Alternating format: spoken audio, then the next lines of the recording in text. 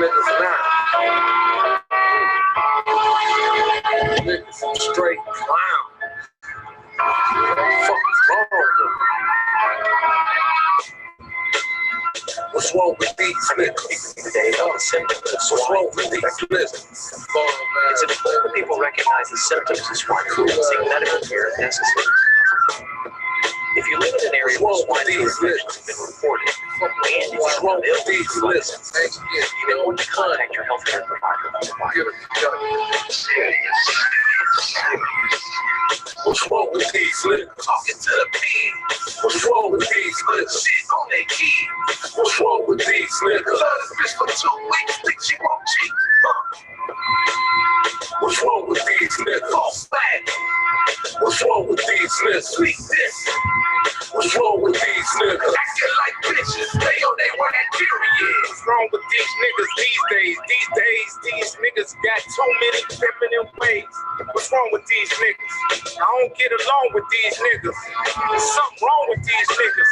Niggas say they trapping, but they ain't stacking their cash up. No lawyer money when the people come and snatch it. Taking Instagram pictures, drop snitches, so bitches like your swine flu. Gotta drop it down when the pigs fly through. If you become ill or experience any of the following symptoms, get what's wrong with these niggas? Shit on their kid. What's wrong with these niggas? Love this bitch for 2 weeks, think she won't cheat. What's wrong with these niggas? False flag. What's wrong with these niggas? Sweet this. What's wrong with these niggas? Acting like bitches, stay on their way, period. What's wrong with these dudes? We are not cool. What's wrong with these bitches? I am not a fool. Understand the rules, pigs play a dirty game. In the streets all my life, can't keep my hands on cane. Keep my head up, nigga. I'll be alright. Ain't shit to be trapping and smoking all night. What's wrong with you niggas? Going to earn stripes. What's wrong with you niggas? Going to earn stripes. Why trust him so I fucked on the first night? Why trust him again? He ain't even doing right. Better on my own, chopping off the phone. What's wrong with these niggas? You gotta trust yourself. The symptoms of swine What's wrong with these niggas? Talking to the men. What's wrong with these niggas? Shit on their kid. What's wrong with these niggas? Love this bitch for 2 weeks, think she won't cheat. What's wrong with these niggas? False flagging. What's wrong with these niggas? Sweet dissing. What's wrong with these niggas? Acting like bitches, stay on their way, period.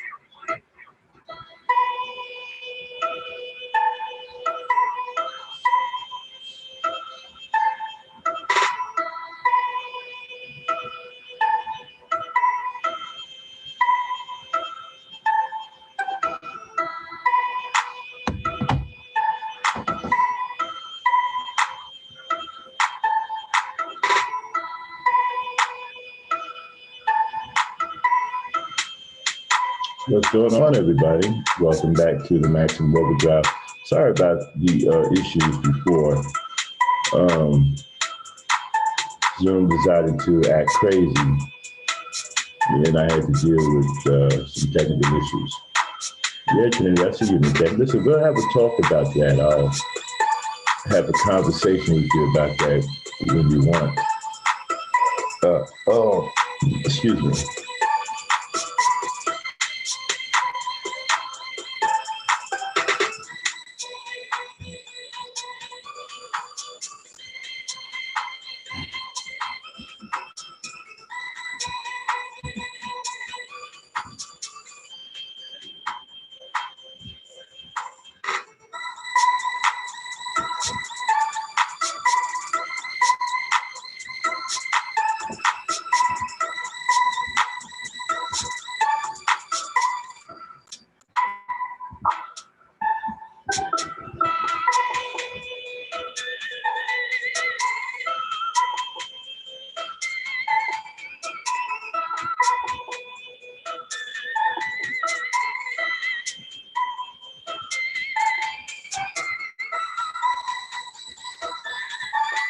A lot of stuff has been happening, Trinity.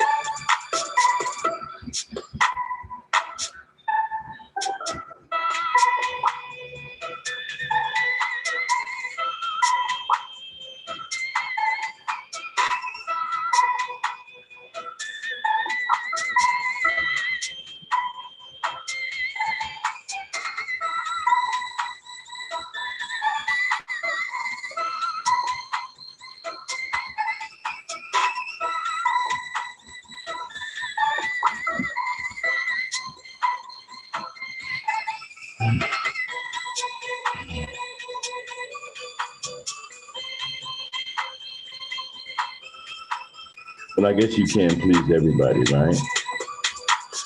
Oh man, I'll tell you.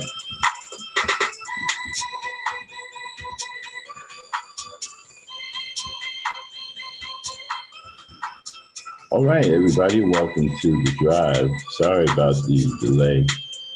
There was some technical issues.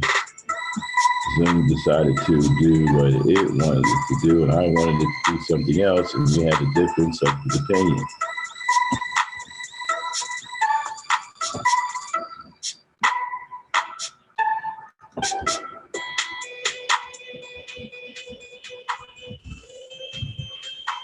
So now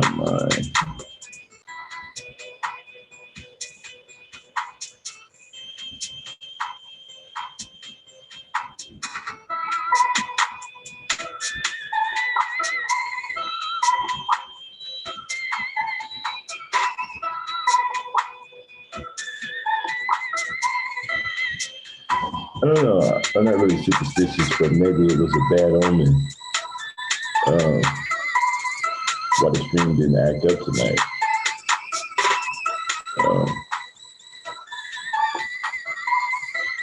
Anyway, welcome to the drive. I am Maximum Black. This is the Overdrive 3G. Oh, wow. Everything is going wrong tonight. The stream is acting up. The feed is acting up. YouTube is acting up. Zoom is acting up. OBS is acting up. People. But we'll try to get through the stream anyway. Let me refresh the screen one more time. See if I can get the screen to look properly. So how is everybody doing tonight? Like I was mentioning before, the stream last night was very good. Shout out to Buster B for coming through last night and doing her thing on the stream. For some reason, I can't see anybody in the chat room. I don't understand why. But anyway, we'll be talking about Gentlemen in SIMPS tonight. There seems to be a sentiment going around YouTube that gentlemen are simps. We'll get into that as soon as I get stable over here. If I'm able to stream, because right now my stream is looking kind of crazy and I can't seem to figure out what the hell is going on here. Could be YouTube. I've been getting a lot of views on my channel lately. So I noticed that some of my older videos that had 500, 600, 700 views, they've been knocked down to like 130 some views. Some of them have been knocked down to 69 views. Somebody told me YouTube is doing that. I don't understand why they're doing it. I don't understand why they're taking views from videos.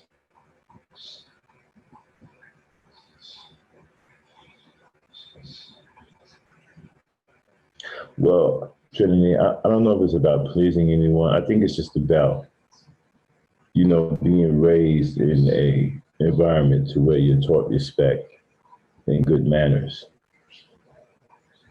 I think people tend to want a little bit too much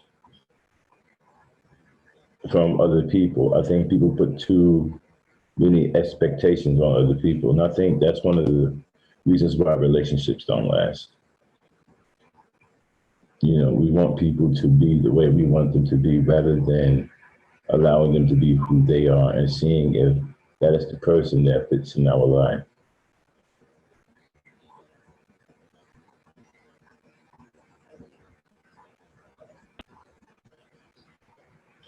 The devil is a liar. I haven't heard that in a while.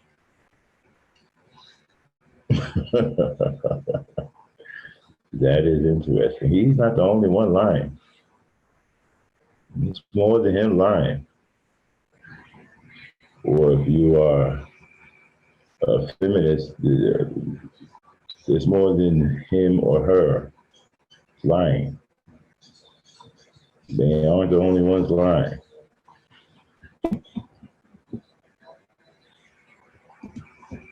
But anyway,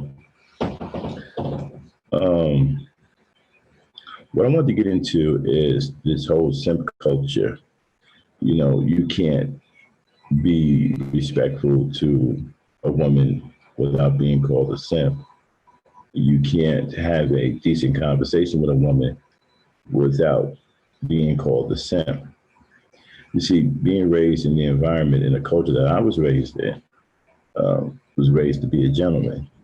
So you have good manners, to have a conversation with a woman without mentioning. I don't know about that either. The king of liars. There's some people on YouTube that will give him a run for the money. And, as a matter of fact, there's some people on YouTube I think will take that crown. Okay, so all that he's the king of liars. I'm not too sure about that now, not in this day and age. Because there are some people on YouTube that will surely take that crown. Okay. But getting back to, so I take it you're a Christian, Black Seed Supreme? You're a Christian?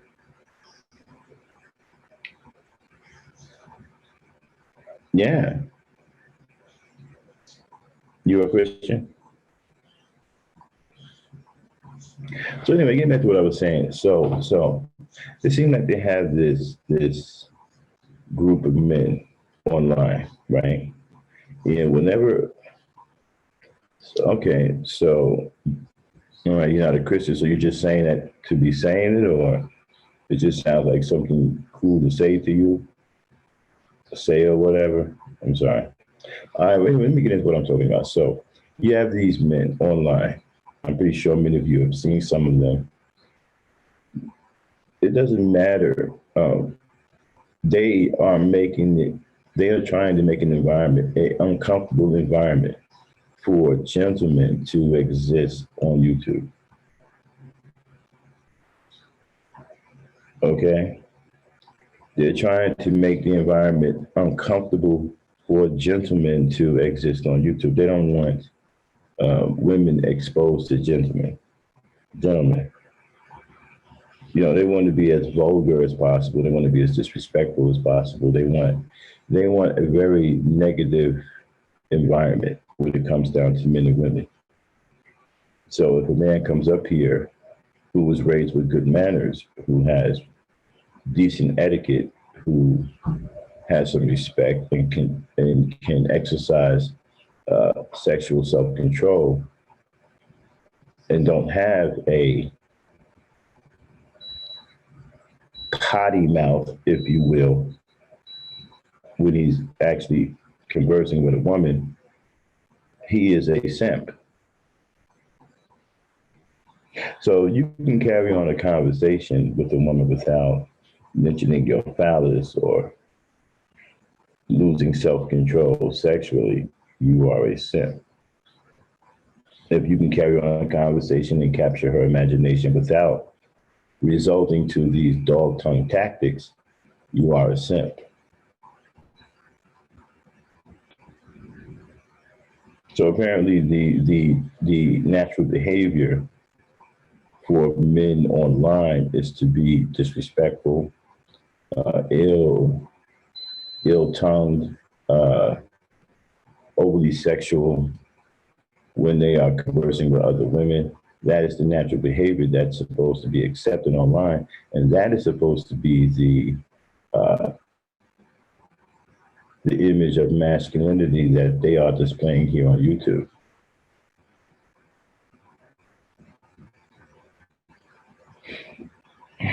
They want to promote the propaganda that there is no Black gentleman. I don't know if that's what they're trying to promote, but it seems to me that there is some promotion going on, but I don't know if that is it. I think it's worse than that. No black men. I think they want to promote propaganda that there are no black men at all. No black men worthwhile, period. So if a black man comes on YouTube and have a conversation, like if I'm having a conversation with Trinity and we're in a back and forth and I'm not sexualizing her, I'm actually having a decent conversation with her, I will be called a simp because I'm not saying anything disrespectful to her. And I've had conversations with Trinity before. She's a very nice woman. Could be a little out there sometime, but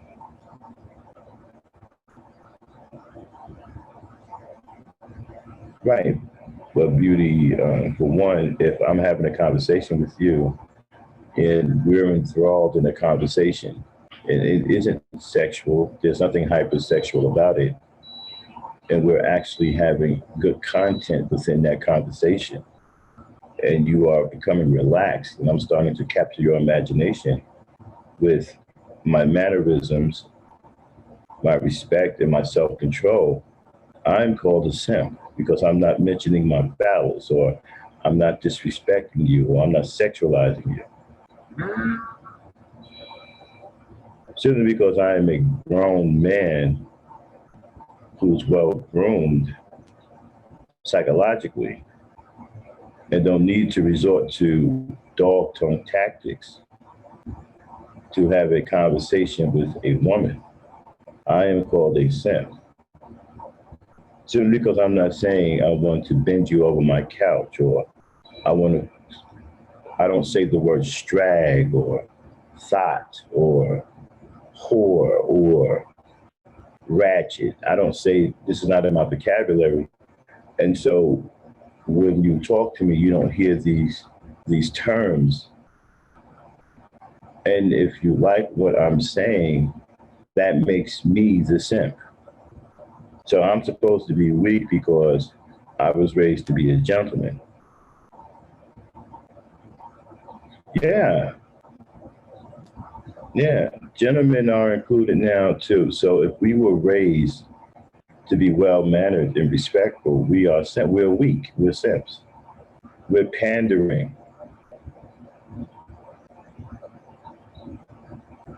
So if I strike up a conversation and the conversation isn't about sex, or the conversation isn't disrespectful or filled with a bunch of obscenities, I'm a simp.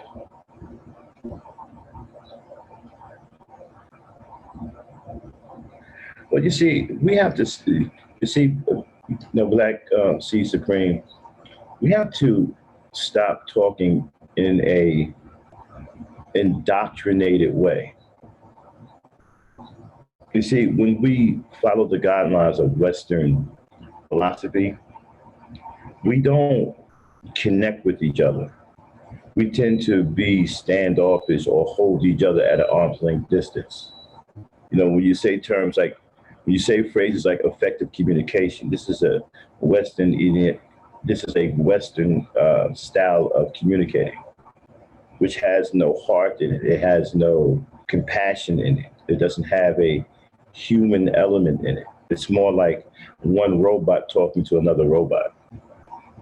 Like if you're having a conversation with a woman and you start bringing up phrases like effective communication, okay, you may as well be talking to a computer. This is not passionate talk. This is not warm and inviting conversation.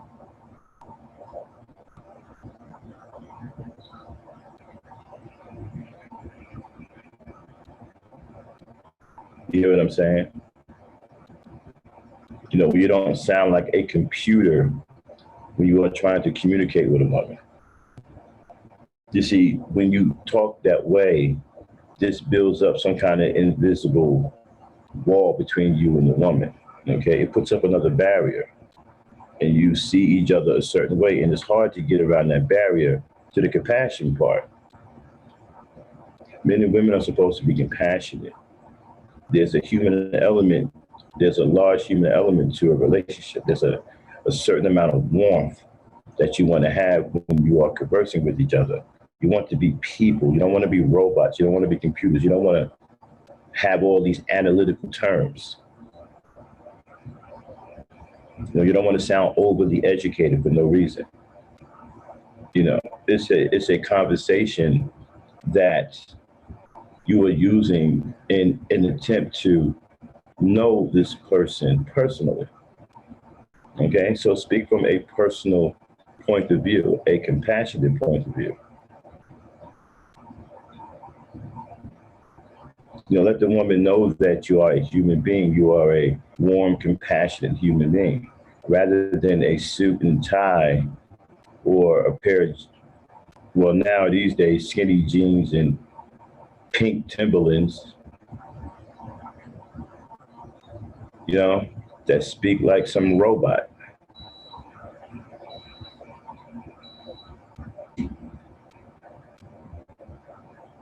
And one of the things I noticed with these guys, they're always trying to impress women with their so-called intellect, whatever, and just be themselves. Just talk to them, women.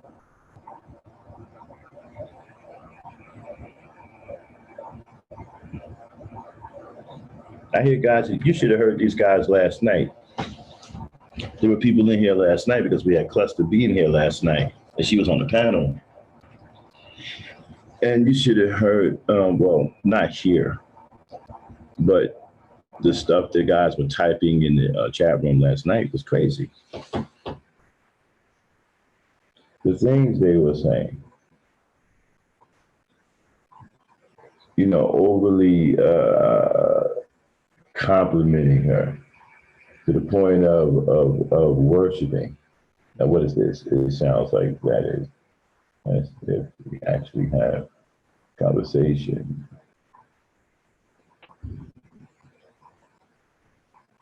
Yeah,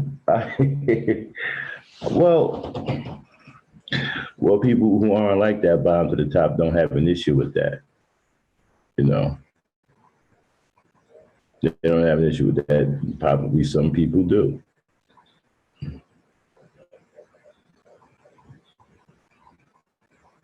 I don't know if it's the white man's yeah, you can say white man's dysfunctional ways, but at some point we have to take responsibility for the things we're doing to each other as well.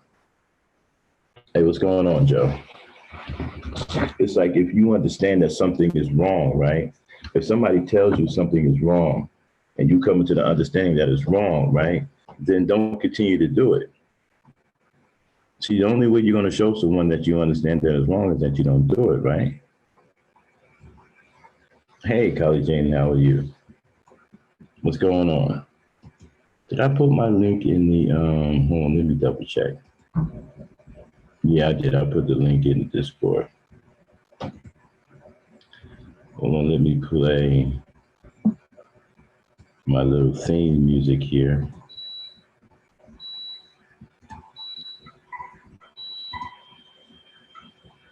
Right, and so getting back to what I was saying, right? Hey, and so if you don't sound like the rest of these guys here on YouTube who are disrespectful and who don't like their mothers and who are advocating for the death of Black women and children, then you are a simp. If you had a decent upbringing as a man and you actually have some manners and respect and you have some self-control, then you are a simp.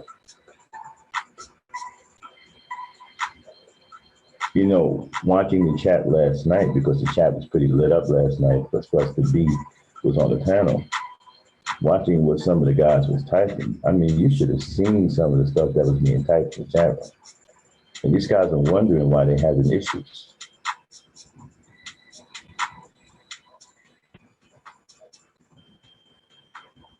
And, from what I saw, it just tells me that a lot of these guys didn't really have any exposure to any real teachings.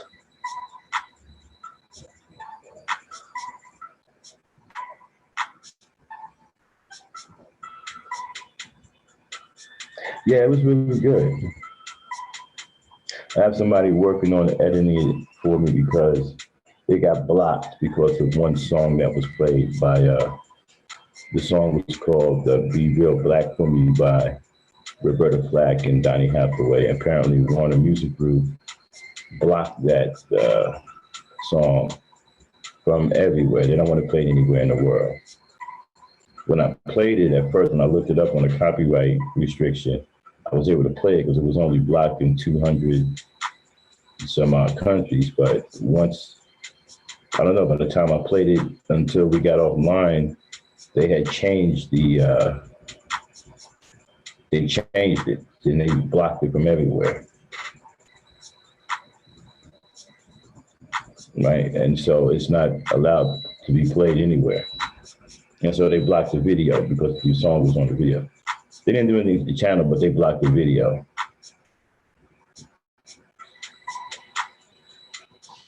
Hold on 1 second here.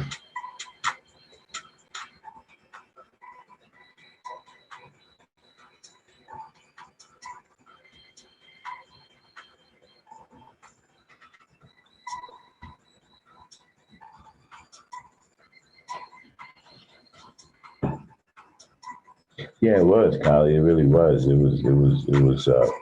went for a better part of 6 hours. But if I get the edited part back, they're gonna cut out the last part of it. I believe she might cut the whole, because at the end, everything was pretty much just, free flowing.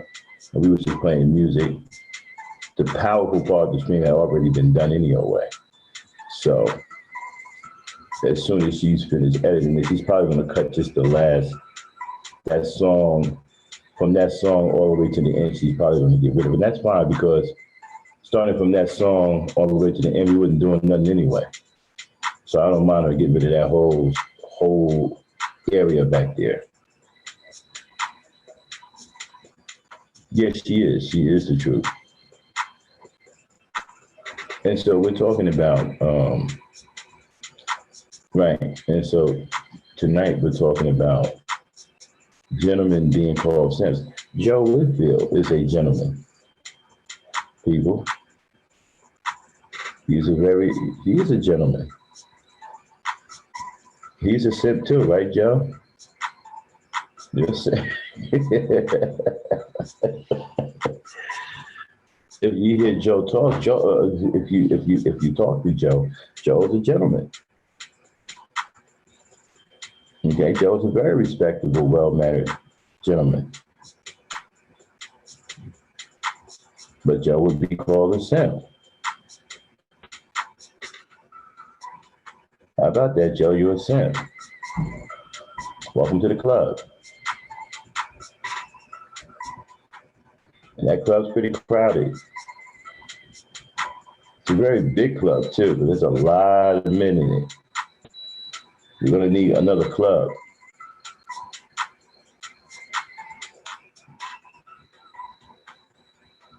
So when you have some sense about you, right, and you don't need to resort to what I call dog tongue tactics.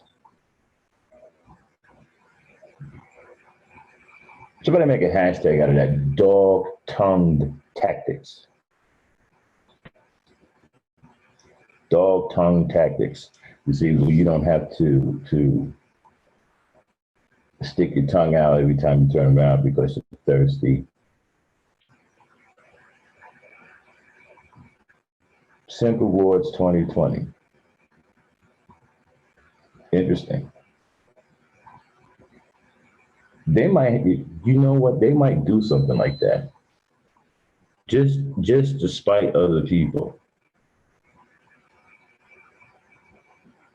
That too, John. But the issue is the shaming tactic that they want to use to try to disparage decent men from communicating with Black women here on YouTube.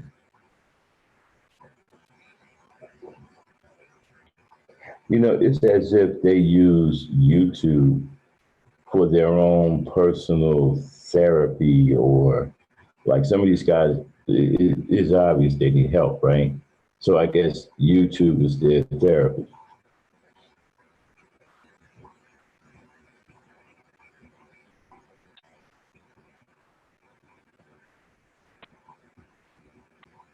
Mumble rap.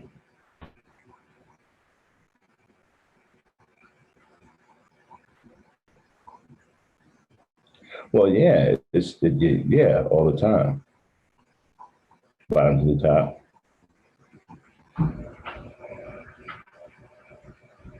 Check this out. I've gotten threatening emails simply because I refuse to call black women strags. I don't want to address them like that. So people threaten to run down on me, beat me up, shoot at me, talking about I'm aiding the simp culture. I'm against them. I'm an enemy. The black woman is the worst this and the worst that.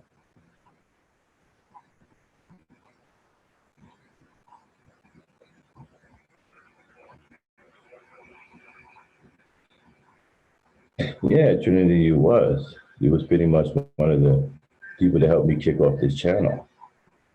That's why you and I have to have a conversation at some point about some things. I don't forget people that support me. Actually, that stream, the views from that stream was taken away for some reason. I'm not sure what's going on, but I've been told that YouTube does this from time to time. I remember that stream getting well over 500 views, and now the views have been taken away from that stream. It's like 69 views now. A couple of my streams have been like that. They've been at 400, 500, and they've been knocked down for some reason.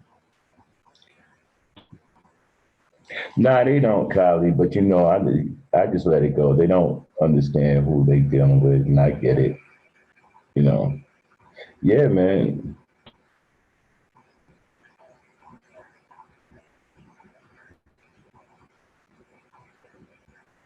Right, right. And so, because I can have a conversation with Asada Muhammad and not sound like an idiot or sound like somebody who's sexually out of control, I'm a simp.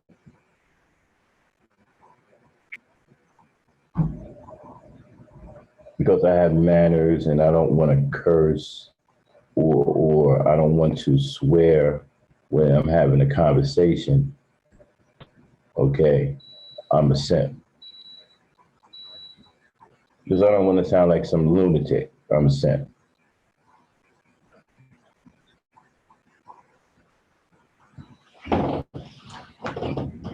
Let me put well, again, you see the effective communication thing.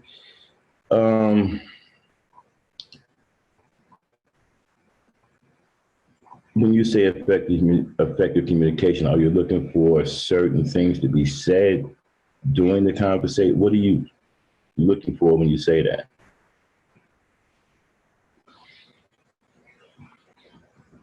Because to me, it's just about having a normal conversation. Okay? It's about, yeah, manners are very important. I'm old school, guys. I'm 52 years old. I'm old school. When I went to school, teachers could actually put their hands on you. And if you said something back to them, they called your parents, and your parents will put hands on you.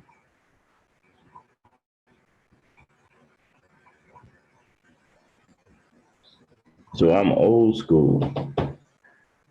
I was taught differently. I didn't come up in this cesspool of BS that's going on right now. So I don't have their mentality. Was raised to be a gentleman. I know that's probably sounds crazy today, right? You say gentleman, and people are like, what the fuck? Who the hell is this guy? Where the hell did he come from? Is he what you would call an alien? So, matter of fact, come on, you know what? Let's discuss this. Let me open it up. Let's get into this. This always sounds better when we're actually talking to people. Let me throw the link out here.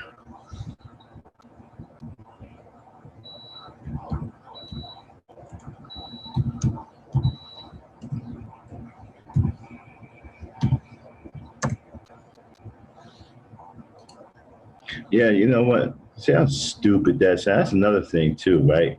How we glorify pimp culture. Why would you glorify womanizers? A pimp is a womanizer, and not to mention that many pimps are gay. Why do you think they dress like that? Has anyone figured that out? Many of them are gay. Many of them are drag queens. Have anyone figured that out?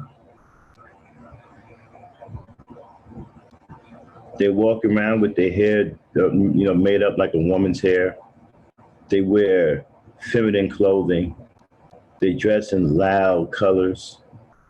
They're very flamboyant, like women. And why do you think they have such a strong knowledge about a woman's behavior? Many of them are gay, and they're womanizers, okay? They hate women. Why do you think they treat them that way? That's a simp, a pimp, right? It's about abusing women. Think about that bitch, get out there and get my money. If she don't get his money, what he do? He beats the hell out of her. And you ever read Iceberg Slim? You had to read Iceberg Slim's book. When he talked about beating a woman till he almost croaked her. Because back then, that's the way they talk. You know, they called money scratch. And they called dying croaking. You know, and so one night, one of his so-called hoes was tired, right? And she didn't go out there and get his money. He went and got a wire hanger, nearly beat her to death. And that's what you want to glorify. You want to glorify men brutalizing women for profit. And the thing about it is, when she goes out there and puts her own personal health at risk with one strange man after another and put her life in danger, she comes back and gives him all of the money. She don't even make it. She don't even get any money. And this old loud nigga running around with raccoon shirts on and snakeskin boots, you know, tight high water pants, big fur coats, looking like a drag queen.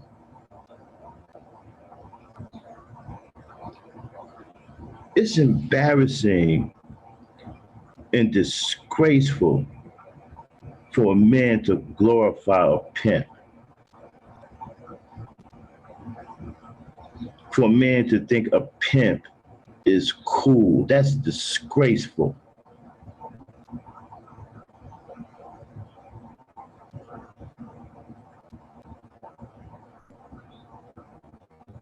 There's nothing cool about pimps. Pimps should be ran out of the neighborhood. They are a detriment to our women, a danger, a hazard to the health of our women. And I don't care what you bring any Negro in here. I dare you challenge me on the simp thing, on the pimp thing.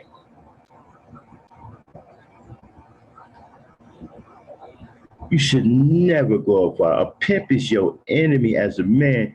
He's an enemy. He's there to hurt your women. You must treat a pimp like you treat any other enemy.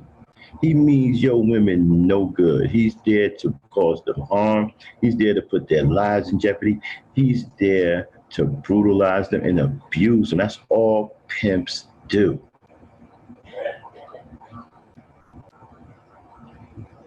There's nothing glorious about that.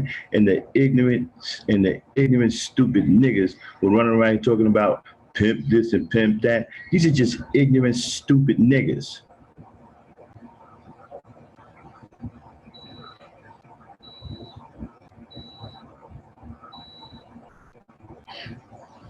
These are ignorant niggas.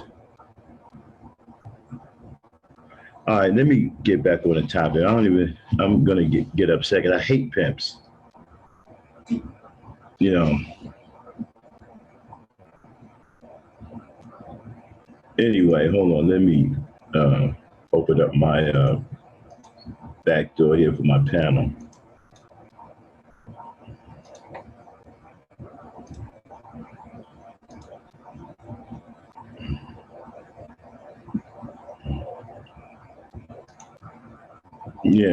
Yeah, what's going on, Chaos?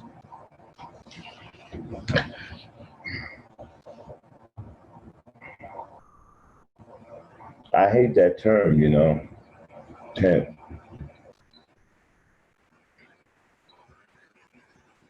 What's going on, the verbal assassin? How are you tonight?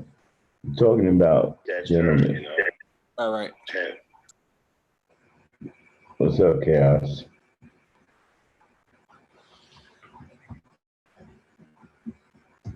What do you got going on there? Okay, you got your stuff in the background again. No. I'm good. Good. I'm clicking the YouTube, so there's no feedback. What's up, Max? What's going on? Yeah. I don't want to intrude to what you were saying earlier. I was saying in regards to black men employment, I did talk this about you earlier. But yeah, you know, when she comes up here, you know, I'm gonna ask. But in regards to the situation in pimps in our communities, and yeah, man, this glorifying of pimp culture has outlived its purpose. If it still exists at this time. Well, let me stop you there. It never had a purpose, bro. Yeah, I know. It never had a purpose. It's a brutal ideology that is a danger to women. It's an absolute danger to women. Pimps should be ran out of the community. Mm-hmm. Okay, all they do is hurt women. They're a danger to women, bro. They get soft targets, Max. They get in their mind. That's how they exist, man. These pimps. You know, the only way they could, if you think about, the only way a pimp could be around and have an existence, if these girls didn't have no actual man protect them. Mostly the community or the father figure. Right, but it's the man's fault, period, that they're around. Yeah. Okay.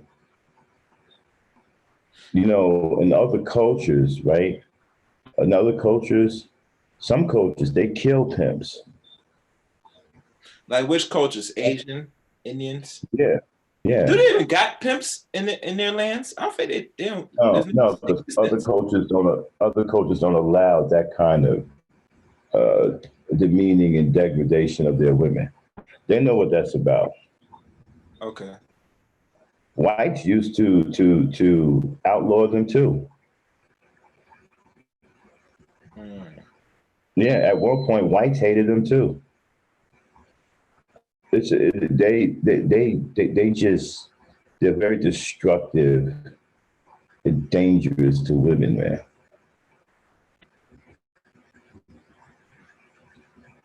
All these pimp movies and stuff, it's just to brainwash people and to get you confused.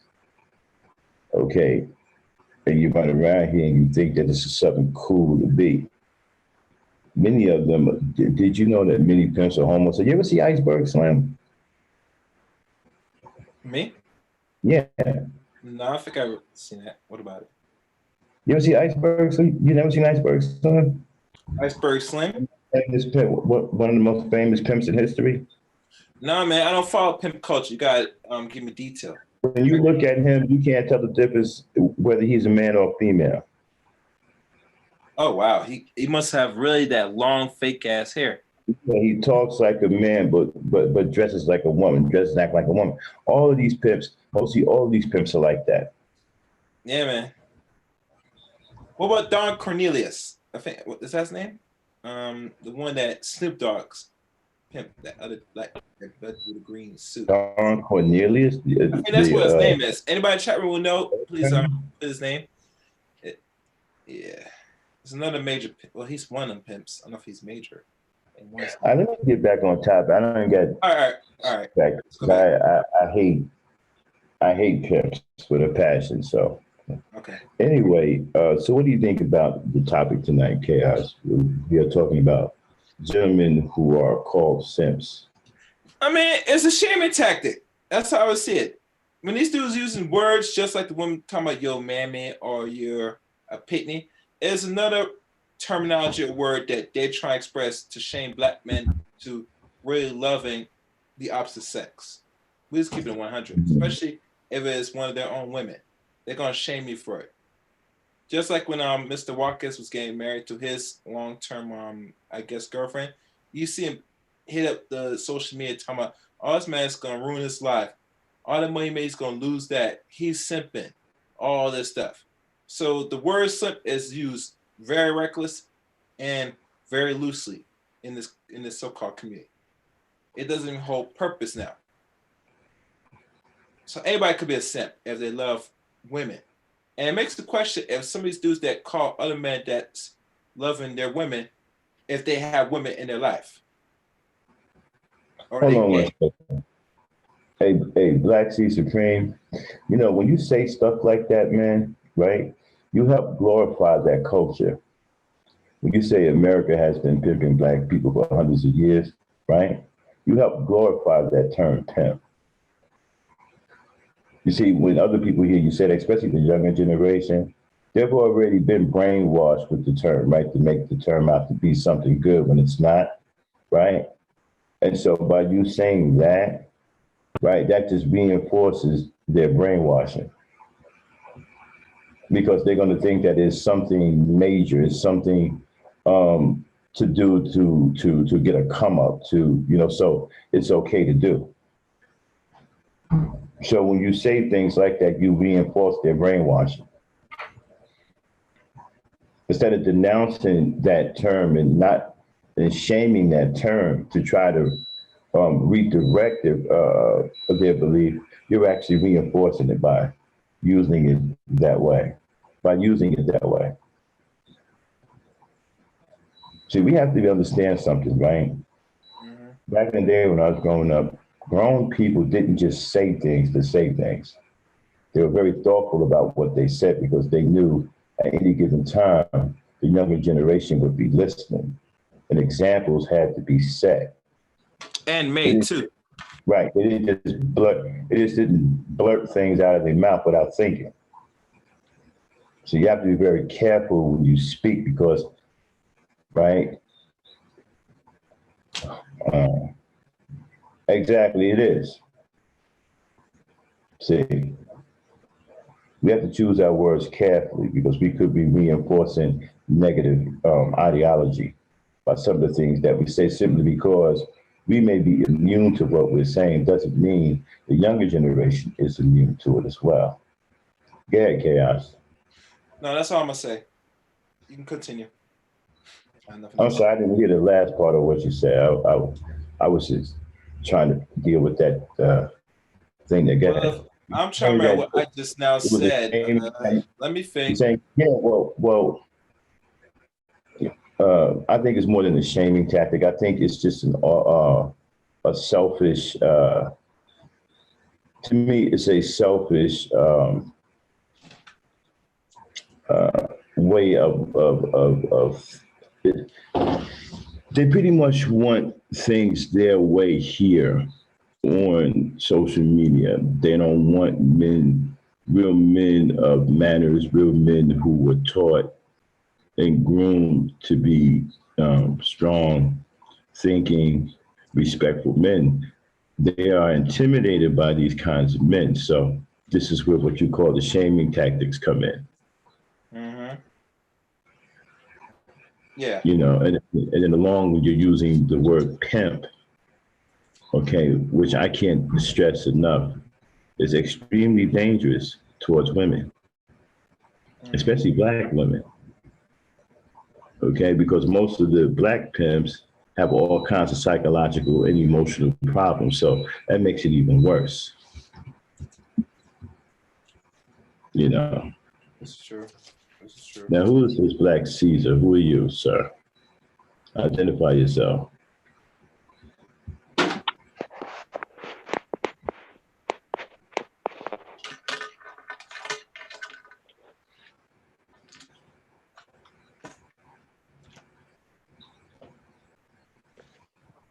Black Caesar.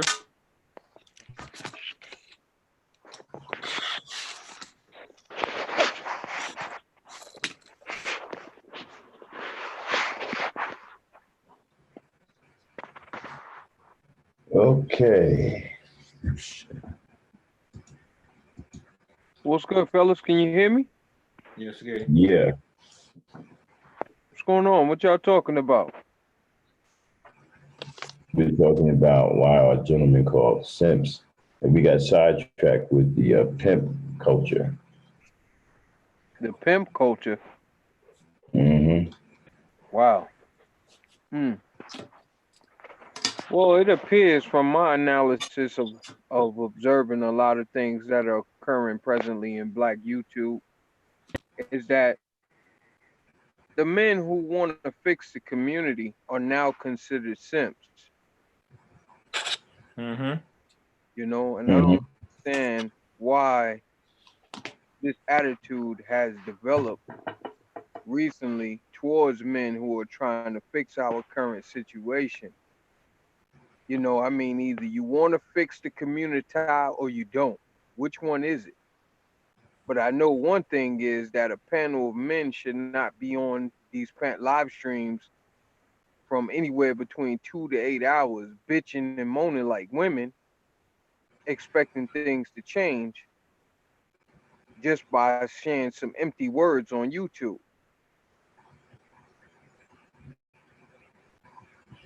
I agree with you. You know, I mean, I think Jay Sean and Cerulean did a great job at laying the premise that it's time for the elite Black men to rise, man, and fix things. You know what I'm saying? And our efforts are going to be seen off of YouTube instead of on YouTube. Because out in the streets is where our efforts are needed. You know, we can only share but so much of our thoughts and opinions on matters. The real work is done outside. Again, I agree. I can't go against anything. As a matter of fact, we can also do real work on YouTube as well too, by networking together, networking with each other. You know, whoever has the ability to bring a resource into play, connect that resource to another resource. We can network, we can build a network online and manifest that into the outside world. See, we can have that network affect things outside. Yeah, I'm not saying that we can't build connections online, you know what I mean, in order to reach different individuals in various states and stuff. You know what I'm saying, which is good. But if we don't meet up with one another, get to shake each other's hands and show our work, as Kevin Samuels would say, then we just doing this in vain. I mean, who are we kidding? Well, I think the brothers online that are calling people simps who want to fix community, I don't think they want to fix anything. So I don't think that's what their goal is. So I've heard some of them say that they bash black women because it pays well and they still have followers. How do you say that on social media with 500 people watching and you still have followers after that? Black men follow. After you're saying bashing black women pays well, it's lucrative. You make good money on it. You see, this is the issue. You see, these people are supported. They're being supported in our community by other black people. Other black men support these guys, man. Absolutely. Because it's entertaining, Max. Mm-hmm. It's entertaining. You know what I'm saying? And a lot of these guys just want to take out their anger and frustration on their failures in their previous relationships or dealing with women. You know what I'm saying? Instead of making improvements, you know what I mean, and push out a better man. But instead, they rather remain in red pill rage. And they don't even have that right. That's not even the right. They're not even following the proper teachings of that. They done made up their own red pill ideology. I'm serious. Stuff they following, that's not even they done did something else. And the thing about it is, you know where that comes from, right? The red pill, the blue pill. That actually was created by a black woman. Her name is Sophia Stewart, the creator of the author of the book, The Third Eye, right? The Third Eye Matrix, I believe it was. No, yeah, The Third Eye. That's where they got the Matrix from. They got the Terminator out of that book, and they playing her out, man. They don't want to pay her. She the one that created all that blue pill and stuff. Yeah, that's crazy. Yeah, the Third Eye Matrix. Yeah. Uh-huh. And so these guys are not even following the correct teachings of the red pill. As a matter of fact, the Neo, right? He saved the world, man. And he saved his woman too. He saved Trinity, right? Because he loved Trinity. He didn't hate Trinity. These guys hate, black women. That's not what Neo was about. Yeah, I understand. Mm-hmm. Yo, I really don't see what the big deal is, man. Yo, take the L, do some improvement, and come back as a better man. That's it. You know what I'm saying? C Boogie puts it out there all the time. Oh, that's my brother. Shout out to C Boogie. Yo, shout out to Boogie, man. Boogie put That's out my the brother. warrior Yeah. call.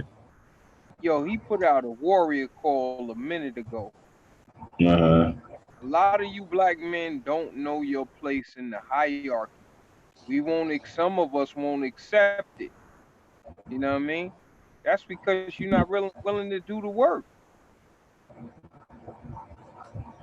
Well, when you have brothers who are turning their back on our youth, who are calling our youth criminals, calling them porch monkeys.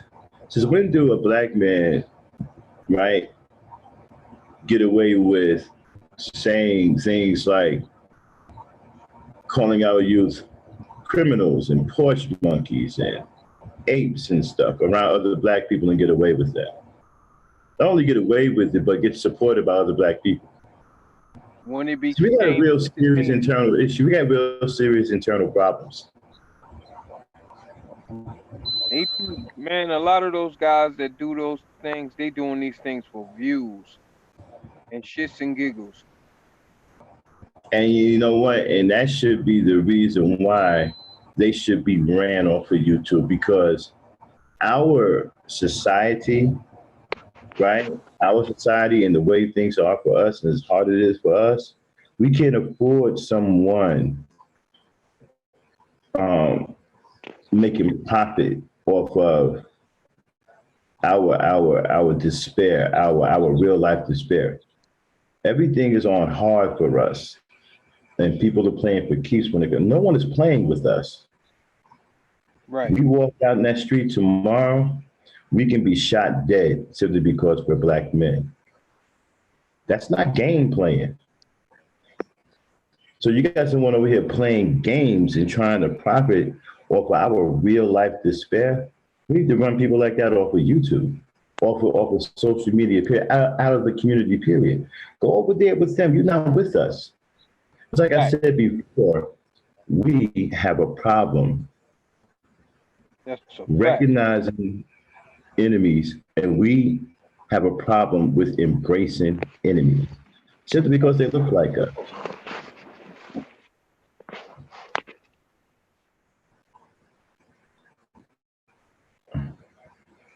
Welcome to the, Trinity, how you doing?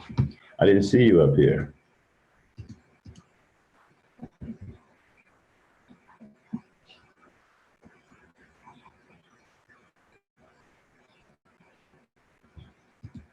What happened to my screen? Can you guys hear me? Did I go offline?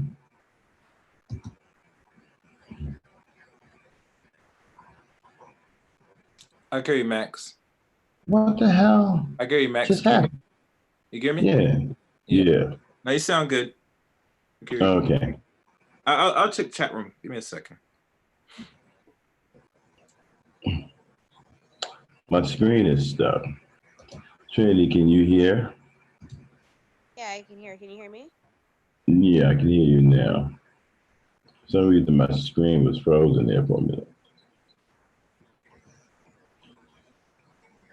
You want to chime in, or are you just hanging back? I'm gonna hang back for a little bit. Okay. Hey, Frankie, how you doing? So like I was saying, so we have a problem as black people with embracing enemies simply because they call themselves black, right? And they're on YouTube. If black people, if you have black men on YouTube, right, that are hating black women, right, that are saying that black women are the worst stewards of children in the whole world, calling them park apes, calling them monkeys, saying that 80% of them are overweight and all that. We have a black man saying all these things, right? Then this is a person with a clear anti-black agenda. Because if you hate the black woman, you hate the rest of us too. It's a package deal. You don't get one without the other. This is what I say for both sides, for the women hating men and the man hating women. If you hate one, you hate the other. It's a package deal. We don't come separate. Max? So if you're out here talking crazy about black women, I'm going to perceive you as an enemy to black people simply because you don't like black women. So if you don't like black women, you don't like black people. Yeah, get Chaos. You know, they mentioned about this weight problem black women have. They said 90% black women are obese. But when we turn around and look at who they choose, they're picking women that's twice obese than black women. So I'm not sure which women they're messing with. First of all, let me jump in there. First of all, that's a bunch of BS. You see, we got to be careful about the CBC. Mm-hmm. The CBC's data is really outdated. By the time you get a statistic from the CBC, it's 10 years old. Mm-hmm. Okay? And there's a lot of things they do to collect that information. A lot of stuff that they do to collect that information is not even accurate. Mm-hmm. Sometimes the ages are all completely wrong. Like, for example, they say 87% of black women are overweight, right? Mm-hmm. What age range are we talking about? From what to what? Are they detailed in this study? Yeah. From what to what? So why is men on this YouTube space still referring to that and giving it as valid fact? Because it's a racist talking point, and they're pandering to white people so they can get paid. Yeah, that's what I'm saying. That's what it is at the end of it. Yeah. And again, these men are enemies. They're enemies to black people. If this is what you're doing to exploit your own kind, then how are you a friend to us? More like And photo. the problem I have is that these people are embraced on panels that are ran by Black people. There's no way I'm going to have someone on my panel who hate Black women unless I'm fighting him. Okay? If I bring one over here, we will be in a duel. But he's not going to be up here, he or she is not going to be up here on some casual BS and engaging in topics. No. I don't want you up here. You hate Black people. Well, no, I don't hate Black people. I just hate Black women. Well, you hate Black people. See, I don't separate the two. Black women are Black people. So if you hate Black women, you hate Black people. To me, it's the same thing. And so if you hate Black people, you and I have nothing in common. I'm pro-Black. I love Black people. Oh, did I say pro-Black chaos? Yes. Yeah, people are afraid to say they pro-Black, right? Oh no, it's poison. It's like kryptonite. And people are running around here scared to death to say they're pro-Black. Well, I'm saying it. I am pro-Black. I'm not afraid. Hell, some don't like the word B1. Now, and it's like it's the same thing. Yeah, I'm not afraid to be Black. I'm not one of these coward Negroes running around here afraid to be Black. I mean, look at my name, for crying out loud. Maximus Black. The blackest as we could be. Yeah. And Max, tell me that you're Black as midnight. You feel me? Exactly. Well, that's not my complexion, but. Well, you want to exaggerate, you know what I'm saying, just for these fools, because they hate everything with the Black. I'm Black to the all-out extent. And so if you come in here with this BS, you hate Black women and Black women are the worst. I don't want to hear that shit.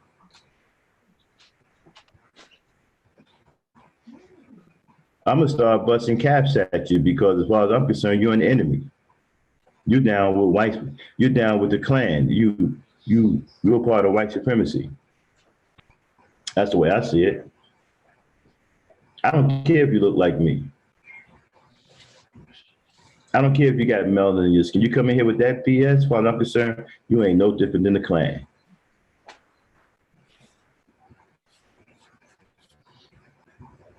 Mm-hmm. So, hold on. Somebody said that the women can die off and we will still create Black children. What? Who the hell said that? Bottom to the top? Wait, say it again? He said somebody said that the women can die off and we will still create Black child. Oh, they're talking about, from the order. Who? That's from the order. If you get what I mean? Wow. Wow. Oh, that just blew my mind. Wow. And this person is supported? Who said that? This person is supported? Oh, I'm gonna go in the chat room. I gotta read this. Give me 1 second, people. Oh, my OBS. Okay, that's the problem. Oh yeah, your OBS is messing up, Max. Is it a computer? Is it a hardware issue? No. Hold on. Let me reboot my OS, my OBS. Okay. No problem. I'll take care of that. Sometimes it crashes sometime. Okay. No problem. I just rebooted it. All right, cool. It'll readjust itself in a minute. Mm-hmm. There you go. It's already back up. All right, cool. So let me refresh my screen so it can recapture this screen here. Let me see what people say in chat room. I'm interested now. And then, when I'm up here, I try not to go in the chat room a lot because I like to be here talking more than reading. Let's see. Mm-hmm. So it's the one drop rule. Is that what that's supposed to mean? Yeah, that one drop rule is foolishness. That's just niggas advocating just to swirl out and create more mixed kids, man. Because think about this, Max, can you hear me? Mm-hmm. I'm gonna keep 100 with you. When they talk about this one drop rule and the mixing, they're saying, okay, I can create somebody that's more accepted in society. Mm-hmm. Because if you're not creating a black child with at least 2 black people, you are creating other. And what does this other does? This other now has a choice to either go back into the black or go further recessive.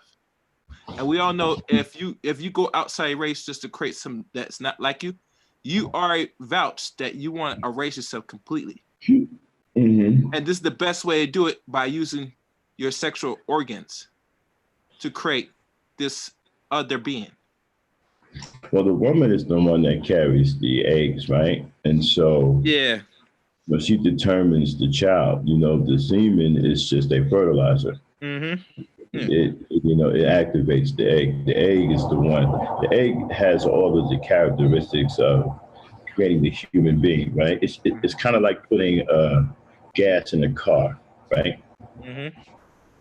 The car is already built, the engine is already built, but in order for it to work, you need to put gas in it, right? Or if you have an engine, you build an engine and everything. In order to start the car, you need a key, right? The key is very small, right?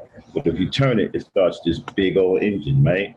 Well, it's the same thing. It's like the egg is already there. The engine is already there, right? It just needs the gas, or it just needs someone to turn the key, as far as the car analogy is concerned. So I know men think that we create babies. We don't actually create the babies. We actually provide the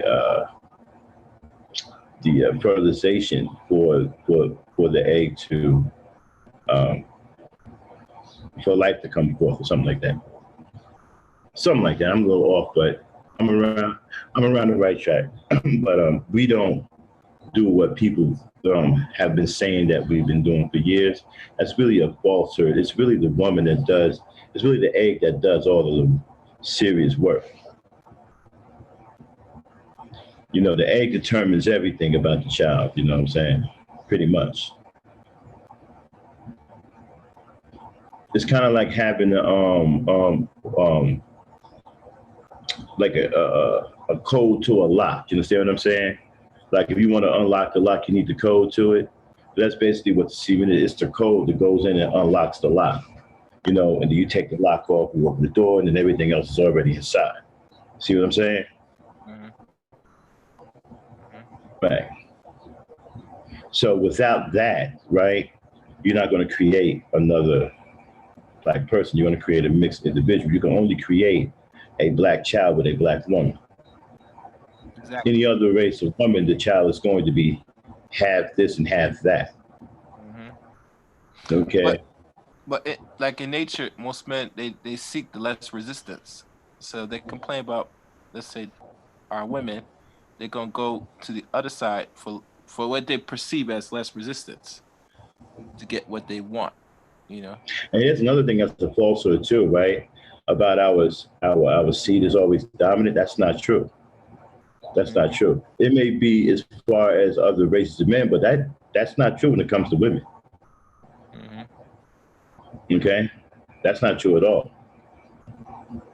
Because a black man can impregnate a white woman, right? Mm-hmm. And her genes can dominate, and the baby can come out like whiter than black. Okay? Actually, white and black. If you look at a lot of these interracial unions between black men and black women when they date out and procreate outside the race, these offsprings actually are almost like Europeans right off the bat. You ever notice that? Mm-hmm. So it tells you how much watered down our genetics here in this soil. I don't think we should be with white people. I mean, I agree. Well, you know what? To me, okay, one thing about me is I'm not unreasonable, right? I'm not unrealistic. There are some certain situations where the person just can't help what's going on. Like, for example, being raised in a diverse environment where there's Asians, where there's whites, where there's Mexicans, where there's Indians or Arabs, right? When you grow up in that kind of environment as a child, you know, it becomes normal to you and you don't think anything's wrong with it. When your friend is an Arab or an Indian or white boy or white girl, you don't think anything's wrong with it because that's your environment. See, to me, when people who grow up in that kind of environment, I don't have an issue with if they tend to date outside their race or date what we call outside their race. To me, they're just dating what's in their environment because it's a normal environment to them to see Hindus, Arabs, whites, Asians. Okay? So I don't have a problem with people like that. Or if you get caught overseas, right? You're a military brat and your family is moving all overseas and you're growing up in the military environment and you're not privy to the United States. You have some black people who've never been to the United States. They grew up in Germany. They grew up in Japan. They grew up in Korea. Okay? And so they're married to Koreans or Japanese people or German women. Okay? To me, that's different. That's completely different than a person who is pro-black and say, I'm gonna go and mess with a Becky, and then turn around and say, F you black people. Two completely different things.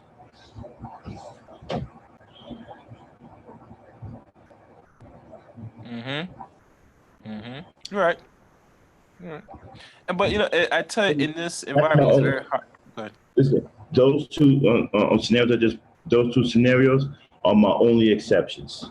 If I met black people from those two situations, I would accept them as black people because I understand that they had no hand in how things turned out for them.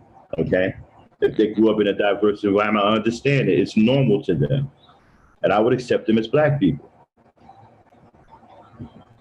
I would.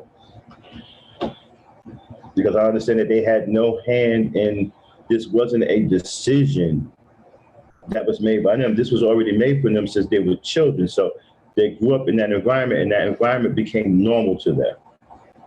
You hear where I'm coming from? Yeah. Right.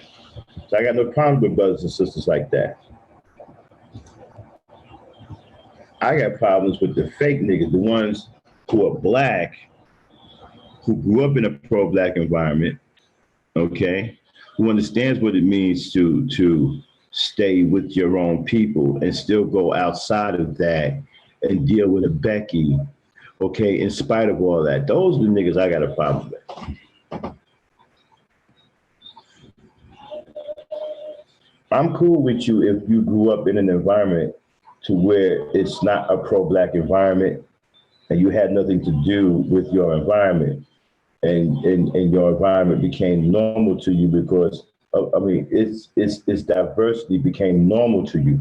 You're used to having a Hindu Indian as a friend or as a next door neighbor. You're used to having a Korean across the street. That's normal to you. Yeah, when you're in that kind of environment, of course, you're going to date what's in your environment because there's no you don't think anything's wrong with it. Hello? I'm listening. So I don't have an issue with people like that. Matter of fact, I was talking to a Verbal who grew up, I believe, in a very diverse environment. Okay? And so when you have black women or black men who grew up in that environment and they was with a Becky or somebody when they were younger or whatever, I don't think you hold that against them. I think you give them a pass on that. Yeah. You know, if you're on a pro-black tip, I wouldn't hold that against them, no.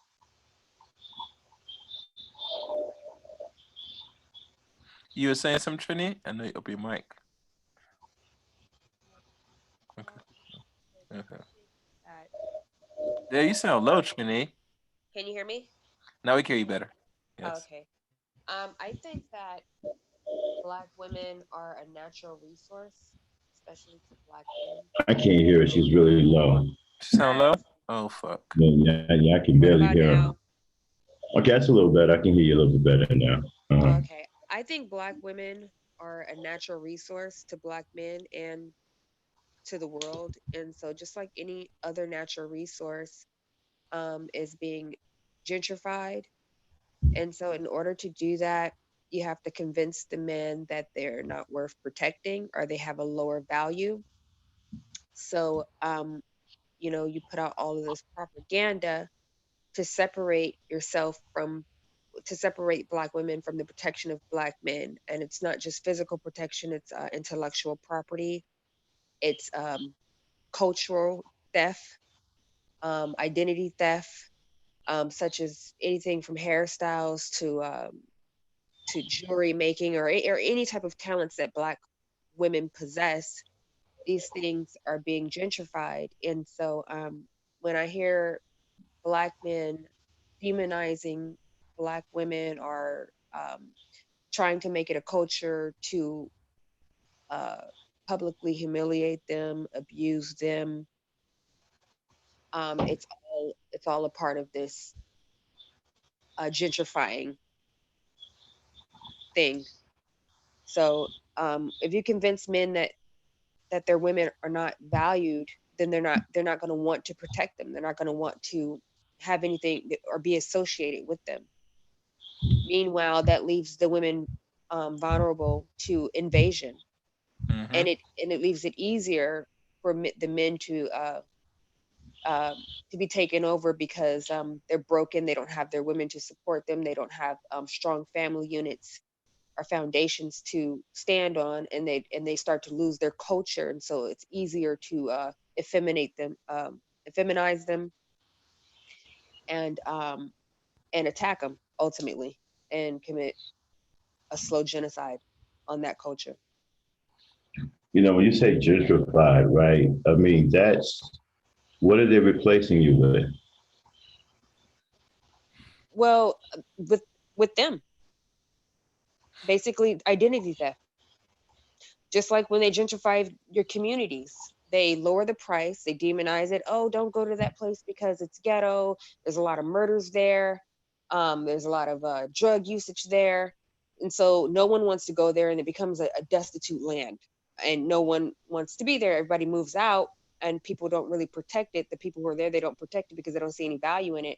And so what happens, it drives the market value really down so cheap. And then what they do is they come in, they buy it at pennies on the dollar, and then they um, um, recreate a new image and then sell it, for at a 2,000 percent up rate, right? And then now it's like this whole new community, like in Brooklyn. Now they call it the new Brooklyn or the new whatever. But 10 years ago, it was this tore down, desolate land that no one wanted, that they convinced the people that were there that it wasn't valuable. Well, I don't know if that was actually the case. I hear what you're saying, but the problem, what I see is that black people are stagnant. Okay, and that's what led to the gentrification. Black people don't improve. They don't build. We don't build. We don't improve. We don't branch out. We don't establish infrastructure. We don't add on to. We just stay in one place. We're stagnant. And eventually, Well, what happens if well, something stays, if something well, that was stands just for a long a period. loose analogy to kind of compare Hold it on, to let me black just say women. what I'm saying. Okay, when something stays somewhere for a long period of time, it begins to break down after a while. Even old houses that stood for hundreds of years, right? Mm-hmm. Eventually, they break down. They start to crumble. Okay, and that's what's happening to the black communities. We are stagnant. We aren't robust. We aren't renovating our own communities. We aren't doing anything in them. Okay, and we're sitting ducks for revengeful developers who come in. Okay, landlords who are slumlords.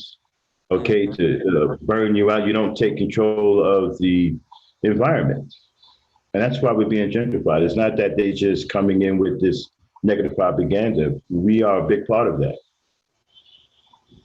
Well, you can kind of say that that's the same thing as like the black woman and the black man. We're kind of like stagnant in our relationships, fighting and not really repairing our relationships. We're just being I can agree. stagnant. Yeah, I can agree with that. to a large extent, yeah. I can agree with that. I think that we don't make an effort to reach out to each other. I think that, especially these assholes that are online who are pushing this negative propaganda towards Black women don't help either. That doesn't make things better or easier.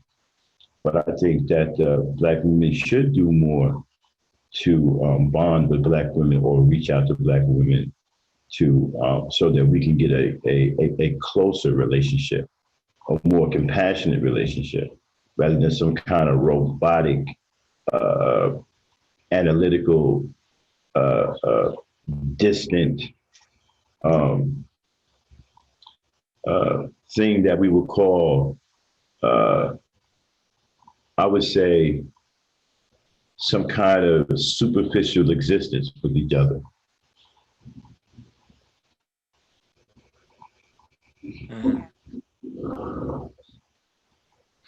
And I think, I think talking to each other is, you see, I'm old school, right? So I think conversation is extremely important, especially when you're looking for a relationship, right? The things that happen today, what I see with a lot of young people or this generation, the conversation is so dry, it's so mechanical. How do you expect a woman to warm up to you when you sound mechanical? You're not even presenting any warmth or any kind of compassion as a man that she may want to lay up next to and feel safe around or feel warm or snuggle up against, right? Because you sound so mechanical.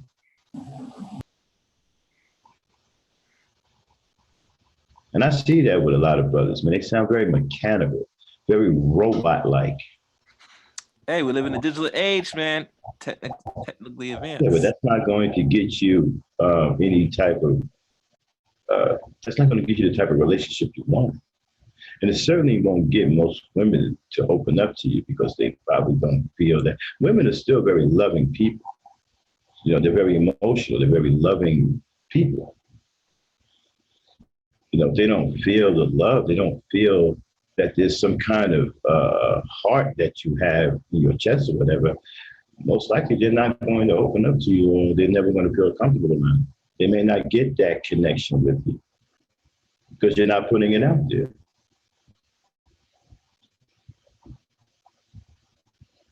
And then what happens if you don't have a woman for a long period of time, then you can't get one because you don't know how to talk to one, right? So you join the MGTOW group and start blaming women and saying you're going your own way and saying that women are the worst people on earth because you simply can't talk to them. So whose fault is that? Theirs or yours? It's a little bit of both. Lay it on me, brother. Who's that, Hassan? Now, this GK Sigma, man. I met you back last summer on our RBR panel. I don't know if you remember. Oh, yeah. What's going on, bro? Hey. What's happening, man? What's up, man? It's been a minute, man. Yeah. I found your channel just the other day, actually. Brother? Yeah. But, y'all talking facts, man. But I just wanted to bring a little bit of balance because lately I've been hearing a lot of people, it seems like everybody is thinking that these men just popped up out of nowhere attacking these women. And they act as if this was not provoked and not prompted by the 80s and the 90s talk shows, all that negativity about Black men for years and years and years, and all the culture of Black women being the only women on earth saying that they didn't need men. What other culture of women on earth went on a 10-year tirade talking about they didn't need men? White feminists. White feminists? Yes. White feminists are getting attacked, though. They're getting attacked. Actually, they were doing it more than 10 years. Yeah, I know. And the Black women have too. But no, not really, no. I heard that back in college. That was 17 years ago when I heard it. Started hearing. Yeah, Yeah, black feminists been around since what? They wasn't really. Let me see. Back in the '60s, they had their little movement going on, but the pro-blackness back then was so powerful, right? They didn't really make a difference. They didn't gain any real traction. I mean, you had the Black Panther, you had all of this African connection stuff going on. There was a powerful black vibe back then. The feminist movement really couldn't get off the ground, so it didn't really affect black men back then at all. It doesn't affect black men now. Black men just think they affect them, but it doesn't affect them now. But it certainly didn't have any real effect back then. There was too much black power going on back then. I know I come out of that era. Yeah, there was too many black power fists in the air. Right. Listen, people walked around through their black fist up in the air. We had the culture of black power back then, man. Like we had the Afro pics with the fist on it. I mean, everything was about black power back then. Nobody cared anything about no feminists. Most people thought they were crazy and didn't pay no mind to them. Yeah, I was just gonna say, I'm definitely not here to defend black men though, because especially online, I just think black men are clowns in general. Mm-hmm. You know, I heard Cerulean saying something about 2/3 being derelict. I think his numbers are off because it's probably a lot worse than 2/3. Yeah, it might be more than that. Yeah, you know, we just being generous with the 2/3. Yeah, I want the numbers to be scary. I made I did a stream not too long ago saying that I feel sorry for the black woman today because the men in this generation are absolutely sorry as hell. And I'm a man and I'm saying that because I see it. Coming from where I've come from and growing up the way I grew up and what I was taught, measuring up to what these guys are right now, I mean, this is the sorriest group of black men I've ever seen in my life, man. I don't know what the black woman's going to do. I mean, guys in my generation, we can do the best we can to try to help salvage some of this, but ultimately it's the black men from this generation that has to turn this thing around. And I don't see that happening, man. These dudes are weak. They're cowards. Many of them are gay or interested in being gay. They're saying crazy things like they want to go their own way and form black friendship groups with other men. I mean, are you serious, man? Wow. Yeah, that's the clown shit, man. I'm in total agreement. I hear you. I mean, I don't know what we're gonna do. I really don't, because I'm at the point where I don't even want to deal with black men, like working with them, like trying to build something with them. Can't trust them.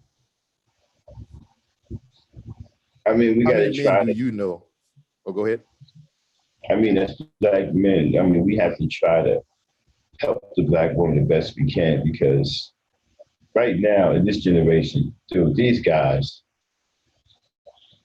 man, they fall way below the line, man. It's probably gonna just end up being, we're gonna have to figure out a way to reach these young boys because the adult generations, they're done. It's a wrap. Yeah, it is. You know, I mean, you hear them online, man. Some of these guys are, I mean, you should have heard, okay, look at the mentality, right? You got guys who are 30, 35, 32, right? And have the mentality of a 17-year-old, 18-year-old. Hey, Max. Absolutely. Hey, Max. I heard what you were saying, right? Mm-hmm. Shout out y'all, Chaos, Trinity, Sigma. Hey, what's up? Like they never had a father. What do you mean they never had a father? Like, why are they pussy? I gotta push back on that, man.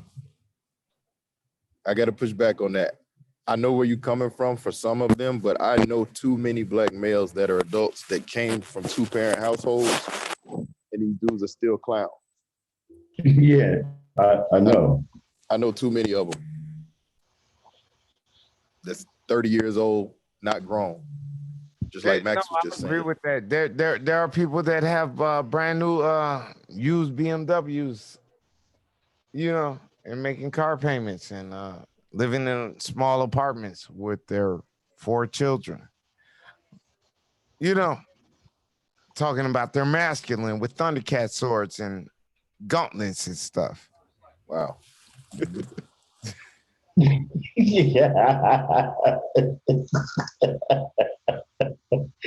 You said a Thundercat sword. Damn. That's pretty bad. Oh, now I see who you was talking about, somebody specifically. Yeah. I get it now. You know what else is embarrassing? You got these grown men running around here identifying with comic book superheroes. And even quoting, some of them are even quoting comic book characters. How again, Well, I got that stream. It's on my channel. It's called I Feel Sorry for the Black Woman Today. That's the title of the stream. I go in on these dudes, man. This is the worst group of men I've ever seen. I've never seen men like these. Hey Max, you know we know we got our bro that smokes the cigars that's been smoking the cigars all day, right? He's been doing that forever, right? Who? Girl, right? Our Thundercat, the other side of the Oh, yeah. right? You know what I mean? He's always been smoking cigars, right? He kicked indoors in Iraq and everything, right? But now everybody, these other people want to have Thundercat swords and start smoking cheap cigars to act like they're like him. You know what I So mean? Black Like it's Sea bad. Supreme, It's bad. hold on one second, group. So Black Sea Supreme, you think it's mostly the fault of older black men? Um, I could agree to a certain extent, yeah.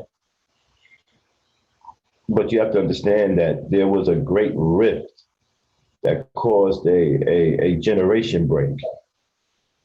You know, crack epidemic really hurt black people badly, and I still don't think we recovered from it.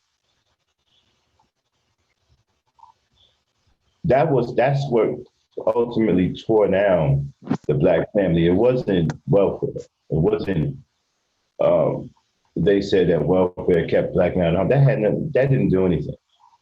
That crack epidemic that hurt black folks, man. I saw families fall apart overnight and turn on each whites other. now though, Yeah, that opioid thing killing them. yeah. Crack spread it like it spread it like a plague, man. All over the place. It just spread like some kind of black plague. And black people, they just went crazy. Grandmothers was killing their grandbaby. I mean, it was the wildest thing. I'll never forget when crack hit. It was, the things that went on was just unconscionable, man. It tore up the black family. It finally broke the foundation of the black family. You know, that's what ultimately tore down the foundation of the black family. Black men are not allowed to do anything because the girls and the gynocracy. Yeah, but I'm not talking about that right now. I'm not talking. It's so Black Seed. That may be what you're talking about. Like I said, to a certain degree, I can. To a certain point, I can agree with you, but you also have to take into consideration the crack epidemic that caused an unimaginable amount of damage to black people, man. I mean, the damage is incomprehensible. Considering we now know that the government dropped a lot of those drugs off the black communities, would that be considered an act of war? I can barely hear it. Can you guys hear it? Okay, I'm sorry. I said, considering we now know that the government dropped like most of these drugs off in the black communities, would that be considered an act of war or crimes What humanity? did you say? An act of yeah, yeah, well, yeah, yeah. I would consider that, but you see, at the time, black people didn't know it was an act of war. You know, before that happened, right? You had black people dealing with racism, you know, Jim Crow, black police brutality and stuff like that, right? That couldn't break us, right? So when they dropped off the drugs and everything, right? Even the drugs didn't break us at first. It didn't break us. That didn't break us because black people were getting around that too, because you had quaaludes out there, you had cocaine. As a matter of fact, when they dropped the drugs, right, it affected white people more than it affected black people. Okay? But they finally found a way to break our foundation when they came up with that synthetic drug they call crack. That's what finally broke through. Cocaine didn't stop black people. Weed didn't stop black people. That didn't do nothing to black people, even when they did drop it in the communities, right? It didn't hurt black people as much as people thought it did. Actually, the cocaine hurt white folks worse than anything. And the dope actually backfired on them to a certain degree. But when they came up with that synthetic poison, crack, that right there, that killed us, man. That's that was a knife in the heart right there. I can still see the scene in my head as if it happened yesterday when the cops blew Eleanor Bumpers away because she was strung out on crack. So how do we build the the emotional stability and the foundation of black men in today's society? I'm considering the state Oh, that you we're know in. what too? You know what too? That is the genesis of cops blowing black folks away like that, like you see now. That started blatantly like that in the crack era. It gave them an excuse to just roll up to black and blatantly fear for their life and blow the black folks' brains out. They weren't doing that before. They were just beating black folks up, taking them to the jail. You know, every now and then somebody would get shot. They wouldn't just coming up to you, you know, saying one or two words and pulling out their gun and just busting off on you like that. That started in the crack era. You think that might have That's been what gave them the because that excuse was the to do first that. time? You think Mm-hmm. that might have been the first time a lot of young black men were armed because of the gang Mm-hmm. stuff? Mm-hmm. So maybe that's what kind of prompted that. Nah, they were armed before that. They did, you know, gangs had knives and guns. The cops, you know what the cops used to do, man? The cops used to, sure. The Billy The cops Clubs. come up on you, and they will harass you. Okay, they'll push you up against the car, nigga this, nigga that, right? Slap you around. If you had a gun, they would take it. A lot of times they would take the gun off you, wouldn't take you to jail. They would just take the gun from you, or you know, take the knife from you. Okay, they just wanted to beat niggas up back then. All right. It wasn't until when the crack came out, because at first they tried to use angel dust, right? PCP, that failed because black folks aren't into hallucinogenic drugs like white folks are, right? So when the crack came, that's what gave them the excuse to, so quote and unquote, fear for their life and go for their gun. Because back then black folks fought back. So whites didn't have the kind of mentality that they have now, to where they would readily draw their a gun on you and shoot because they feared retaliation, right? So Right. when the crack hit and black folks started going crazy, it gave them that excuse to say, "Oh, I fear for my life." Bow, bow, bow, bow, bow. Dead. That's what started all that. And they just started dropping Negroes like that. They did it to Eleanor Bumpers on live TV. She had a knife, but she was strung out on crack. They lit her up, bro, like a Christmas tree on TV.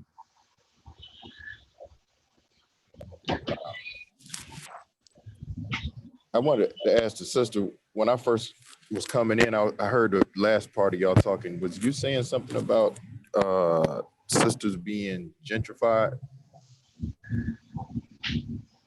Yeah, Trinity said that. What was it, you basically meaning, like co-opted or replaced?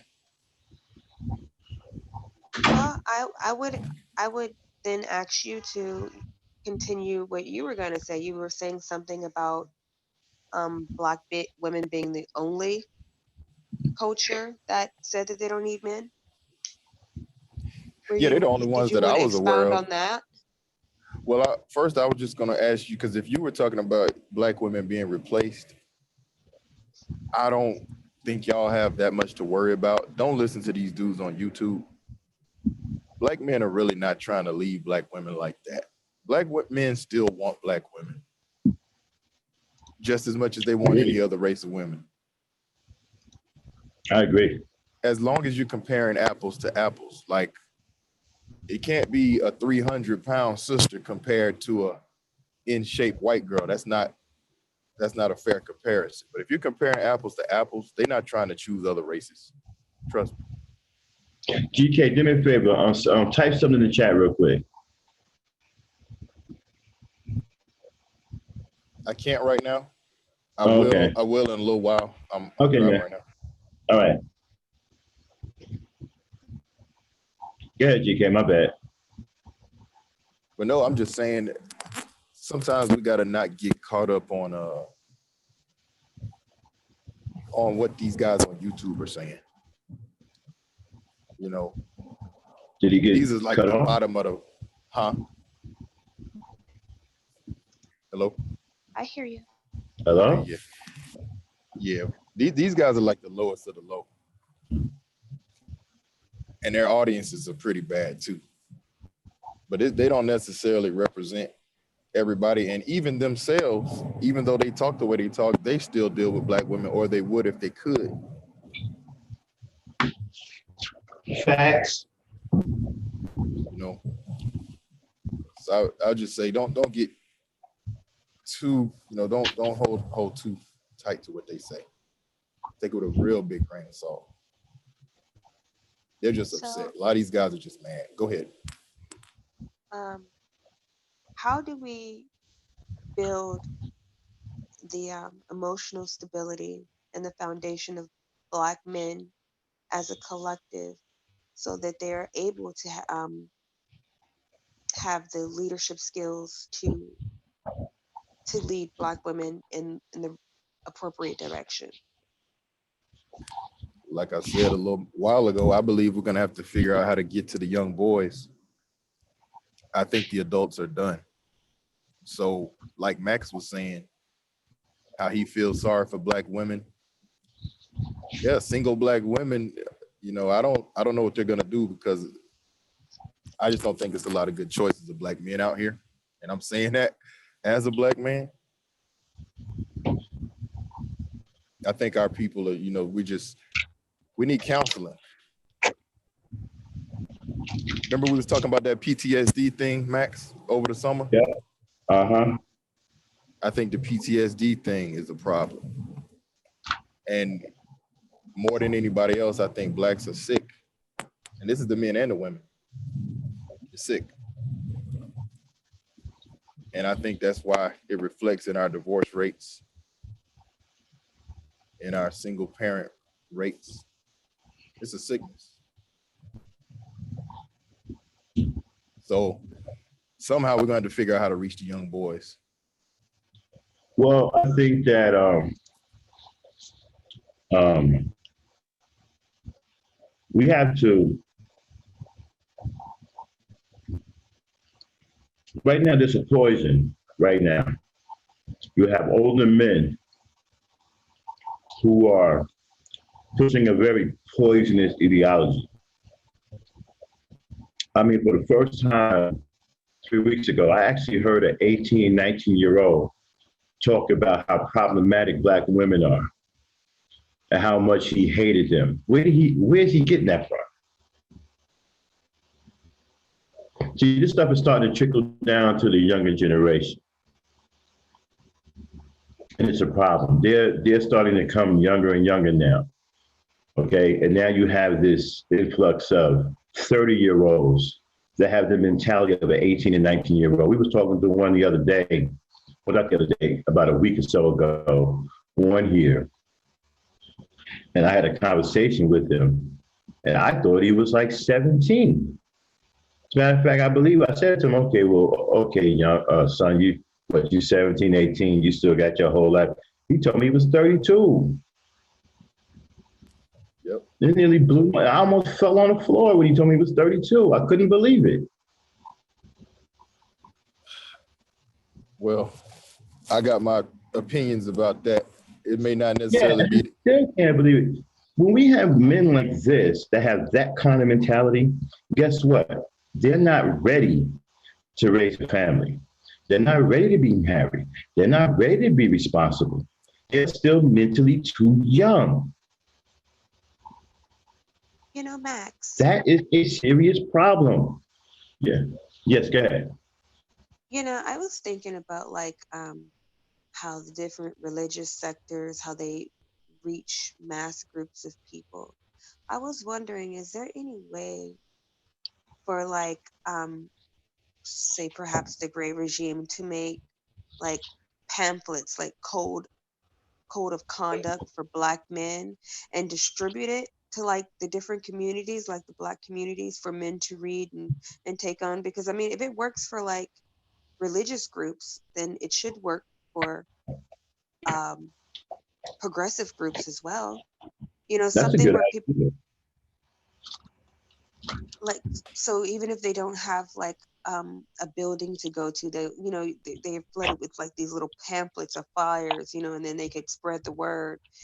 um it might, you know, do something, just Can I, put it in the brain. can I respond just a little bit on that? Mm-hmm.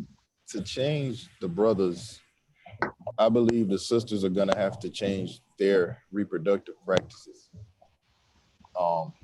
As long as guys are, because would you all agree that sisters are making bad decisions of who they're choosing to father their children? Am I wrong about that? I can agree with that to a certain degree. Well, it seems, I'm just going to say what it seems like to a lot of men. I know this is not the case Hey, Patrick. all the time. It's not the case across the board, but a lot of men believe that Black women are only choosing the worst guys. If they see that, then they think that you got to be that in order to be able to reproduce, in order to be able to have a woman. Mm-hmm. There are dudes that I've heard out here talking about they feel like they got to get a tattoo so they can attract a Black chick. Mm-hmm. Stuff like that. Okay, but then they have to prove to me then that the woman only wants them because of the tattoo. Yeah, I hear you.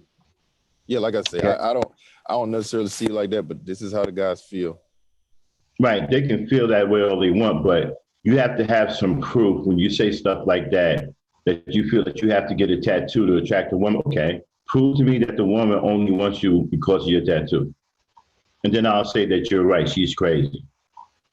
As a matter of fact, and if she's that crazy, if she only wants you for your tattoo, you shouldn't be dealing with her.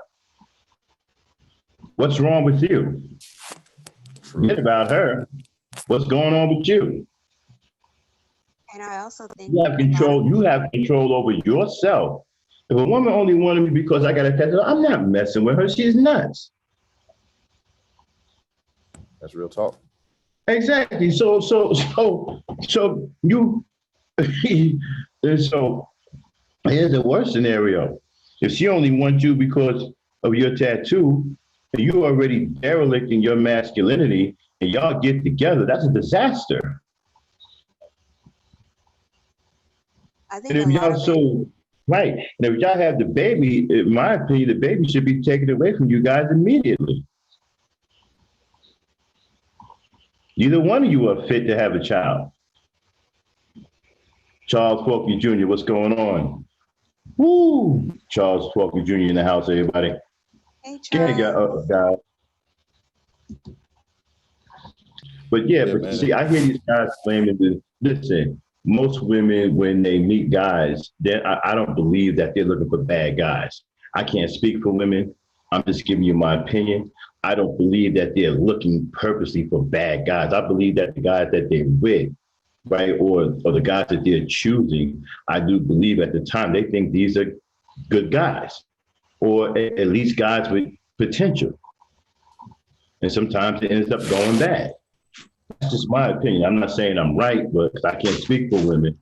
I'm just saying I, I don't think that they're purposely doing that. I think you're right.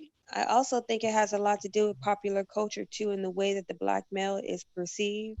So, being the fact that a lot of black women don't want to date outside their race, they're going to look to popular culture for an example, because a lot of black women didn't have fathers in the home, such as myself, and so I wasn't able to see exactly what um, like an example of a man. Okay, I had my uncle and I had my cousins, but they were playboys too, but whatever. And so it's hard to kind of choose a good man if you're indoctrinated or if you've never seen this consistent example of a good man. And so what you see is things on TV, and so you start to idolize like the rappers or the D-boys, or the athletes, or men who you feel like are the successful males in your group. Mm-hmm. That And so when it comes to black men, we don't really see a lot of scientists. We don't really see a lot of engineers. We don't really see a lot, there's military men, but generally they go out, and they divest. And so number one, it starts off with a lack of discipline, a lack of consistent male leadership. And so how can you choose better if you don't know better? And I know for me that's it. It's well, like that you want me to choose something that I have never seen. that would kind of support those guys' claims that I was talking about a moment ago. Then But then it But you goes think, back to, where were those males? Where were those? And not to just blame it all on males, but it does go back to, where was that leadership? but And she's yeah, exactly, Judy. Let me back you up on this one a little bit. She's saying if she doesn't, I think what she said is powerful. If she doesn't know better, how does she choose better? I want to know that too. well, I got a little bit of a different take on it just from my personal experience. I think black women are dating and sleeping with all types of black men. That's what I think. It's You just think that, women are dating and sleeping with all types of black men? Is that what you're saying?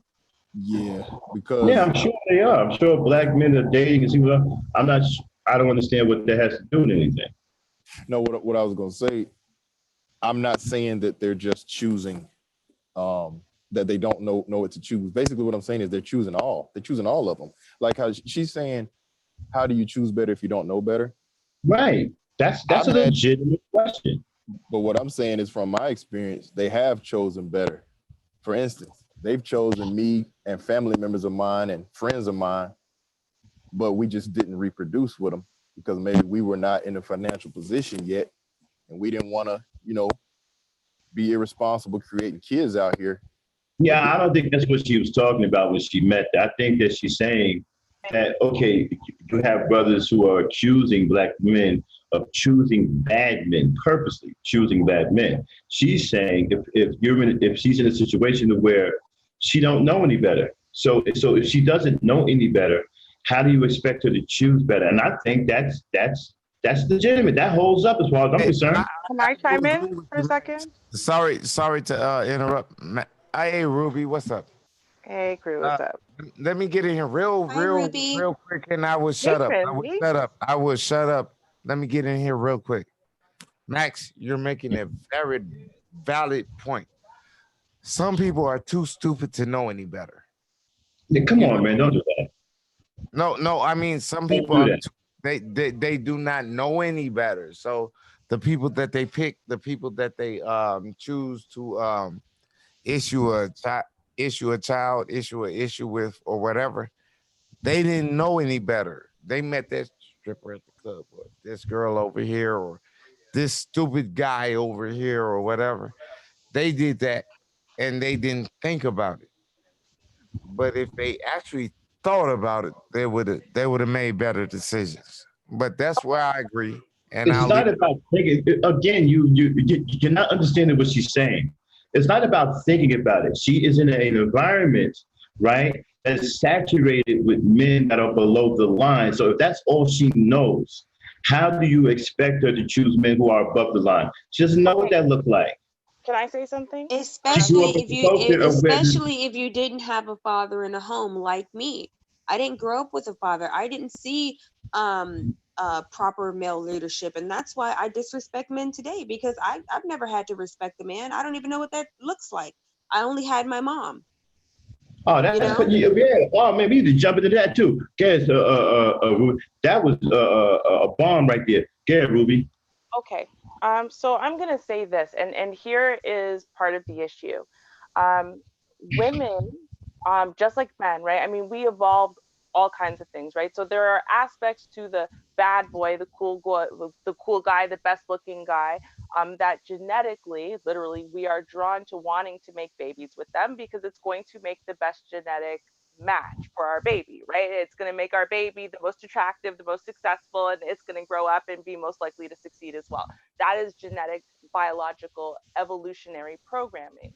The other thing is, which is if you were born and raised into an environment that isn't so great and isn't so secure, your body's life cycle starts differently. And so you'll actually start going through puberty earlier. You'll become sexualized earlier. You will choose more sexual mates. You'll start having babies earlier. You'll have more babies and you'll invest less time and energy into them. This is all evolutionary. This is like not by choice. We look at it and there's all this social stuff. And sure, I'm not saying there's not a social aspect to what's going on today. I'm just saying that evolutionarily, even if we were to just take a hundred people, 1,000 people, and drop them off on an island, and allow them to raise themselves, we would see these same patterns. Okay, so from that perspective, then it almost sounds like, well, shit, well, then you wouldn't have a choice because it just is what it is, but it's not. And any woman can tell you, we might not be able to tell you what it is that we are looking for, but we do know a red flag when we see one. We might not be able to explain it because, if you haven't been socialized to know better, then you can't explain it. But you know when something's going wrong. You know when something feels not right. Now, what you do is you convince yourself. You socialize yourself out of the red flag, out of the warning, out of the thing that is telling you run in the opposite direction as far as you can, out of the direction that's telling you, nope, I should not be engaging in this. Right? Why? Because of society, because of socialization, because of the media, whatever it is. But the point is, we do actually know. Now, we might not be able to explain it, but we know. So we know when a guy's not the type to stick around. We know when a guy is madly in love with us and can't live without us. We know these things. It's an inherent kind of intuition. It's the women's intuition. We are born with it. Evolutionarily, we're born with it. It's just that we silence it or we ignore it. Right. So this is where I'm going to say, no, women actually have way more power and understanding, especially socially, than society wants to give them credit for. And what we need to do, instead of saying, well, they wouldn't know better, is say, no, they do know better. But what they need to be trained to do is to really very carefully listen to, very, very much listen to that women's intuition that tells them when they've come up on something wrong and walk away from that feeling of danger, that feeling of no, that feeling of wrongness. That isn't love. That isn't whatever. It feels wrong. That is your sign to walk away. And the thing is, we program ourselves out of doing that, and then we get bit in the ass with it later. Yeah, I agree with you, Ruby, to a certain extent. I actually agree with you wholeheartedly, but this is the thing. Sometimes when you go through abusive situations, especially um, from a young child, like if you've been abused or if you've grew up a certain way, you start to think that that is love, and so you start to look for that, Mm-hmm. and anything else that presents itself like anything else, you reject it because that's not like what you've been programmed to think is love. Because the people that were there to supposed to protect you, they showed you love in a very abusive way, and so you kind of grow into that habit of looking for that. I agree with you. And you know what the thing is though, and here's the interesting thing. So even though you'll continue looking for it, it's almost like without the anger and the, you know, destructiveness and dysfunction, there's like an emptiness. You know, with too much peace and happiness, you feel like something's missing, or like they don't really love you, or it's boring, or this must not be the right thing because you don't recognize it. It doesn't feel trustworthy. Does it feel comfortable? You don't feel like you're in the right skin. And see, the thing is, that is from the internal pain and the internal hurt, and all of what you've accumulated over life. That's from that having built up and not being healed yet. And so on one side, subconsciously, your brain knows this is wrong, this isn't love, this isn't normal, this isn't good. But consciously, because of how you've been socialized, you're going to keep looking for it anyway, and subconsciously too. Even when you get to the place where consciously you're like, no, okay, I know this is dysfunction, it's wrong, it's not love, you're still going to keep repeating that cycle over and over, and finding the same thing over and over, um, because of that kind of unhealed pain and brokenness. And this is where, you know, when I do my videos, right? I did my video like saying, yo, you need to focus on you for a second. Let's start talking about you. That's why. Because the thing is that until you heal the internal hurt, the internal pain, the internal damage, right? The internal open wound, which might have been there for decades, you know, you're not going to change that pattern. But it's amazing how even if you've been socialized in all the wrong ways, you think and feel all the wrong things, the second you go through, and I mean, it's work, it's hard work, and it's not a quick process, you know, and I seriously suggest actually getting help, because it's not really it's definitely a very difficult process to try to do alone when you have no idea how to do it.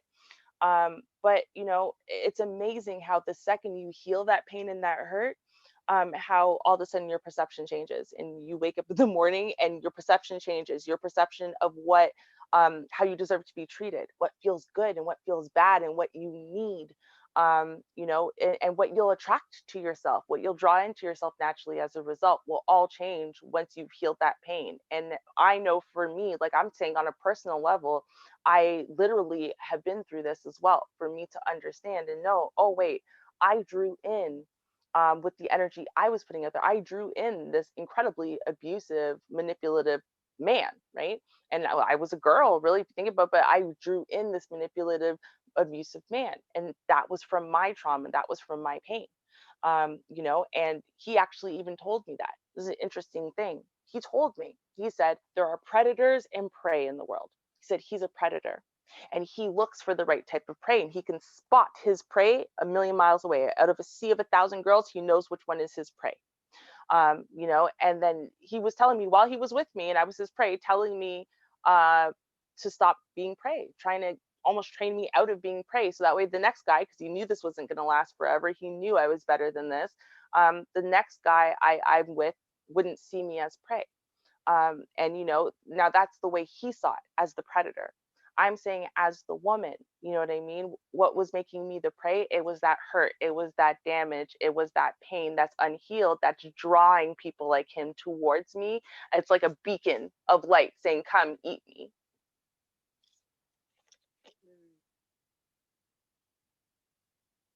Okay. Now, what do you tell a woman who's been, okay, let's say this innocent girl, all right?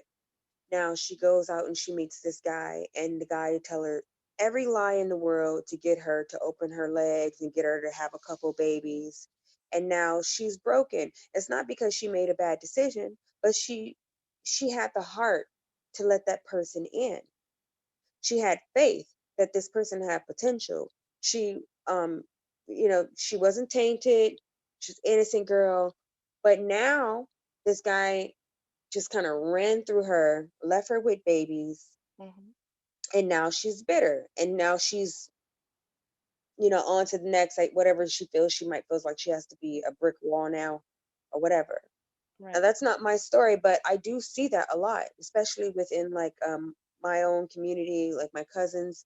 A lot of them they started out as really nice girls. I come from a Christian background. I'm not a Christian, but I come from a Christian background, and a lot of those girls are raised up, to be what do you say, moral, respectful, forgiving, and this and that, and then they meet guys that just let's lie to them, tell them whatever they want to hear, and because they have like these stars in their eyes, and they want to be married, and they want to, they want the dream, they want the Disney dream, and then they just get sliced into pieces.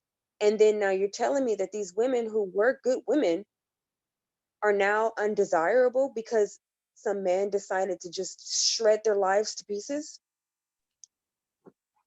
You know what the thing that sucks about that is, because I mean, and we absolutely see that, and it's absolutely true. But the thing is, right, is that men are gonna say whatever they say, and some men are gonna, yeah, absolutely. A woman who is a single mom, never married, with 3 kids, is gonna be quote unquote damaged goods to him. And you know what? He's not in her dating pool. Then forget him. What we're talking about though is the rest of the world, because there's a lot of men who are willing to evaluate the woman, and her parenting skills, and who she is, and say, hey, you know what? Yeah, I wouldn't mind starting a family with her, even though she's already got one started. But this still comes down to now that bitterness, that hurt, that anger that she's got to heal within herself before, honestly, she's even ready to be out there. If she's still angry and bitter and hurt, she's not going to be drawing in the right kind of guy to her, right? She's not going to be putting out the right kind of energy for that good guy, the guy that, yeah, he's got a little bit of, the charisma, but he's a good guy. She's not going to be drawing that kind of guy into her, because that kind of guy sees bitter, hurt, angry, and all of that. And he doesn't see that as his dating pool. He's not going to be attracted to that, because he's, a good guy. He's looking for a woman who's open and ready. She's not ready yet. And it's okay to not be ready, because you've gone through a lot. You've gone through a lot of hurt and pain and damage, right? And now you've got to take that time. And it's harder when you're a single mom, but now you've got to do that extra work to take that time for you to heal and get to that place where you've kind of gone through the 5 stages. You get to the acceptance place, you've healed all the pain and the anger and the bitterness and the hurt, and you're ready to move forward without taking all of that emotional trauma with you. That makes perfect sense. And another thing I wanted to present was that, okay, you kind of have like this hypocrisy culture where I remember when Black women were known as prudes. Like they knew that you couldn't go to a Black woman won't suck your dick. You really got to work hard for a Black woman. And then so they would boast and brag about leaving Black women because the white girls, they're going to give good head, they're going to do orgies, they're going to do all this stuff, right? And they're sexually liberated, right? And so Black women were sitting around not being married. Some of them were, single mothers or whatever. And then they were watching their men be sexually liberated and only interested in having sex with them. And so now you have this whole culture where it's like, okay, people call it whore culture. Okay, well, shit, I'm going to get my money. Well, yeah, all you want to do is spend your time in the strip club. All you want to do is go pay for whores. All you want to do is go divest. All you want to do is go get some head from Becky. Well, shit, why can't I get my money too? And so now it's like, okay, that's what you guys were bragging about and saying that Black women were too prudish about. But now that Black women are doing the same thing, now you're demonizing the Black woman for doing the same thing when all you wanted 10, 15, 20 years ago was sex, because, you weren't marrying them. So it's like after so long, you have like this cycle of dysfunction where now Black women are like, okay, well, I'm all about my bread now, because you're not just going to keep using me, lying to me. You don't want to marry me. All you want to do is fuck. So what? Am I just going to get fucked all day and never get married? And I think I'm in a relationship where I'm going to get paid. But, there's been this system of whoredom that has been created for Black women to kind of fall into it and feel like they can benefit from. But now, even then, it's like, Okay, well, when are you happy? You didn't like me when I wasn't sexually liberated. Now I'm sexually liberated. Now you're still demonizing me. So what do you really want? You're not marrying us. Mm. Well, I mean, So and I like, what think is that all about? I mean, and definitely we're going to need the men to chime in on this one, but I'm going to say this. You know, part of the thing, and women don't believe this, especially when they're girls. They don't believe that confidence you know, security in oneself and you know, being genuine and integrity to one's, you know, true inner nature. They don't believe that any of that means anything. It does. Now the problem is that going to make you the most popular girl in school, or the one who gets the most likes and clicks and upvotes and whatever? No, it's not. I guarantee you it's absolutely not. You are definitely not going to be on the radar. Why? Because you're not flashing your boobs and your cleavage and whatever. And they're horny teenage boys. And horny teenage boys, since the dawn of time, have wanted to fuck. That's what they've wanted to do.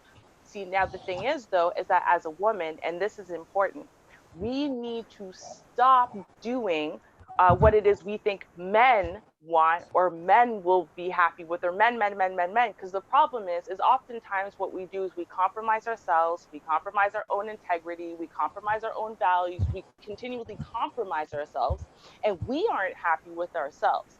Now imagine you're not happy with yourself, but you did it to make some guy happy. Even if he was happy, would you really be happy with that arrangement where you had to compromise everything that you are to be with some guy? Well, no, not really. But, you know, especially when we're younger, we might not be thinking that through. This is why we have to start telling young women, like, no, you need to be happy and comfortable with yourself. And if this guy's going to leave you because he wants a girl who's easier, great, let him go, because he would leave you anyway. And he will leave you anyway. The difference is if you don't sleep with him first, great. Now you're not a notch on his bedpost, and he's not a notch on yours. And you don't have to live with that. You slept with this guy to try to keep him. You can't sleep with the guy to keep him.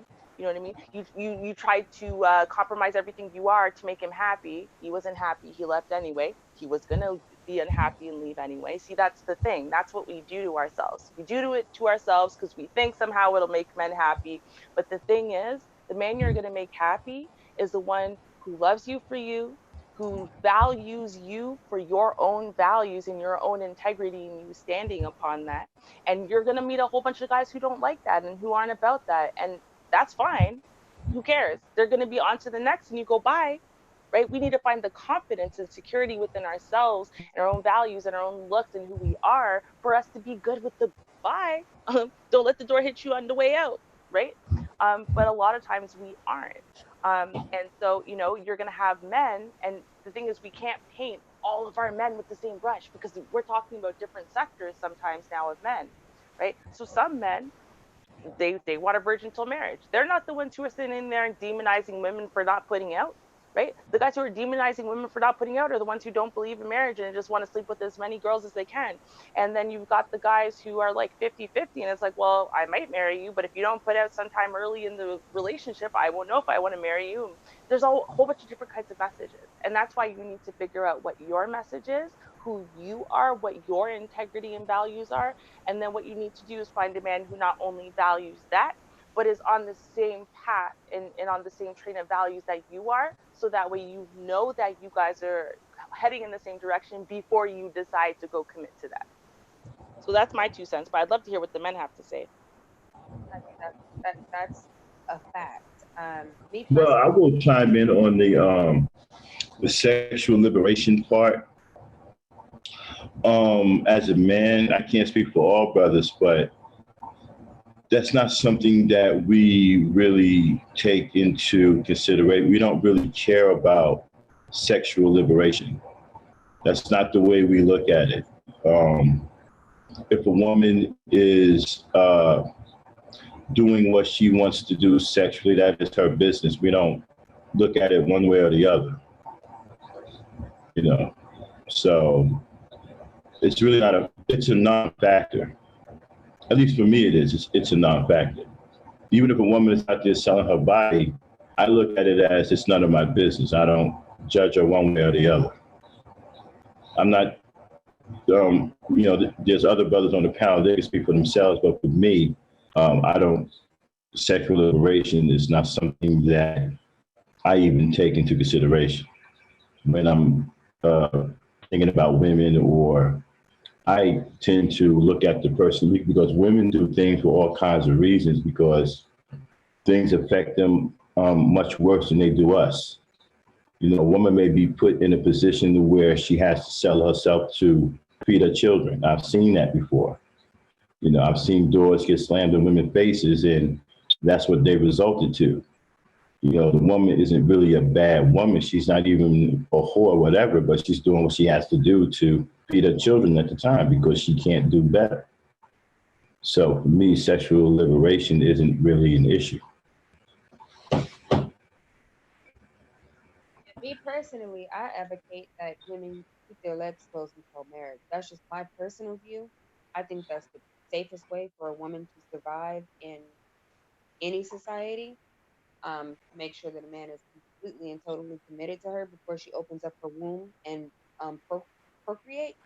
But I also understand the flip side. You know, when women are sexually liberated and they want to benefit because they've been hurt and they feel like they're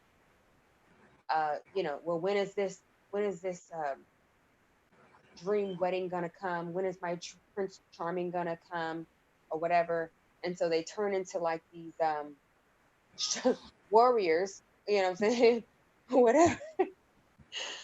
And cold hearted. I guess it's the same for men too on the flip side. But I feel like if a man look at like the women, like today's state, how women are acting, whatever, like they call them, horror culture. If they look at it, they would understand that I feel like men are responsible for horror culture, mainly because, well, a woman can't be a whore without a man, so men create whores. So if you can't claim to hate whores and then create whores at the same time, it's kind of like an oxymoron. But you see, the problem I have with what you're saying is this, right? We live in a culture where they're trying to blur the lines on just about everything. They're crossing boundaries that aren't meant to be crossed. They're crossing lines that shouldn't be crossed. Women can't do everything men can do. And that's just the bottom line. You can't swing like we swing. Okay. So it looks different for you than it does for us.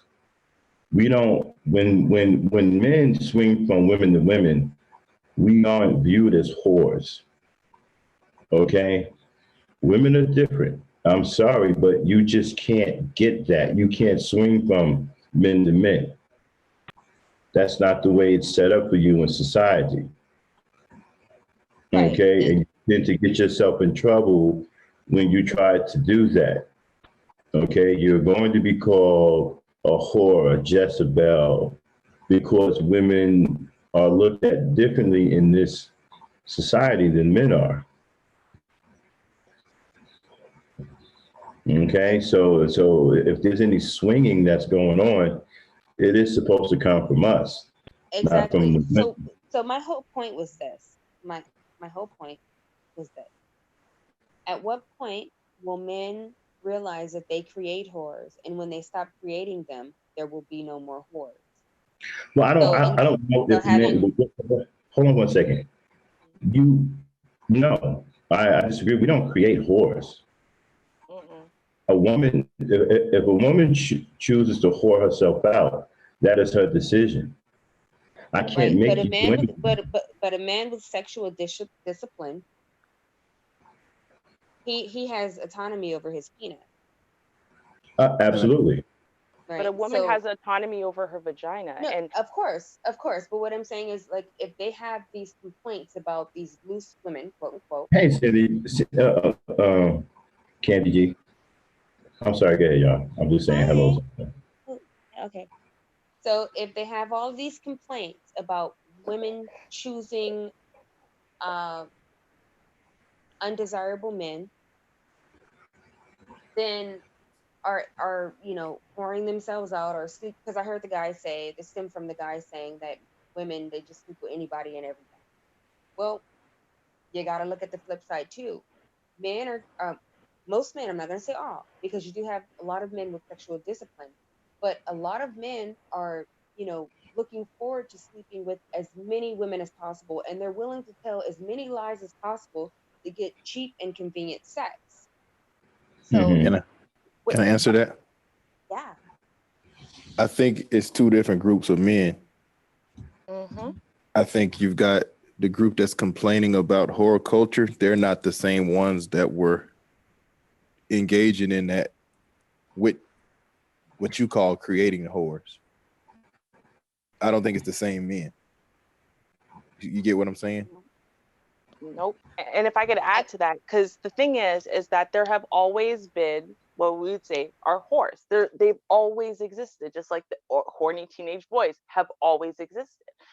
It's just that the amount of women who were willing to open their legs before marriage, sleep around for goods and services and whatever, were few and far between, right? So Exactly.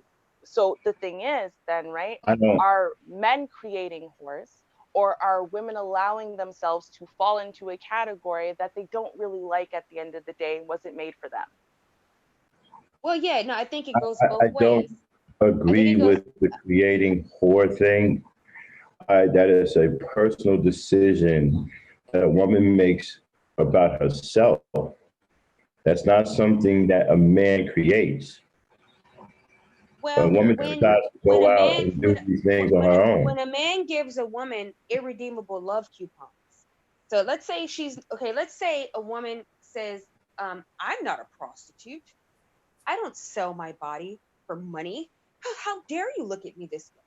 However, she's had, let's say, 7 boyfriends and she's never been married, right? So I would consider that irredeemable love coupons. What she's done, she's put herself in a position to fall for every guy that says, "Oh, I love you. You're my girlfriend. Oh, just give me a little time. We'll work it out.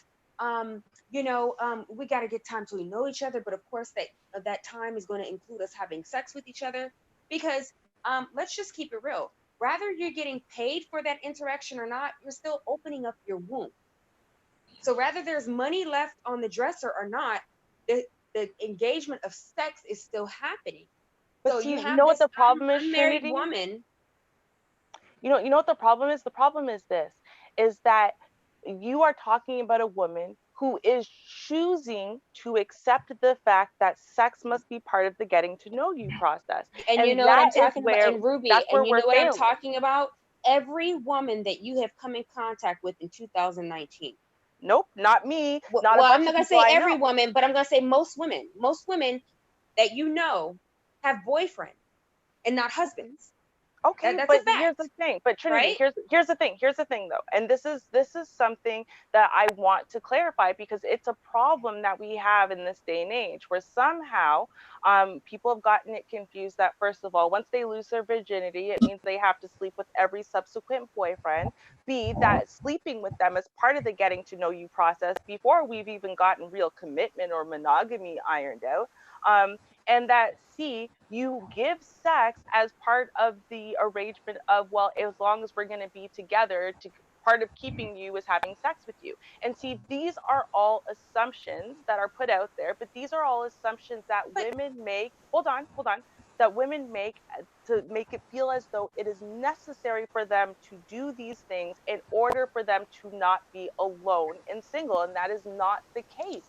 Many women, including myself, when I was dating, I did not sleep with every boyfriend that I was with. I certainly did not sleep with them very quickly when I did choose to sleep with a boyfriend. And when I did choose to engage in sex with a boyfriend after many months and us getting tested and us already being in a committed monogamous relationship before we made this decision together, it was not part of the getting to know you process. It was something that I was choosing to engage with in this person, not as a trade off, like, well, if I have sex with him, then eventually he'll marry me, but because of something I wanted to choose to do okay, as a I grown understand. woman. I See? completely understand with you, and I agree with you, Ruby. What I'm saying is that you were not a virgin when you got married. Therefore, you had sex with multiple men before you got married. These men were not truly committed to you because you are technically single until you get married. So what I'm trying to say is, it doesn't matter if you spent 2 weeks to get to know a guy, 2 hours, 3 years, or whatever. Um, if you choose to open up your womb to a man, and allow him into your sacred space, and he doesn't have any real commitment to you, then okay, I know in society now, it's normalized, but really, we're not supposed to be opening up our wombs to every man that gives us irredeemable love coupons. And what I mean by that is that just because a man tells you he loves you, and just because he talks to you for 3 months and sends you a morning text, hey babe, how you doing? Beautiful, or takes you out on a few dates, for 4 or 6 months or even a year, you don't have to open your womb to him. So what I'm trying to say is, let's say Exactly. some women are lucky not to produce babies like that, but all these women feel like they're in love until the love dissipate. Okay, so what I'm trying to say is, some women are lucky enough not to reproduce seeds from those relationships, but a lot of women are not that lucky, because when you're in the passion of it and you're giving wifely duties to a man who's giving you irredeemable love coupons, and now you have a baby, now you're considered damaged goods. What? But Because you were functioning as a wife when you were not a wife. But why are you saying lucky like it's not actually something that is well within our control to control, as I was far about as to having ask that. children or not? Yep. Because I'm 35 years old without children, and as you pointed out, I had multiple boyfriends that I had sex with before marriage. Well, what I'm saying is, yeah, you're lucky because you didn't produce any children from those situations, no, I wasn't you were lucky. able. No, I wasn't You're gonna lucky. you're gonna have to let me speak. She probably just means fortunate. But how are you? Well, I think it's fortunate that you don't reproduce with someone that you're not going to be able to have be there as a family unit. I think that's kind of fortunate. I got But a it is question. what it is. What it is. What I'm trying to say is that yes, you may have had control over your fertility. Some women are not. There's sometimes a woman can be on birth control and a man can be wearing a condom, and they can still have an accident and have a baby. I'm not gonna say it's an accident, but well, it does happen. So it does happen. And sometimes people get a little reckless, that they're in a relationship for, let's say, 2 years. It doesn't even hold on, it doesn't even have to take that long, and they stop wearing condoms, and then they have a baby. But all of a sudden, the irredeemable love coupons, they're invalid, and the man decides to leave, or she decides to leave, or whatever. And so now you have a family that's not together anymore. I got a question for you though, Trendy, because it seems as if you putting all the responsibility on these men, like all these love coupons and all these lies that he told.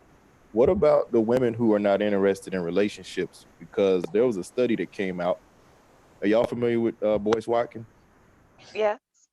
Well, I'm sure that whatever study that is, I'm sure it's very recent, because naturally women want to be in relationships.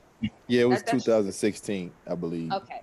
And he did a whole like an hour show on it when it came out. But the sociologists, they proved that Black women in America are no longer interested in long term.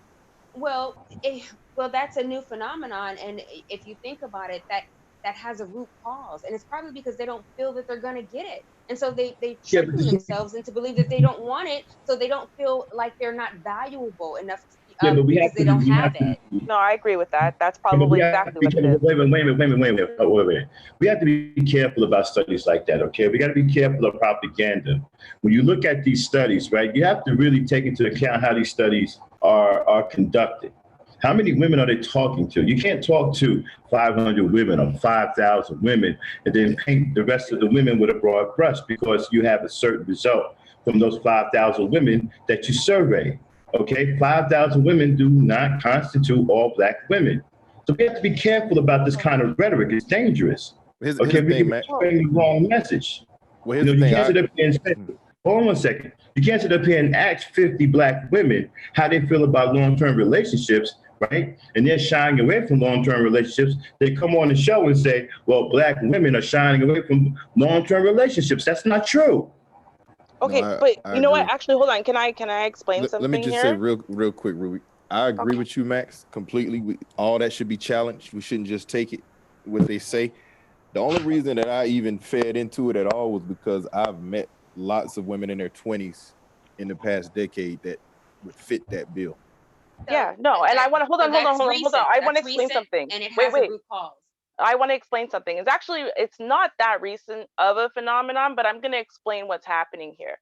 And people do this all the time. They've done studies on hundreds of thousands of people where they've done this. So they've asked people, for example, to pick anything from a life scenario to a piece of art to something that they preferred above all others. And then the one that they rated like 10, they said that they were going to get that life scenario, that art thing, whatever, it's going to be sent to them. Okay. And then 6 weeks goes by and they get sent the thing that they rated the absolute least, the lowest rated thing. And you know what everyone does? Everyone doesn't look at it and go, oh, no, this is the ugly one. I hate it. They go, yes, this is the one I absolutely love. This is perfect. This is perfect. See, this is people's tendency to say that they preferred all along something that they never wanted because they already have it.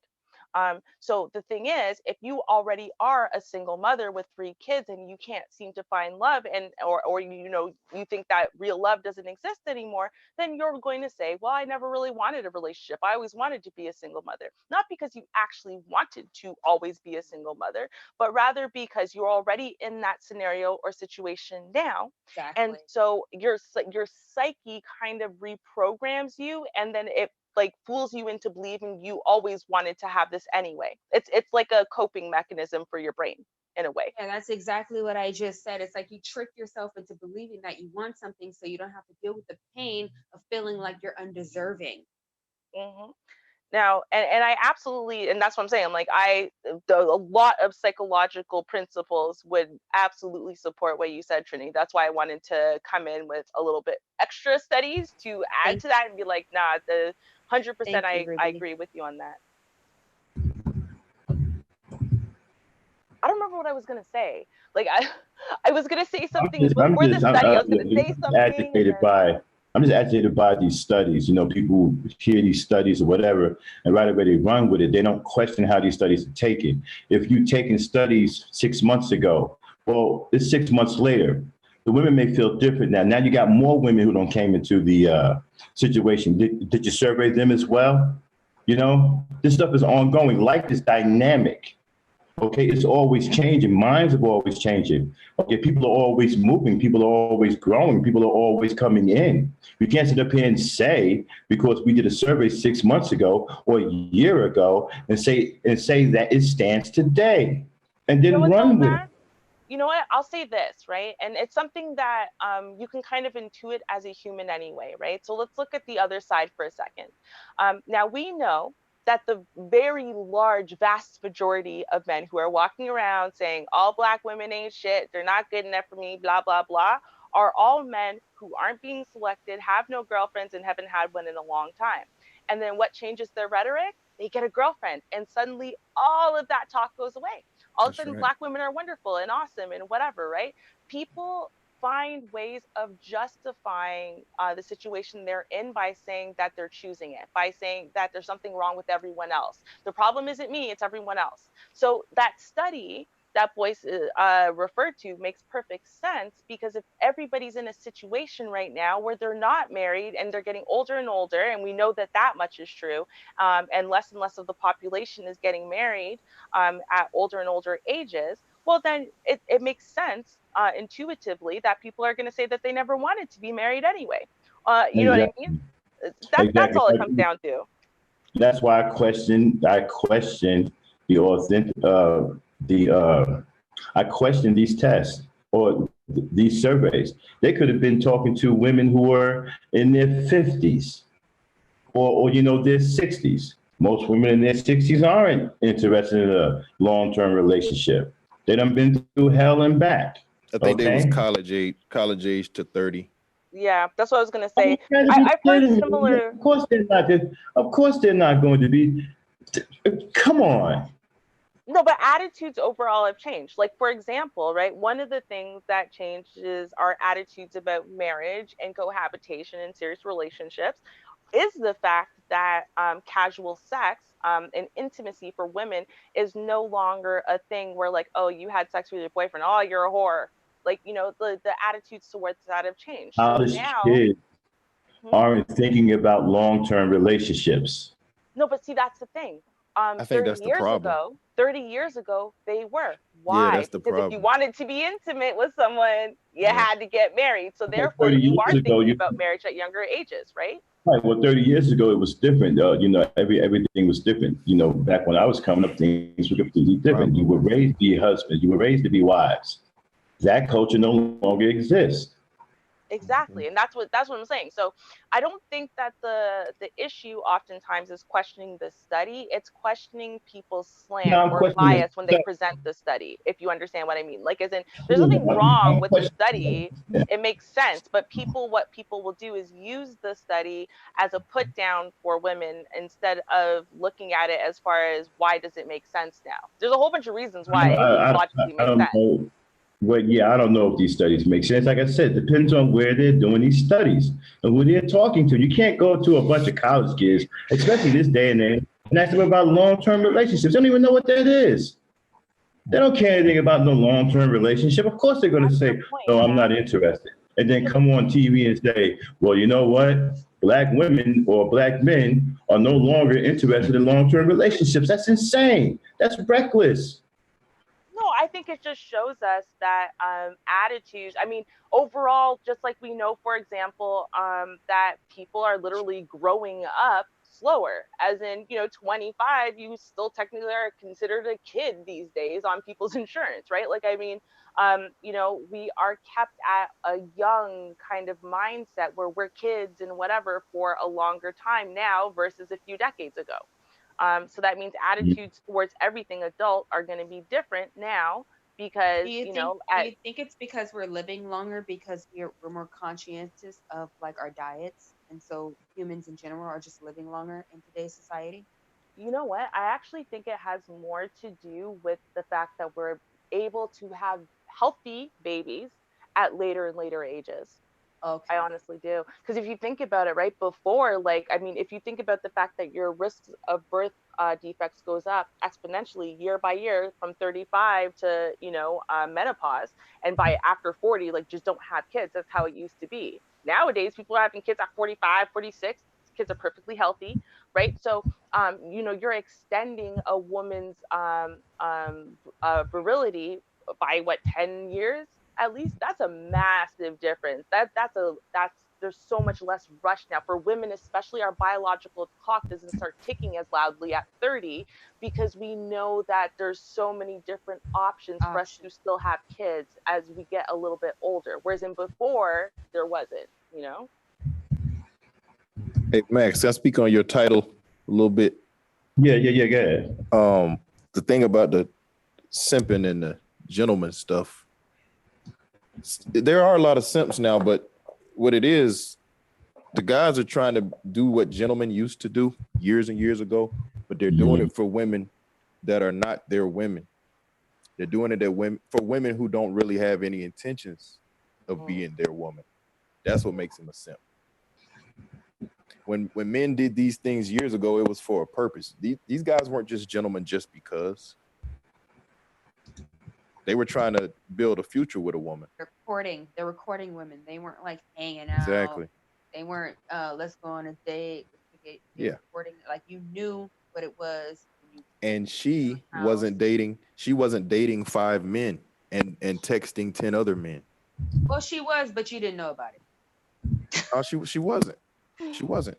Generally, you had a couple options, but it was like it wasn't classy to let them know that you had different options. But You didn't have women always have Facebook. options. You didn't have Facebook and Tinder. No, it's not like that. No, you don't got the DM. But I understand what you're saying, but when I look at the title, right? So gentlemen being called simps. So just overall, I think, and I'm not sure 100%, that the title is referring to not just the way you treat a woman you're interested in dating, but just the way you treat women overall.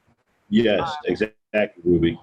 Okay. Exactly. So, okay, and in that case, I actually agree with that because at least in these YouTube streets, not necessarily in real life, but in these YouTube streets, it's like if you want to be respectful to women or just have a basic understanding that women are a little different than men. The way that they process things is different. Their emotionality might be a little bit different. The way they tell a story might be different, but it doesn't make it invalid. And some men are willing to be a little bit more understanding and patient of that. And I have heard men call those men simps. Just On for being a YouTube, little you're bit a more simp. respectful. You're a simp if you hold men accountable. That's true.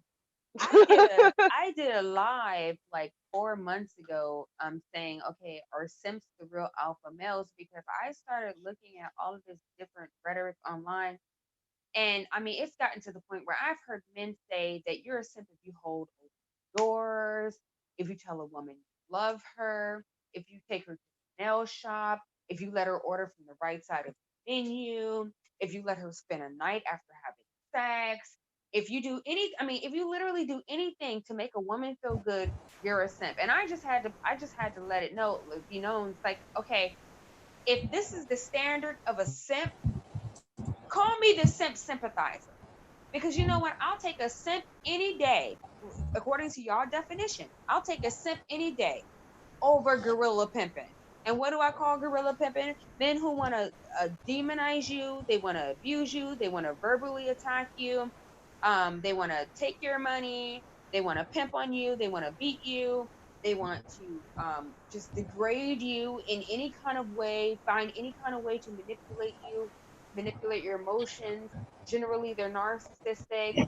You know, these simps, generally, they're holding down jobs, decent jobs. They're dependable. Um, they're protectors. They're providers. They're gentlemen. They know how to talk to you. And you know what? When you get a massage from a simp, it doesn't turn into a fucking porno session. You know, you're going to get a real massage. It's not going to be a massage for 2 seconds and then he's kissing you down your back and then all of a sudden his tongue is in your ass crack. Okay. No, he's going to give you a nice massage because he's actually interested in who you are and getting to know you, talking to you on the phone, and really being interested in what you have to offer outside of your little wet box. So if that's a simp, I like a simp. Like, why not? Just because you label it, it's supposed to be like it's supposed to have a negative connotation to it. Shit, I don't give a fuck about that negative connotation. I want the simp.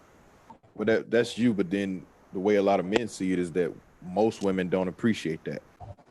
Oh, I You might. appreciate it. Yeah, you might, Well, but most women don't.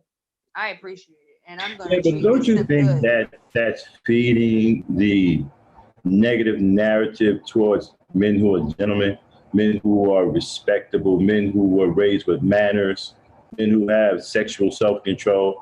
Don't you think you're actually pushing against them when you are basically glorifying a simp? Oh no, because what I've realized is that even though I say simp, I don't mean simp. Because what they're trying to do, like just like you said, they're trying to blur the lines between gentleman and simp. So what I'm trying to say is like they call that gentleman a simp to demonize him. And so it makes you just kind of turn your face towards him. But I realize what's happening. I realize they're trying to blur the lines between gentleman and simp. I'm not trying to glorize like a sucker. No. In my opinion, like a sucker is a man who you can walk all over him. He's bullshit. He's cowardly. This is not a man who's going to go fight for his country. This is not a man who's going to, make actionable. I'm not talking about that type of like. And I'm talking about a sucker. I'm talking about a gentleman who other men who don't have the capabilities of doing or the patience because they want low hanging fruit. They're not able to act like a gentleman. And so they demonize the gentleman and rename him, repackage him as a simp. So when I realized that they were doing that, that's when I said, okay, so I'm gonna call your bluff. I want a You simp.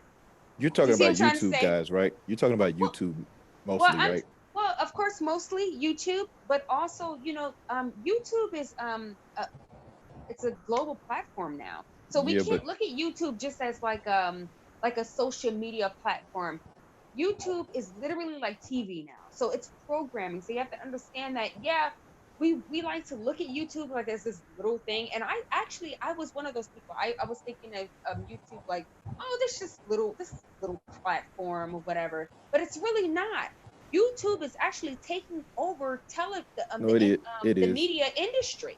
It is. So You're right. what you're seeing on YouTube is actually going to be the culture in the next 10 years. And so we can't take that for granted. But We have to take the what I content said on here earlier. seriously. But just let me reiterate what I said earlier. Don't take these people too seriously about what they say on here. I mean, you're right about all that. It's taking over TV and all that stuff. A lot of people told people not to take television programming seriously. No, what I'm saying is, these guys that are using that word, most of these guys would probably exhibit the same behavior of a simp in real life. That's very They're just true. on YouTube talking. I mean, that's yeah, very like true. when I was a teenager, my goal in life, what I loved is going into a place like, where, all of us teens are congregating, and you got all the men sitting there saying, I don't bow to no woman, I ain't never put my mouth down there, and blah blah blah, and being able to look and count how many of those guys have given me head with nothing reciprocal. I never gave them head, I never had sex with them, never even touched them. But a lot of guys had given me head. I was what people like to call the head monster, lovingly here on YouTube. But yeah, no, I got head from a lot of guys. And I remember sitting there and just smiling knowing that all these guys are sitting there lying through their teeth. And then eventually we get to the place where I'm like, yo, this is like 4 guys who are all sitting there talking about how they would never give head to a girl while I'm standing here and they've all given me head. So yeah, black YouTube is fantasy land. that's the thing. Guys lie their asses off. Pimp. Yo, I was still kind of dangerous. Like BGS says, listen, for me, I was not being a hoe. I did not touch penis. It didn't come in me. No head reciprocal. I just received a lot. But BGS says that that's still hoeing. All right, cool. I guess I was a head hoe. It is what it is. But what I'm gonna say about that is this. Now these guys who are all sitting there and putting down men who do this for their girlfriends, even we're sitting there and asking me, random girl, to them if they could give me head now, and then doing it, like bowing to me. I'm not even your girl, so you're willing to bow to me and cater to me in private and whatever, but you're gonna shame guys for publicly respecting their girlfriend. Ruby, this is for you. Okay. Oh,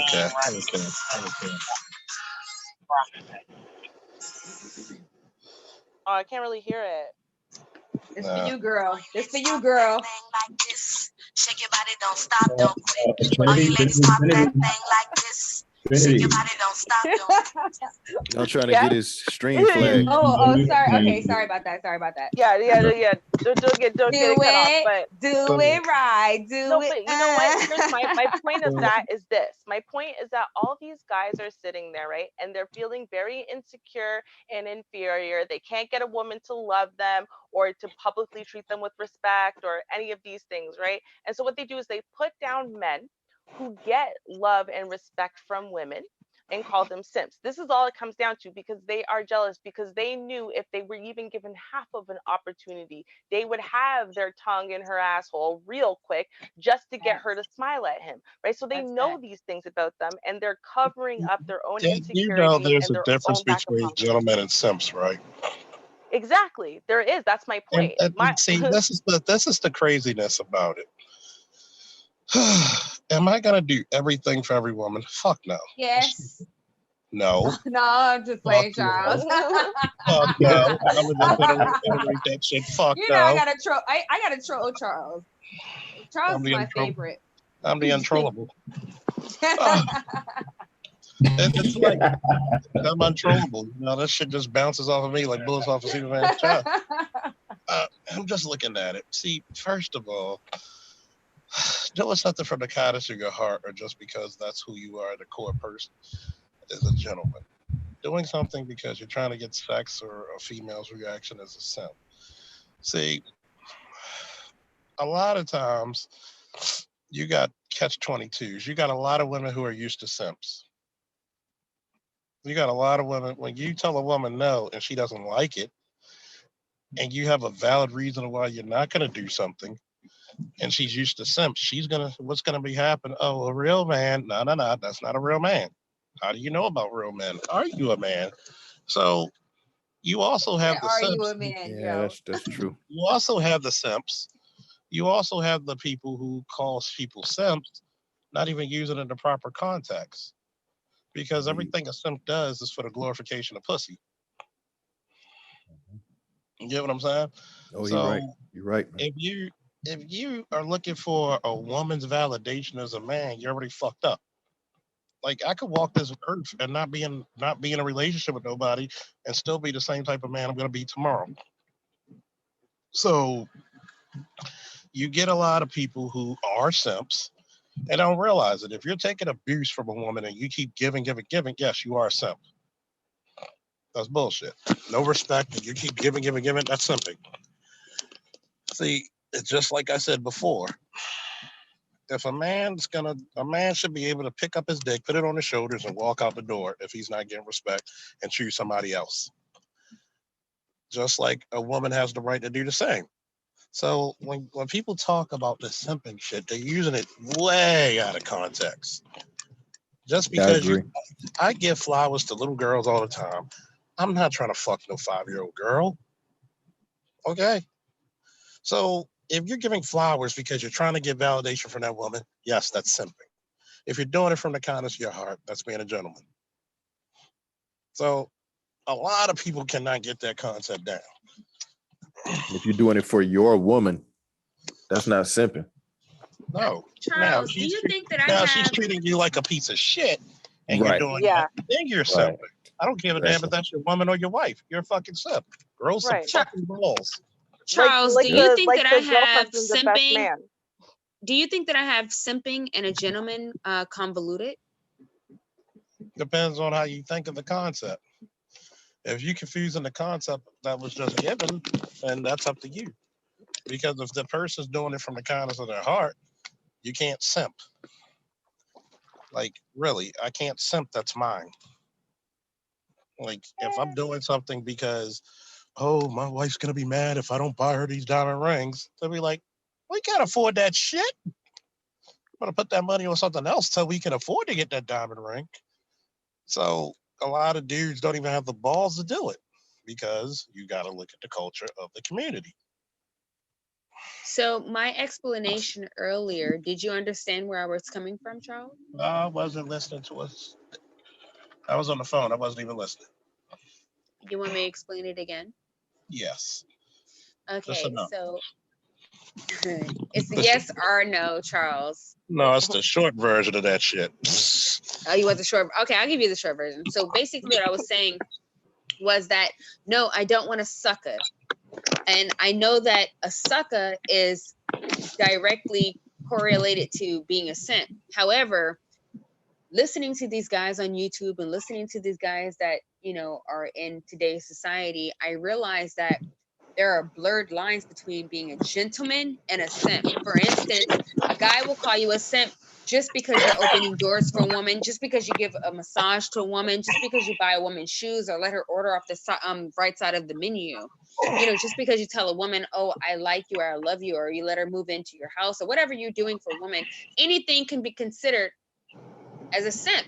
And I don't think so. I mean, I separate a gentleman from a simp, but if you're going to call a gentleman a simp and you're going to adopt that word and you're going to repackage him as a simp, then okay, I'm going to double up and say I'll take the simp, because that's how you're trying to repackage him, and I'm not worried about the name or the label, quote unquote, that you give him.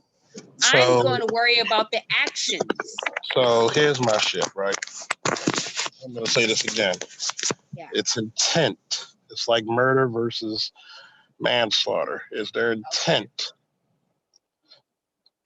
Am I doing this shit to bow down to you? Do I still have my dignity? Am I being a sucker idolizing mediocre pussy, which is the acronym for simp? Am I being a sucker idolizing for mediocre pussy, or am I doing it from the kindness of thine heart? I get it. Trinity. So Let me ask.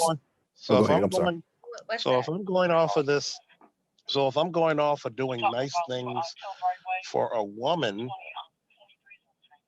and it's being reciprocated in some fashion or way, whether she does the same or she cooks or she shows her appreciation or whatever, then you're not simping. But if you're doing it to get that, and that's your means to get it, or the pussy, or something out of her, then that's simping. Because simping does not come from the heart. It comes from just, you just want this shit from going.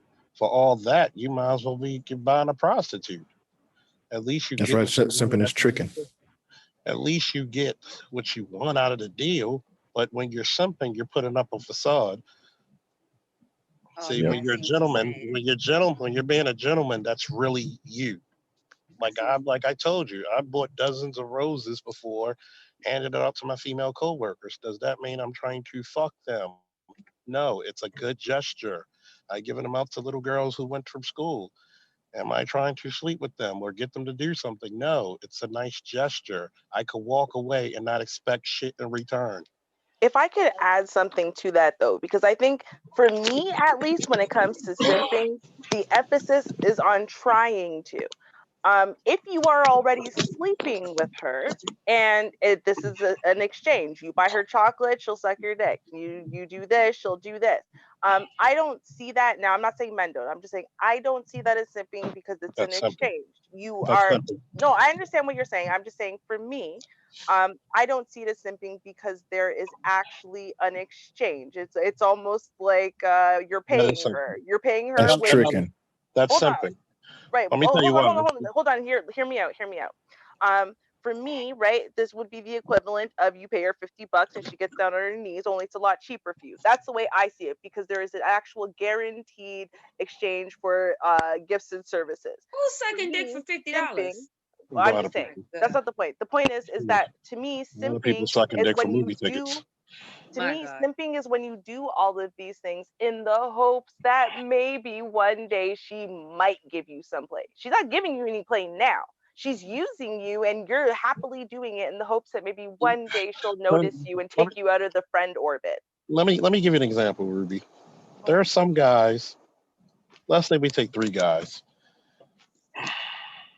one girl. Mhm. There's the one guy who takes her out. She really ignores this guy, not giving him sex, no nothing. Barely gives him a kiss on the cheek or forehead. There's another guy, she might does the same thing. She might do something sexual every once in a while. There's this one guy, he doesn't have to take her to the bus stop and she's gonna fuck him Mhm. anytime he wants. Matter of fact, the middle guy probably won't even get it. And if the middle guy calls, she'll actually get the middle guy to take her out, or the first guy to take her out, go get some food, and go get some extra food. Oh, I'm dropping this off for my kids or my mom, and feed the other guy who she's fucking without have to give shit back in return that food. Mhm. Oh Like my. you got to understand something. That's A lot of privilege to women. the next level. I'll put it to you this way. There are times women have made men buy them all kinds of shit, and they met me. I haven't even taken them out a date, but they're in my bedroom. Right. And I hear you on that. I'm just But as saying Max I said, don't come from but that orbit of women. Right. So I don't as come from Max the said, I orbit. am a superhero, as Max would say. I am a Exactly, superhero. right? So But I also don't come from the orbit of women who engage in casual sex in general, right? So when I'm speaking of the orbit of women What's your idea who of casual sex, though? having casual sex with sex, people before cas- a monogamous commitment. Marriage? No, casual before a sex is monogamous just See, commitment. my definition of casual sex is having sex with men before marriage. Well, I mean casual. that's you. Listen, we're Casual all allowed to sex have. is not committed relationship sex. And if you're not married, it's not committed. So Well, you know that's what? casual Again, sex. to me, being a married woman now, what I'm gonna say is that I don't define it that way. That's for me. For me, again, being in a committed monogamous relationship with somebody and then having sex with them, to me, that isn't casual sex. So is it different? Is it still fornication by Bible standards? Absolutely. But I'm is not it a Christian, casual so sex? I don't know nothing about No. the Bible. Well, there you go. But what So I will say, to me, casual sex is like Tinder, right? Hey, I think you're hot. Let's have sex in the bathroom. Hey, I think you're hot. We went on a date. Let's have sex now, and then I'm going to think about you later. To me, that's casual casual sex, sex. casual sex is just non-relationship, non-pressured sex. Right. Right. No strings attached sex. And to me, I'm not from the orbit of women who do that. So Oh, given that I'm not from there's a lot of women who are like that. See, are we going by the majority or the minority? No, So what we I'm gotta go. saying is to me, there's a difference if you're looking at the different types of women, right? So the type of woman who doesn't engage in casual sex, then for us, right, since we don't engage in casual sex anyway, in general, you're going to have an exchange of, say, gifts and services over the course of relationships. That's kind of how they work. For me, a simp is the one who's orbiting in your friend circle, who does everything for you. You walk all over him, and he's doing that in the hopes that one day you might see him like that and maybe give him some play. Whereas in, you know, the boyfriend, the guy you're dating and whatever, that he buys you flowers and whatever, and he knows that's going to get you feeling hot and steamy, so y'all are gonna have sex, because there's actually a guaranteed implication there that y'all have sex with each other. You are attracted to him already. You're not just using him. He will get some If play. he To me, has to that's not buy you simping. something to get you to sleep with him, that is a form of simping. See, you got to understand, simping's like Super Saiyan. There's levels to this shit. Okay, the fucking Super Saiyan blue of simping is to just go out of your way to do shit for a woman, and she pays you no attention, no love, no nothing. You get what I'm saying? My question is this: why are you getting more from a stranger than you are getting from a man that's busting your guts out every night? Like, Because Gus, this what is the the fuck? reason. Who does that? The reason why for a Most lot of women do that. A lot. That's fucking crazy to me. That's You know why? absolutely insane. You know why? Because everybody, man or woman, got that one motherfucker that all they got to do is call. But you know, no, you know what it is? I'll explain. So here's the thing. As women, right, and I think most women can agree, doormats are not attractive. They're not. But at the same time, they're very, very relate to convenient. this. So because they're very convenient, they will do anything for you whenever. They will drop everything for you, but that's not attractive to you. You want a man who's not going to do that. You want him, yeah, for of course he'll be there for you and whatever, but you don't want a man that you can use and walk all over. But the simp is literally that guy. So a lot of women will do that. They will use simps, orbiter simps, to sit there and fulfill all their other needs, and then they treat the man that they actually want to be with some respect, and give a shit about his time and expect him to give a shit about his own time. It depends on age too. But by that logic, you're saying that the man that you're busting it open for, you're not giving him respect because you're not requiring anything from him. But I don't require anything from strangers. I mean, a stranger, I don't want anything from a stranger because I don't know what he's bringing to me. What is that attached to? But somebody that honey. He's a friend. He's a friend who's in love with you, and you're using him. Even That's if basically what a simp is. there's women who uses husbands and boyfriends. Oh yeah. So we need to and stop. that's okay though, because you're using each other. You're using each other. Because you got to remember, if you're giving, and one person's taking, and never gives, that's abuse. So even then. But see, that's the point. That's why I said, I'm like, you're not simping if she's giving back. So if y'all are both giving, but you've decided your relationship is about exchanges, and she's giving and you're giving, y'all are both giving. But it's an exchange type of thing between the two of y'all. To me, I don't see that as simping because that's called she's tricking. Giving back. That's called That's because, tricking. Yeah, exactly. Because there are some people that don't have to give a damn thing and reap benefits like a motherfucker. Yeah, but it's still the not reality of shit. See, this is the biggest problem. People don't live in reality. They think that every guy they've been with, that guy allegedly gave so much. Bullshit. It's not like I haven't been around or been the person who ain't had to do shit. There are some people out there who had to work harder than others to get where, and probably even got further doing less. Okay, but I'm not saying that that's not true. I'm simply saying that you can't say that a man who isn't as attractive, maybe doesn't have that same sexual pull, is a simp for being okay with having a relationship that is about exchange and reciprocation. But that's also you're still getting what you want out of the deal, which is the point. The point is to still get what they want out of the deal. They're begging. It's like, for example, right? Most men don't even get their concept of masculinity or manhood from other men. A lot of them got it from their moms who tell them, this is what a man's supposed to do. But mom, why don't you got a man like that? The question Yeah, never gets asked like that. Charles, Because Charles, a and lot of them, and a his lot of father's them, not like that either. and a lot of them like this. But yet, you ask the question, yeah, well, your that's what I father was was gonna an get you on asshole. that. Your father was an ass. So the only person getting ass out there, the assholes. So a lot of this concept of being reciprocated, yeah, to each is their own. But yeah, if you're giving, and that chick is sleeping with the whole neighborhood, you're a simp, my dude. If you're not getting respected, you're a simp. Husband, boyfriend, friend. Yeah, but that's the point. See, you added in an extra factor we weren't talking about. We weren't talking about the fact that, and she's a hoe. Like, we're just And she saying that doesn't in have this to be a hoe. relationship, She Respect it. doesn't have to Now, be a hoe. but you just hey, said that, Charles, and she's She giving could it to be the whole neighborhood. That's a hoe. if she's disrespecting this person and treating this person like shit Exactly. and not even sex, that's still simping. But that's what It I doesn't just have to said. just be sex. but what It if you never do it? No, has but to be Here, Charles, sex. that's Ruby, what I'm let me saying. get You're in here. adding in extra things. I'm saying that There's if this is a many forms. reciprocal relationship, Ruby, There's you many just forms said, of hold on, simping. Ruby, you just said giving it to the whole neighborhood, right? that's what he said. I just Okay, but repeated you it. hold What Guess on, happened? what? but you said, There's but many. hold on, but you said that's a hoe, right? Yes. Hey, Okay, so Charles. Hey, okay, Charles. hold on. So a neighborhood is considered like a close proximity to each other.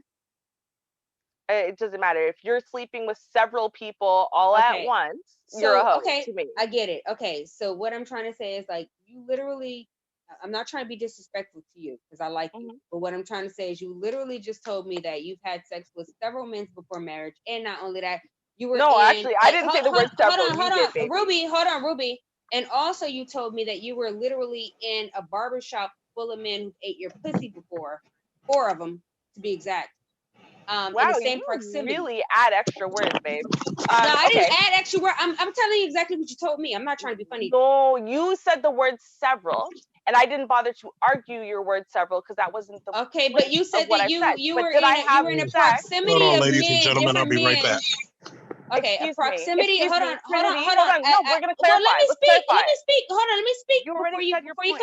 clarify. But let me speak before you clarify, please. Go ahead. Is it okay? Go ahead. Okay. Go ahead. So, in the beginning of this conversation, you said that you were not a virgin when you got married. You had several boyfriends. That's fine. That's your business. And also, you said that you were in a proximity at one point with at least 4 men, because I remember that exact number. You said at least 4 men who've eaten your pussy. Yep. And that BGS has called you a hoe, but whatever, you rejected that. That's fine. That's fine with me. I don't care because I'm not here to judge you.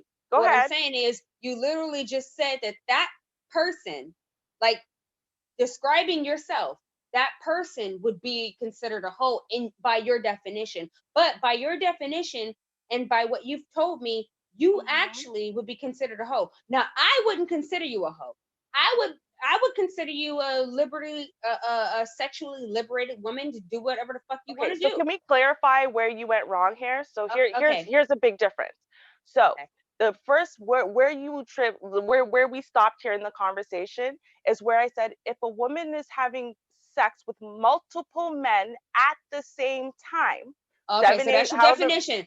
Hold on. Let me finish. I let you finish.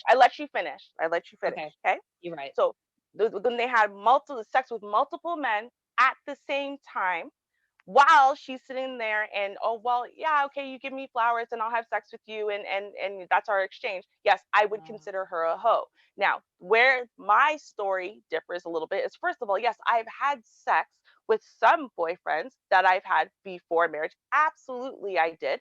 Now, my number does not reach anywhere near double digits, first of all. Second of all, I never had sex. Hold on. Second of all, I never had sex with multiple men at the same time ever in my life, not even close to overlapping ever in my life. That's not the way I move. And third of all, when we're talking about the guys who had given me head, again, was not getting head with from multiple men at the same time, or while I was in relationships with other people, or while I was having sex with other people, because I did not engage intimately with multiple people at the same time. Okay. So all of the So things that I've listed, you're all about like biology and genetics, right? hold on. All of the things that I have listed are to say that, again, when we were talking about the theoretical woman here, and I was saying, repeating back what Charles was saying about her having sex with the whole neighborhood, what I was talking about is someone who was having sex with multiple people at the same time. What my problem is with you, Ruby, I'm gonna tell you right now. Because I can't be fake. I'm gonna tell you what my problem is with you right now. You're trying to demonize a fictitious woman who, let's say, had multiple partners at the same time without commitment. But technically, you're the same woman. It's just that you have had a little bit of separation. But this is the thing that you're not saying. You're a woman of biology, so you know that as soon as you kiss a man, as soon as you fuck a man, as soon as you let a man put his lips on your pussy, you're exchanging bio fluids. And so that shit stays in your body for 3 years. So it doesn't matter if you having sex with multiple men within 1 week or 1 month. Once you engage in sexual contact with a man or anybody, you're exchanging those. I'm not trying to be funny with nobody, but you're exchanging those bodily fluids that can last in your body. Literally, when you fuck a man, and he comes inside of you, what happens? Hold on, let me speak. What happens is that you collect that sperm, and that shit goes inside your bone marrow. Now we don't have much technology right now to figure out what saliva does. But if you allowed 4 men to suck your pussy dry, right? That's saliva going inside your pussy, and you know what your pussy is, right? It's a suction cup. So that sucks up all of that genetic information up inside your motherfucking pussy, inside your uterus, and that shit. I'm assuming, I don't have any scientific proof, that it goes into your bone marrow too. So just because, hold on. Okay, just semen. Who knows? We don't know, because guess what? We are not we're not scientists. Okay, so we don't know. And every year we are evolving in our scientific. What's your point, Trinity? My point is this, my love. This is my point. Don't demonize women, other women, for the same shit that you are technically doing just because you have a 1 week expand or a 1 month expand from different guys. You still fucking different guys. You still getting that same semen. You still getting that same sperm. You still getting that same saliva. You still getting that same genetic information. So for you to demonize other women for the same shit that you're doing, I think it's wrong. Trinity, I sat there. Hold on, stop. I sat there and said, BGS said that despite the fact that I didn't have sex with a lot of guys because I got head from a lot of guys, I was a hoe. The same shit. It's saliva. Saliva has genetic information. Stop. And I'll stop. And no, it's not. Hold on, crew, stop. Crew, stop. That's nasty, crew. Don't admit that. That's nasty. Hold on. Now, as I was saying, because BGS said, yeah, but you engaged in sexual contact with these people, you got head from them. Therefore, I'm saying that's hold on. Okay, therefore, I'm sorry, Ruby. I'm sorry. It's frustrating. So I just want to finish okay, I'm gonna shut up. I'm sorry, Ruby. You're right. I'm sorry. I'm gonna shut up. Thank you. He said I'm a hoe because I received head from a lot of people, and I said, fine, okay, I guess I was a head hoe. And hold on, and I accept that 100%. I claim that, just like I claimed the people I slept with. Now, with that being said, I did not demonize. You want to say that hoish behavior is making her a demon and is defining her as a human being? That's on you. I didn't define her as a human being. I defined the sexual behavior of you sleeping with multiple men all at the same time as being a hoe. Absolutely. And I will stand by that, just like I'm going to stand by, okay, I was a head hoe when I was a teenager. I absolutely was. Absolutely. And what? And listen, and you know what? I respect you, Ruby, for saying that. But what I want to tell you is this. This is my problem. I don't have a problem with you having sex with, you can have sex with 1 million men. Do you know who I am? Have you done your research on me? If you ask any man around here, all of them say, I'm a hoe. I don't care. It's not about that. I'm not trying to demonize you. What I'm trying to say is, don't put yourself over other women because you feel like you're in a different class of hoes. When did I That's ever all do I. that? Hold, When did hold I on. ever do that? But when did I Just ever do now, that? hold on. No, Just no. now, when you All I demonize. did. Okay, No, all why I you? did was Hold call on. her a Are hoe. you gonna let All me I speak, did Ruby? was say Are she you was a gonna hoe. let me speak?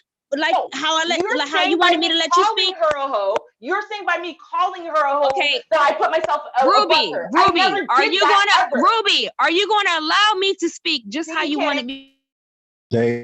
Ladies, calm down a little bit, okay? Try to let each other speak, all right? Okay, my point is this, is all I said she was a hoe. I never said I was better than her or worse than her or anything. So at the end of the day, for you to sit there and say, because I said, yes, I agreed with Charles that that's a hoe, at the end of the day, I didn't put myself above her to say, oh, but I'm not a hoe. I'm better than hoes. I'm better than that chick. I'm a better person than her. I never did that. We weren't even talking about women. We were talking about simping. So at the end of the day, for you to try to characterize my words as trying to put myself above any woman or to sit there and say I'm perfect or I don't make mistakes when all I do is sit up here and talk about who I am, what I've done, where I've been, and I don't sit there and not claim a damn thing about me. That is to say, you know what, to me, I have a problem with you mischaracterizing the words that are coming out of my mouth. I didn't put down any women, but you know what? You got to call a spade a spade. So if you're being a hoe, then you're being a hoe. When I was being a hoe as a teenager and getting head from a bunch of guys and whatever and being little player, and I thought I was cool, that's what it was. I'm going to claim it. Why can't we just claim shit? Why can't we just label shit? It is what it is and move on. Why do we have to be so up in our feelings for our behavior being called out for what it is? It is what it is. My name's Charles, and I'm a hoe. Oh yeah, you are a hoe. God damn. And I claim I hold them. But seeing it is what it is. I don't give a shit who's shaming who on the internet or anywhere in the world. I don't care if you feel internal shame or guilt or whatever. That's stuff that people got to work out on their own. But what we can't do is sit there and lie to ourselves or to others or on panels about what certain behavior is to make people feel better. Because at the end of the day, that isn't genuine and that isn't honest and that's not getting to the heart of things. We have to be honest. And if you're being a hoe, if something is being a hoe and you do it, then you're being a hoe. It is what it is. Why is that a problem? Why do we get so sensitive about this shit? We don't mind sitting there and saying when a man's doing this, well, he's being a simp. We don't mind that. We're not getting all sensitive about that. We're not cutting people's heads off over that. Because if he's being a simp, he's being a simp.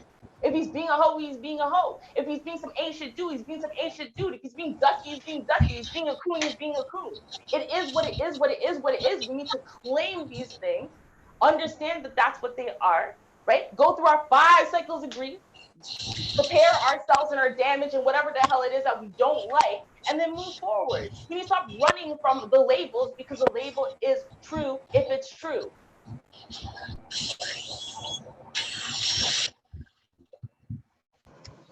Ruby, I claim my label, damn it. I know you do. Matter of fact, it's not just a label, it's a name. You can't be a hoe if you're not fucking the niggas. I am Eric Whoremonger and proud of it.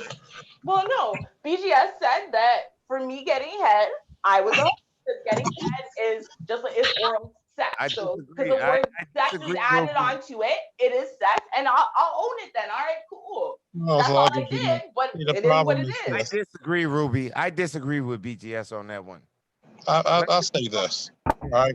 You're not a hoe. You can't be. Right. You're fucking the See, nigga. you gotta understand something. Is that we're in the age of the slut culture anyway, where modesty be damned. Everybody has their whole moments, no matter how sugar and spice and everything nice we see them, they present themselves or they change their lives to be. They're different, like simping. Being a hoe has levels. You feel me? Mm-hmm. That's true. That I is had absolutely true. people who judged me of the number of sexual partners I had, and I let people in the chat try to guess the number. But these are people who go to lifestyle parties and they're judging me off the numbers I had of sexual partners. The African cannot call the Jamaican black, can they not? So who's more the hoe? The person who goes to parties, or the person who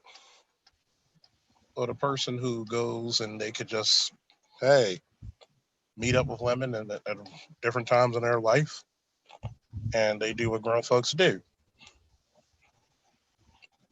You know, if you got the first, if you have what I was saying, throw that goddamn stone like Nolan Ryan. But you know what the problem is? People can't throw those stones, could they, Ruby? Mm-mm. Could they, Trinity? See, the problem is this. We gotta Wait, wait for. hold on. Could they throw their stones on what?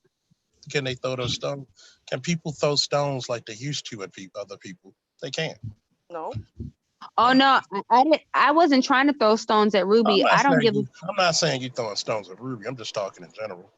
See, Yeah, people. because I have no problem with horror culture. What I have a problem is when women demonize other women for doing the same shit that they do, just in a different way. That's my only thing. I don't have no problem. I like Ruby. I don't have no problem with it, but just don't demonize other black women for your shit too. Like, we all doing the same shit, but just in a different way. I'm not For feeling the that. record, in case everyone didn't know this, me and Trinity do actually know each other. It's not like Yeah, this is we the do. first time Yeah, we met each I other. like So Ruby. Like, yeah, ain't got we're nothing. cool. And then we disagree, and then shit gets like this, and then we're cool. It's gonna be fine.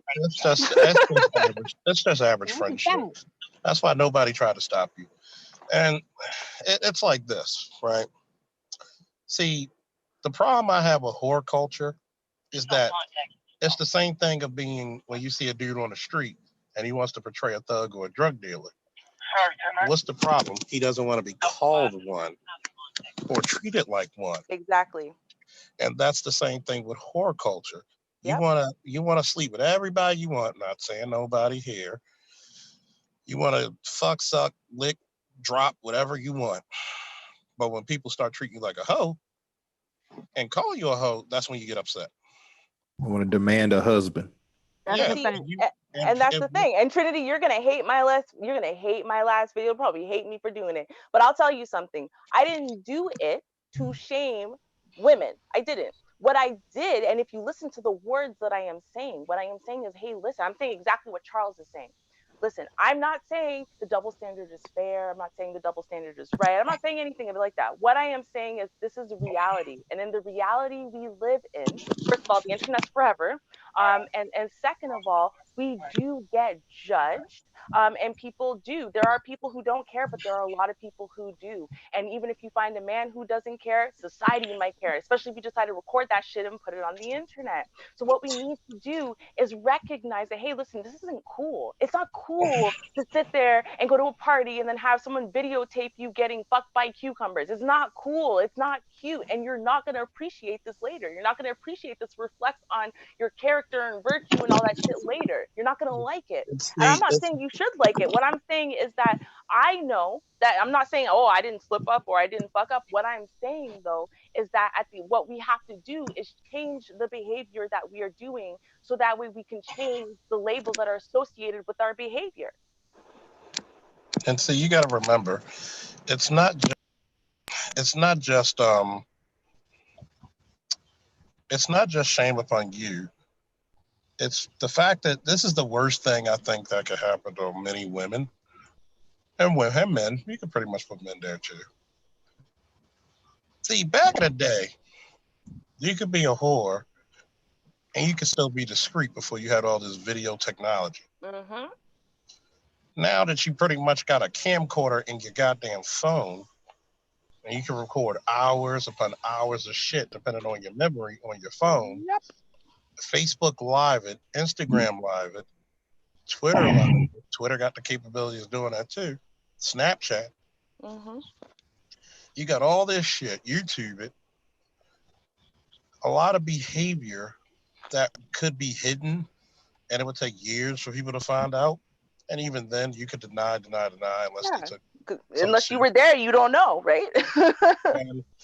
But now you got people whose kids are finding out about their behavior. I said the exact same thing, Charles. I said your kids, because the thing is, what people are not thinking about, right? So you want the attention, you want the likes, you want the views, you want the popularity. So you decide to get a cucumber or a banana, sit in your car and deep throat it on Facebook Live or whatever, and put it on the internet for the world to see. Well, you I got two guess young kids. Those kids are going to get old enough to search the internet one day. And guess who's a meme with 500 million views? Oh, wait, you. Guess who they're going to see deep throating a banana? I guess my root problem is, maybe I am being a little bit biased. Okay, I get it. You know what I'm saying? But this is what my problem is. I'm tired of these you know what? I'm tired of these females. And it's from my own family too. My mom, like I was telling Chaos Rain earlier today, my mom, I'm a grown ass woman. She had grown ass multiple kids, several kids. My mom had the nerve to tell me, look me in my motherfucking face and tell me, you know what she told me? You know what this grown ass woman told me? She won't sit here in my face and tell me she's a born again Christian. I mean, no, not a born again Christian, a born again virgin. And I'm like, really? It's like, this is what's going on. Like, and so I see this in everyday society where you have these hoes, these certified fucking hoes. Hey, Trinity, do not call your mama hoe. No, I'm not talking about my mom. Listen, I'm just saying what my mom said. I'm trying to give you the mentality of females. My mom's a grown ass fucking woman with hella kids talking about she's a born again virgin. Like that's the motherfucking psychosis that I'm talking about. And then I talk to these women. They doing whole shit every fucking day, but then they want to act like they not hoes just because they're not getting paid. Really, in my book, you're dumb because you're not getting paid. You're just being a hoe for no reason. You're a nasty hoe. You're not a necessary hoe. You see, you think that you're better than hoes that get paid because you're opening your legs for free, but really you're beneath of anything because you're nasty and you're just doing this shit for love, affection, and words. But at least women that get paid, they have an agenda. They have an objective. But you're just a nasty bitch who wants random dick. Like these girls that go to, like, I have cousins, they go to clubs and they get a couple of shots of Patron and they go home with a nigga they don't know. How is that any different from a fucking prostitute? Please, somebody tell me that. Explain that shit to me. I'm gonna tell you what it is, right? Please explain this to me. I'm gonna tell you what it is, right? It's the fact that when society allows people not to have any inhibitions, any morals, any code, and just go wild and free. See, this is the reason why there's a double standard. Females might not like it, but this is the reason why. One of the craziest things to do is to go on a sexcapade, and then next thing you know, you're pregnant, and it's 5 guys you got to choose from. Exactly. That child's got to go through the shame and carry your burden like you, even more so. Then on top of that, the state of all fucking people and places or institutions basically co-signs this whore mentality. Yeah. Because what if, I've said this many a times, what if there was no child support? Facts. You would see two things that's abundant. Less children, or you would see a lot of kids, and I'm praying they would just be left at a fire station or a police station, or the worst case scenario, left in dumpsters. Because in other words, you've given people, women have the right for their own bodies. Okay, cool. I'm cool with that. But you're given basically, you're not allowed to have any agency over your actions. And when you have that whore mentality, you still have the whore mentality, but you think you're still good enough to be somebody's wife. And that's where the psychosis kicks in. That's where the delusion kicks in. And then I noticed, you know what I noticed, Charles? I noticed these same women they demonize, like, say, okay, like these girls, they be twerking on Instagram or on the strip club, and they demonize them. They team up with men, and then they demonize these girls for getting money for like this quote unquote whore culture or this sexualized culture. But you're doing the same shit just behind the scenes. But the only difference is you're not getting paid. At least with those women, it's a business. You know, they're paying taxes. And What's see, the difference between you and those women other than the fact that you're not getting paid? and Can I see ask the you a question though? Hold on. I have a question, Trinity. So in general though, do you think that whore culture, like the generalized culture of being overly sexual and sexualized, do you think that it should be died down a little bit on either side? Or What do I you think think, like it's cool? well, because I think it's such a big business and I benefit from that. Of course, I don't want it to die down because I make a lot of money from that. But what I'm trying to say is either be a hoe or be a married woman. But don't try to be in between and act like you're not a hoe. You're just a free hoe. That's all I'm saying. Get married and be an honorable woman, or be a hoe and fucking put up with, like, you know what hoes gotta put up with. Don't try to act like you're such a classy woman where you're fucking anything that comes along, giving you irredeemable love coupons, or giving you a 3-month commitment just to get in your fucking drawers. Okay, but what you want to do is you're a banker. Anybody that comes in the bank with a nice bank account, you're gonna go out to dinner with him. You're gonna fucking suck him all day and all day. You're gonna walk away with nothing. But then you're gonna demonize women who actually have businesses. They're making millions and millions of dollars for this for being demonized, for giving these men exactly what they want, for this whole sex and whore culture. But you want to demonize them when really they're actually better off than you are, because you're not even fucking married. You're doing all the shit that they do, but just for free. And you think that you're better? You're not better. You're just a broke bitch. You're a broke hoe. You might as well just hold it, keep your pussy closed, keep all of your goods, wear a turtleneck from your turtleneck down to your ankles until you get married and be a virtuous woman. But don't try to fucking be in the middle and then demonize hoes. That's my only thing. Don't demonize women who are actually making more money than you when you're doing the same thing for less. That's all Okay, I'm hold saying. on. Hoes. So wait. No, because I think wait. Not a The hoe. thing is, If you hold on. do penetrate, you're a hoe. Wait, the thing is If that you shoot people what in front of their wives, you're a hoe. the thing is Trinity. what I didn't realize before, with, because you just said, that this is like you have personal skin in this discussion, this conversation. That is to say, whereas in some aspect of whole life you benefit from the same. No. What I'm trying to tell you, okay, I'm not going to tell you my personal life because You no one on here deserves that. But what I'm that trying to tell you somebody is in that front of their wife, you're I a hoe. didn't look at you. Crew, Stop man, stop. Hold on. explaining. Crew, hold on. Just let her finish. Crew, you're drunk. First of all, you don't know me, so you don't know my story. Wait. Crew, stop. First of all, Crew, I'm married. All That's right, number one. So okay, you hold on. Wait. Okay, crew, that's enough, bro. Okay, let people speak their piece. That's them. Okay, let her have her say, man. Don't antagonize like that. Okay, don't start trouble. Just don't do that, man. Okay. Jesus Christ. Go ahead. Joe. My bad. See, the problem is this. I don't care if a woman's a hoe. Sometimes I might even prefer it.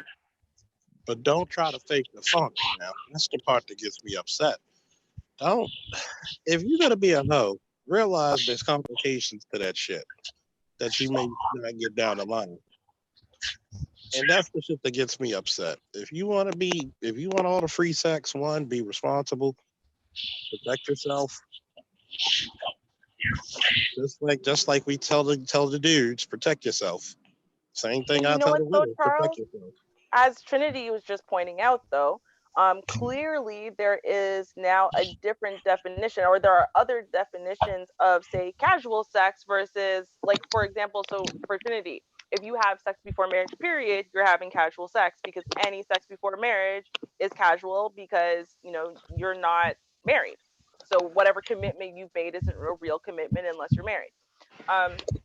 So I mean, I think that now throws another kind of like monkey wrench into this discussion, because at that point, then if you know you be with a boyfriend for years or whatever, and you know y'all ain't married, well, you know, depending on this new definition, I think, which includes, I think, because of the casual sex culture and, you know, kind of Actually, the free Ruby, sex that's not a culture. new definition because I introduced that into the beginning of the conversation on how I felt.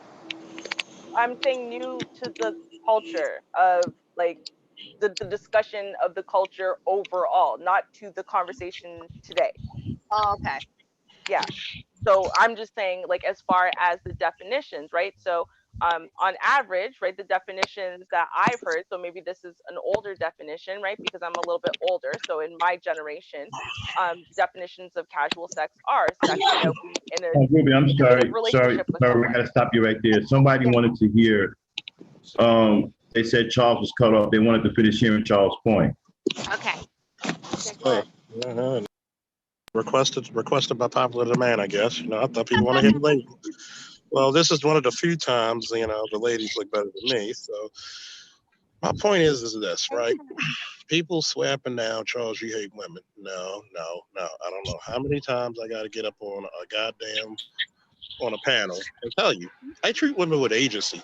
In other words, I treat women like they're fully fledged adults with their own brains and responsible for their actions.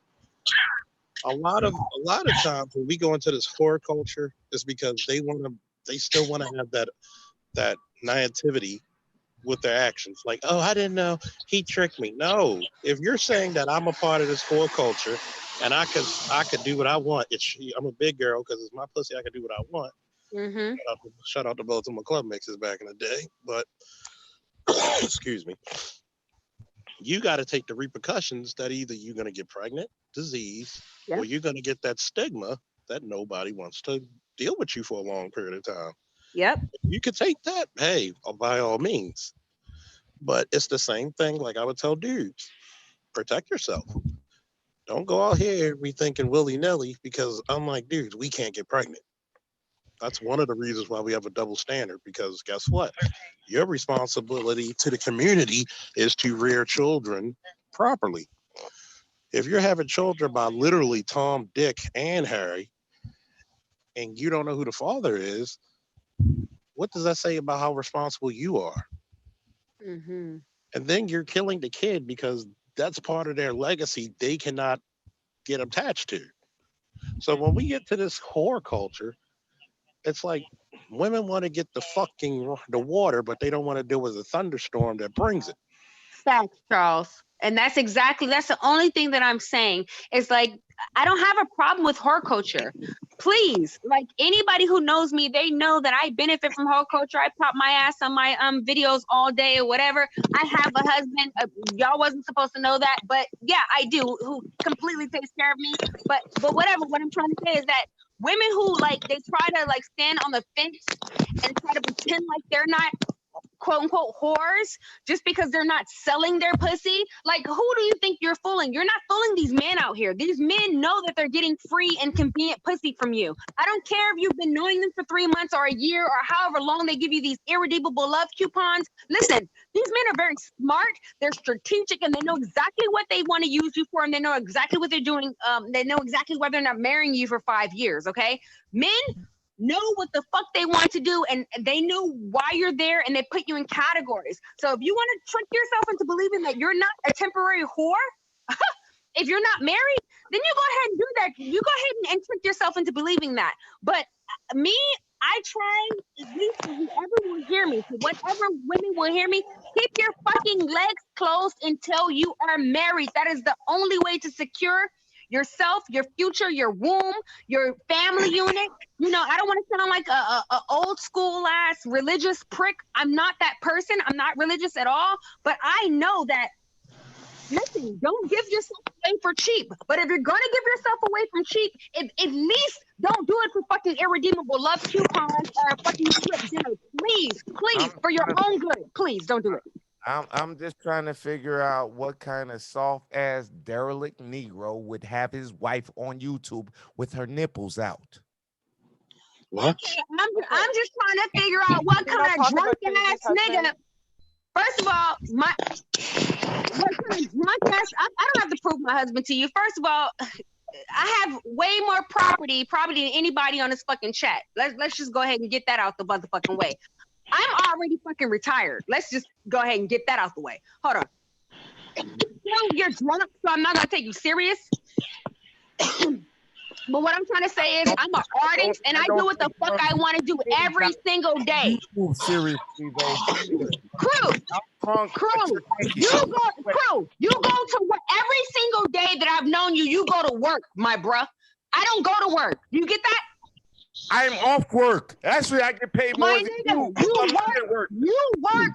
work for a company. I don't work for anybody. I am well secured. Do you understand? So for you to come at me is very stupid. Don't do that. You drunk, don't do that. You don't So hold up. Personal attack shit. What's the point of that? Hold on. Why are we being so personal about somebody's personal business on goddamn YouTube? Oh, so that's not personal? That's not personal? That's not personal? That's what we're saying. That's what wrong. What he did was not personal? What he just said was not personal to me? No, it's not, because you just said it. No, that's what he's talking about. He's talking about but why are we going on personal attack shit? Exactly. Like, stop. I don't want to go on a personal attack, but if you attack me, crew, I'm going to attack you. What I'm trying to say is you will lose again. I'm going to say, do not attack Ruby.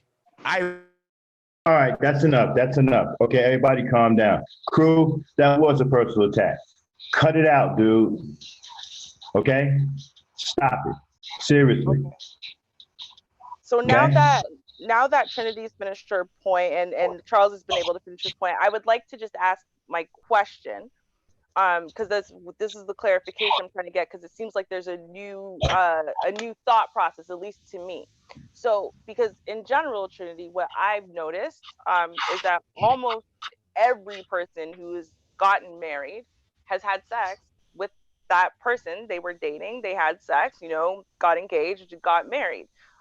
So you're saying though that, everyone who's having sex before marriage, like the only way to secure marriage is to not have sex before marriage, but that seems not to be the case. So how do you define those women? They did have sex before marriage, but obviously it was a real commitment. These weren't irredeemable love coupons because he proposed and then they got married. So how do you define that?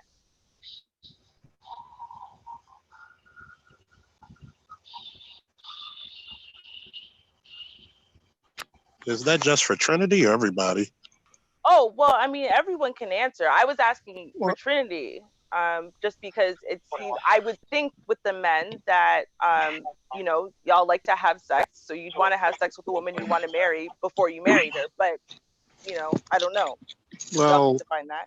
Well, you got to think about it. A lot of that shit started because of religious reasons. And if you really want to go deep into religious reasons, in some belief, once you had sex with that person, you're automatically married to that person. It's some beliefs.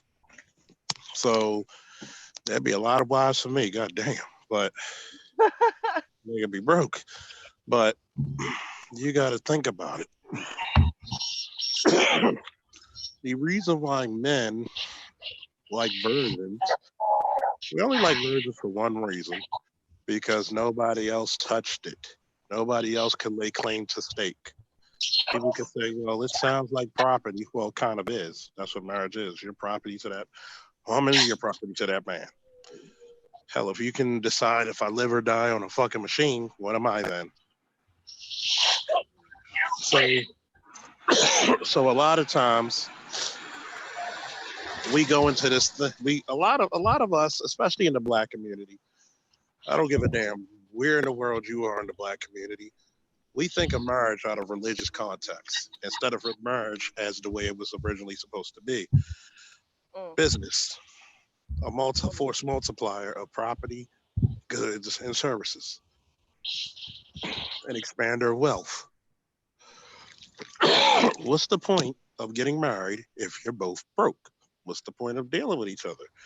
Unless it's just sexual and you're not really being serious about what's the fucking point if you're still gonna be broke and desolate.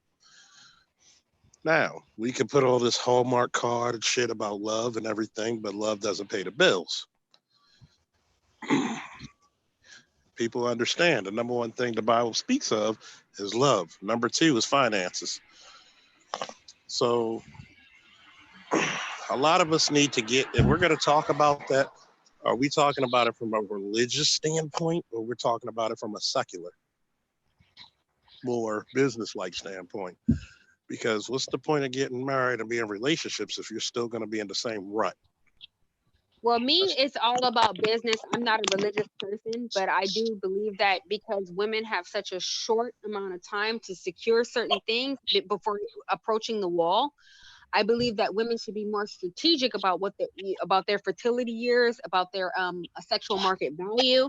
And that's not me trying to be callous, but that's, just me understanding how our world is in our society, and especially the way our society looks at youth and beauty and fertility.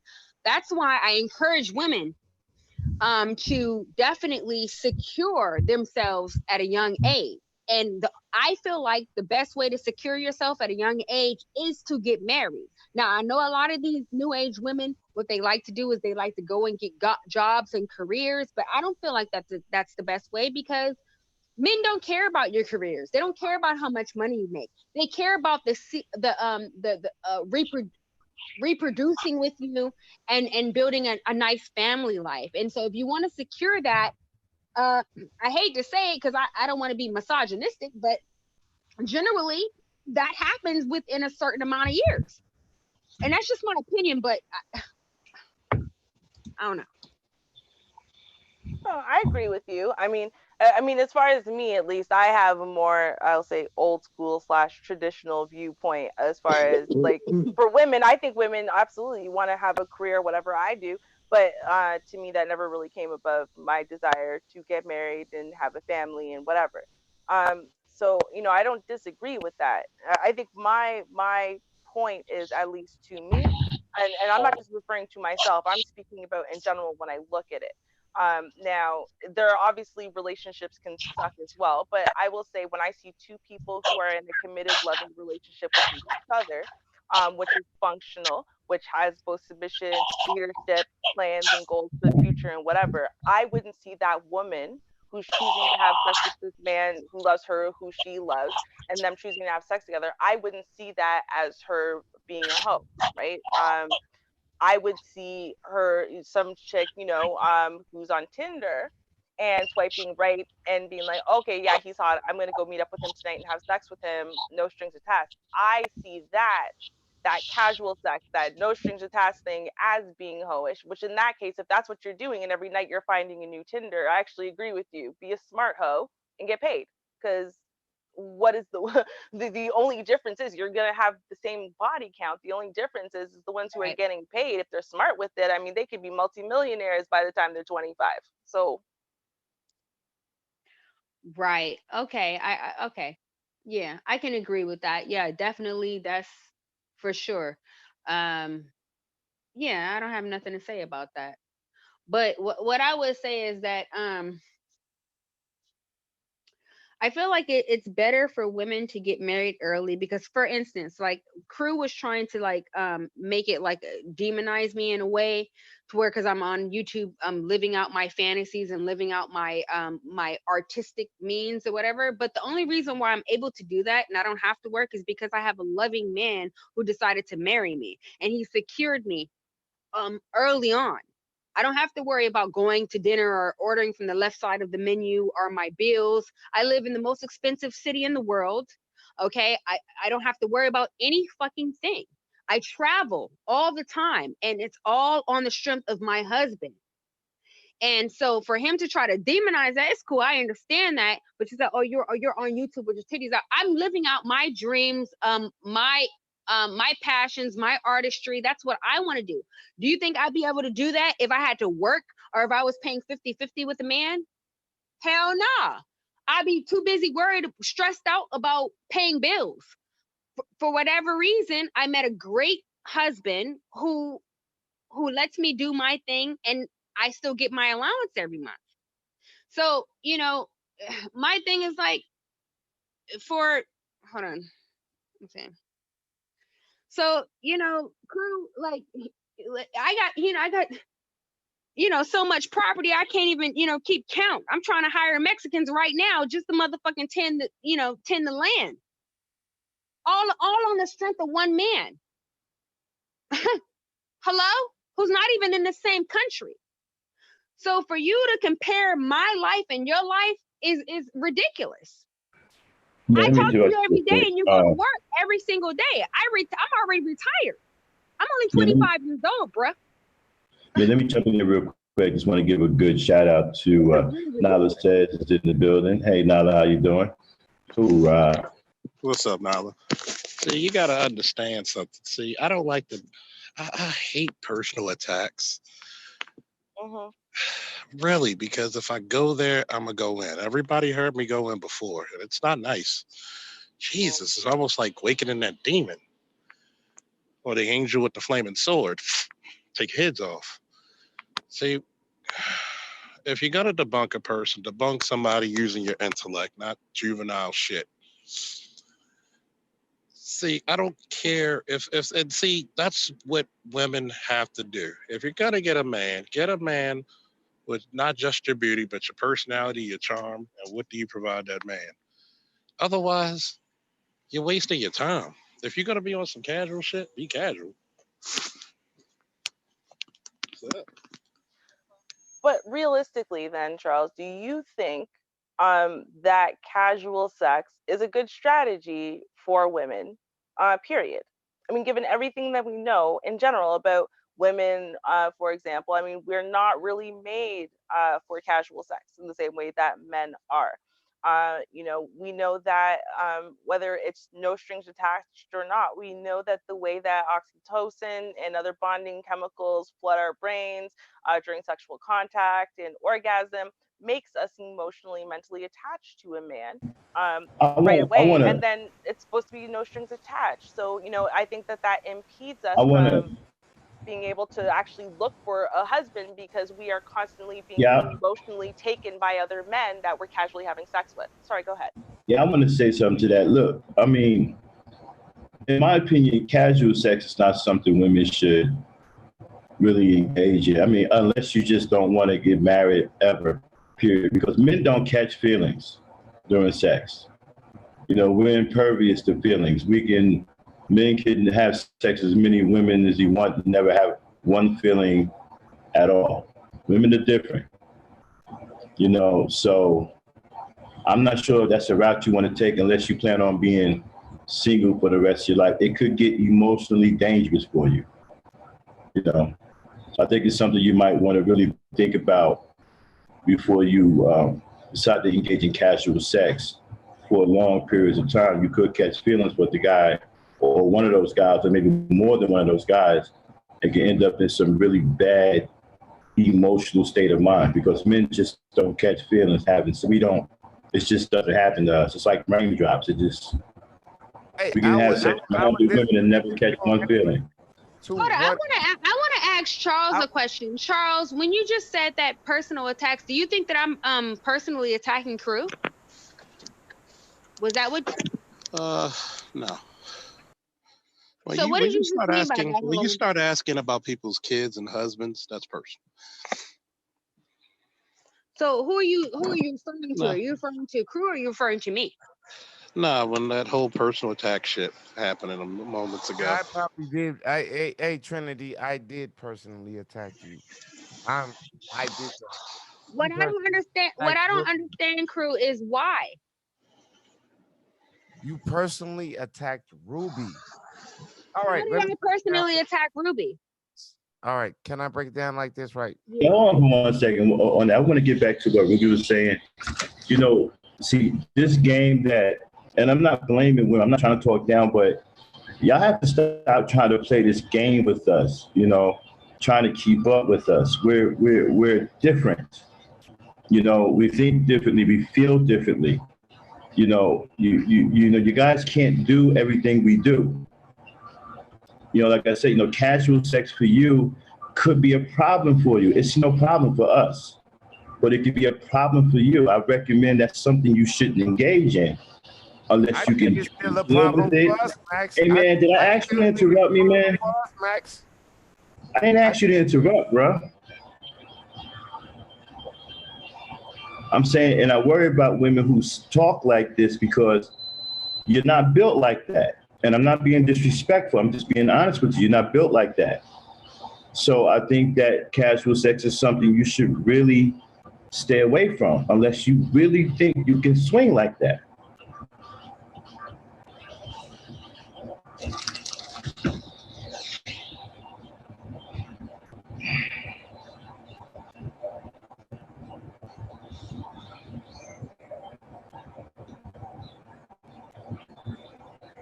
I absolutely agree with you, actually.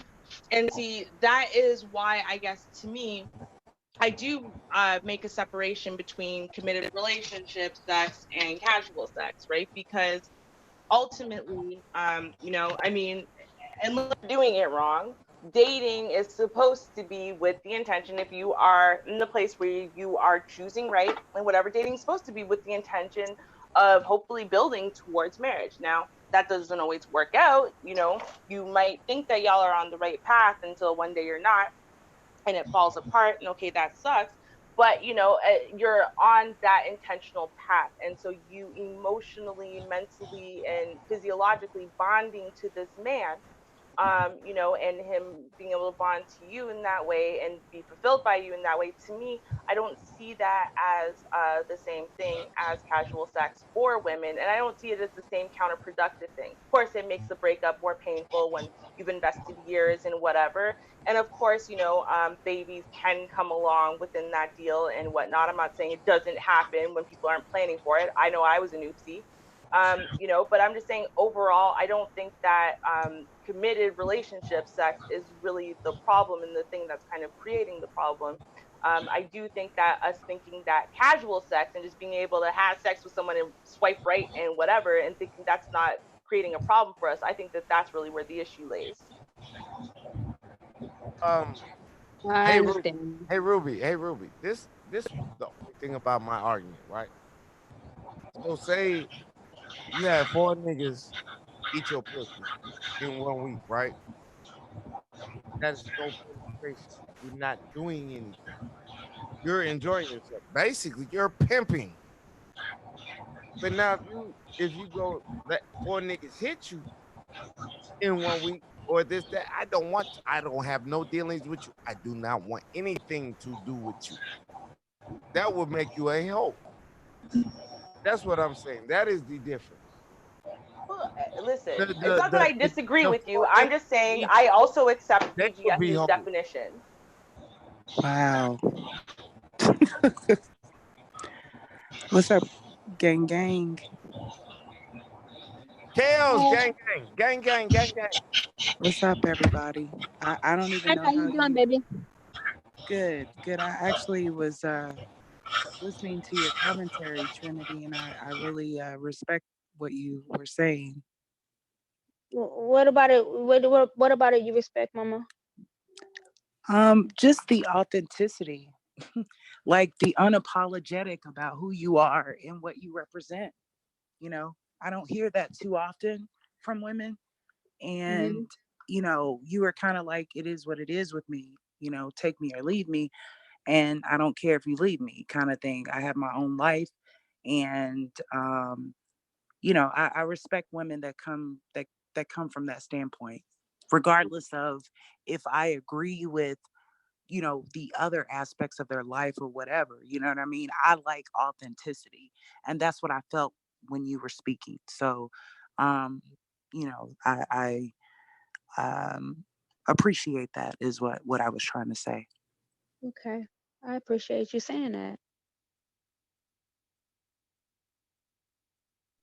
Yeah, but I notice every time I get on the panel, everybody gets quiet. So I'm not gonna stay Oh long. no, because we're Kels, waiting don't for go you to speak. nowhere. Don't go nowhere, Kels. Don't go nowhere, Kels. Nah, but don't ask me no 4 niggas in one night and whatever else crew. I don't play that. So Mm, good yeah, for let's you. not do that. Yeah. Hey, Kels, I would never ask you anything like that. Oh, I know, crew. All right, y'all didn't got. That's my only thing. Yeah, I I think was we're getting quiet. I think we're getting quiet because we really want to hear you speak. Like we want to hear your perspective. Oh, well, I don't I have only been listening for a small amount of time, but what I've heard um thus far, I mean, I like I said, I mean, Trinity, I've only kind of heard you speaking um since I've been in the chat, and I don't disagree with whatever you say, whatever you were saying. You know, um, it sounds like you have things that work for you. You know, I believe in creating your own relationship and not going by status quo. And whatever works for you, people just have to respect that. You know, and if they don't, then you know they can't speak on it. Well, you know what I really want to know from you is that what did you hear from me? Because I talk a lot, but sometimes I don't really get any feedback. So I want to know exactly what it is that you heard. Because sometimes I can say things and then people will perceive it in a way that I really didn't say it. So I want to know, you know, how did you perceive what I said? I perceived it as someone who understands her market value and her sexual value. And you basically capitalized on both. And that's not a negative. No, I Those, don't take it as a negative. Actually, it's a positive that you said that. okay, great, great, great, great. So, and especially the fact that you're 25 years old, or I think that's what you said. Mm. And so it takes women a long time to understand what they're worth. And the fact that you already know that, and the fact that you went for whatever you wanted, and, you are benefiting from what you have been gifted with, Facts. and what, and the skills that you've honed in on with your art and all of that. And again, you were unapologetic about it. And so the fact that, I'm not, you spoke about your husband and all of that, Mm-hmm. but I can't remember all the details. But regardless, you are in a position where most women want to be. But And the crazy part about it is most Black women can. I mean, come on. well, you have to know those two things, right? Black women, if you stop allowing people to gentrify you, you know what I'm saying? The people are trying to gentrify the Black woman right now. They're trying to lower the value of the Black woman right now. Every day you come online, every day you go outside. There are men trying to gentrify your Black womanness, your Black goddessness. They're trying to tell you what you're not, right? But if you just take a hold of that and say no, I'm not going to accept this low offer that you have for me. I Period. don't know if gentrify is the proper Well, it's probably not term the what proper you're talking term, but about. it's I something just don't along see that it that way. I negative. think, You yeah, and my whole problem with what's going on here is this, right? you might be right in technical If terms, you but turn I it just into a want to say, situation where, hold on one second. If you turn it into a situation where it's a pay to play, then then Black women should just altogether stop seeking meaningful no, that's relationships. not what I'm saying. What I'm trying to say is that okay, I'm an artist, right? And so I speak sometimes in a way that I feel, and I correlate different avenues, and I go different ways. And so I understand that you take gentrify as something else. I'm speaking as like a Right, but if you're not correlation to taking into consideration the my type of audience you're talking to, whatever my wait a emotion minute, is. hold on one second. Hold on one second. If you don't understand the type of audience you're talking to, then some Okay. of the things that you say can come off as irresponsible. Okay. Yeah. Well, okay. Well, let me go ahead and put my disclaimer out there, guys. Trinity, I'm you remember irresponsible. we do not use these words hope, feel, believe, all of those things. Okay. This is, So let me go well, ahead and put my personal disclaimer out there, guys, for everybody who's listening. I am a very free spirit person. I don't really have a lot of worries in my life. And sometimes I say things that it's not to be literal, but I'm an artist. And so I'm very colorful with my wording. So please be responsible with how you listen to me. Is that fair? Yeah, and I want to say something to you too. I don't think it's an issue of who you are, but I think I'm not the only one here who is hearing a pay to play type of setup here. It seems like this is what you're portraying, a pay to play situation. And if you're going to do that, wait a minute, let me finish. Let me finish. If you're going to do that, right, then we may as well say, okay, well, Black women, let's stop looking for meaningful relationships and just set up a pay to play business. No, I don't believe that. What I'm trying to say is that most women are only going, any race, most women are only going to marry one man, right? Generally. So you're going to meet thousands of men in your lifetime. So what I'm trying to say is that instead of being bitter until you meet your Prince Charming, benefit from each situation. Now, I advocate that you keep your legs closed. That's what I advocate for any woman of any race, to keep your legs closed until you get married and have a solid commitment. But if you're going to open your legs, it is what it is. Make sure that you benefit so you don't walk away a bitter, broken woman and you hit that wall with nothing to show for it. Because that's what I mean, I hate to be taboo here, but generally most women are hitting that wall with nothing to show but bitterness, resentment, irredeemable love coupons.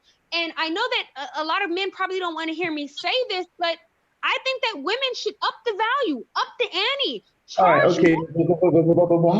Hold on 1 second here. You see, this rhetoric with the open the legs and closing the legs, I mean, we're talking about, hold on 1 second now. You just rant and ranted, okay? Let me say something here. All this rhetoric about opening legs and closing legs. We're not talking about, cats who are about to have a litter. We're talking about human beings here, okay? Exactly. I think that it's not a situation of, I think it's not a monetary situation. You're making it a monetary situation. I never said monetary. I said benefit. Yeah, but this is the way it's coming off. Most Black women are looking for meaningful relationships. You are attempting to erase that. And guess what? They're not even getting that, Max. You are attempting to erase that with your rhetoric. Because they're not even getting meaningful relationships. Hey, Trinity. Can I step in real quick? If I might ask you, you are cutting Max off. Yes, you are. And you are attempting to erase what many Black women are looking for and replace it with a pay to play type of ideology.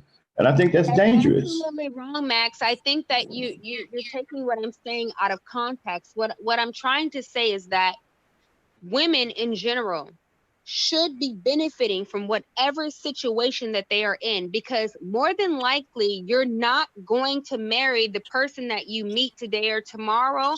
Relationships are built over time. However, here derives the question: should you be vetting men on your own personal time? Women, we only have a certain amount of time to secure certain relationships, for fertility, for all types of things, right? Before we're considered not marketable. And I know that that's callous, but this is the reality, right? Because that's the society. So what I'm trying to say is that instead of spending all of your time in a man's face or trying to build a relationship, are giving every man that you think is going to be a great potential, if he's not benefiting you in some way that you deem is necessary, how about this? Go read a book, go work out, go to the go take dancing classes, go learn a new language, go travel. I'm not saying go out and just look for some guy to gold dig on. What I'm saying is this: value your time. Even billionaires, they do not talk to people for free, period. These are people with lots and lots of money, and they will charge you $1,000 per minute just to be in their presence, because you know why? They value time and they understand what time is. You cannot buy your time back, but you can always make money if you have time. Can I ask you owe me $1,000, Trinity. Can I ask a question real quick? Because send me your invoice, crew. Yeah, go ahead, Cole. Okay. So when I basically was complimenting Trinity on what it is that she said that is going on in her life. There were factors that I probably did not say that I know probably played a part in the way her lifestyle is now. Because see, in terms of from a woman's perspective, and let me ask this question before I move forward on that. Trinity, are Yeah. you would you consider yourself very submissive to your husband? Yes.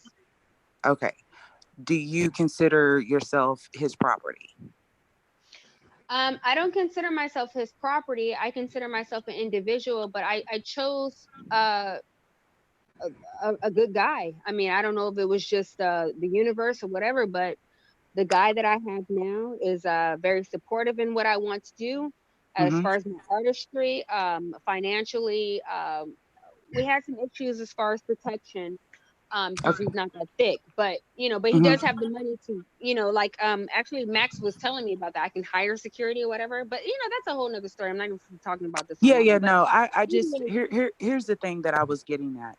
Um Typically in a situation that Trinity explains, there is a lot of what they call polarity. So that is masculine energy and feminine energy. So it sounded to me, and maybe I assumed, but she just cleared it up, that she was a submissive, feminine woman who caters to her man. In return, he is taking care of her. And so that's kind of how I interpreted what she was saying, because of the just basically the whole um, description she gave.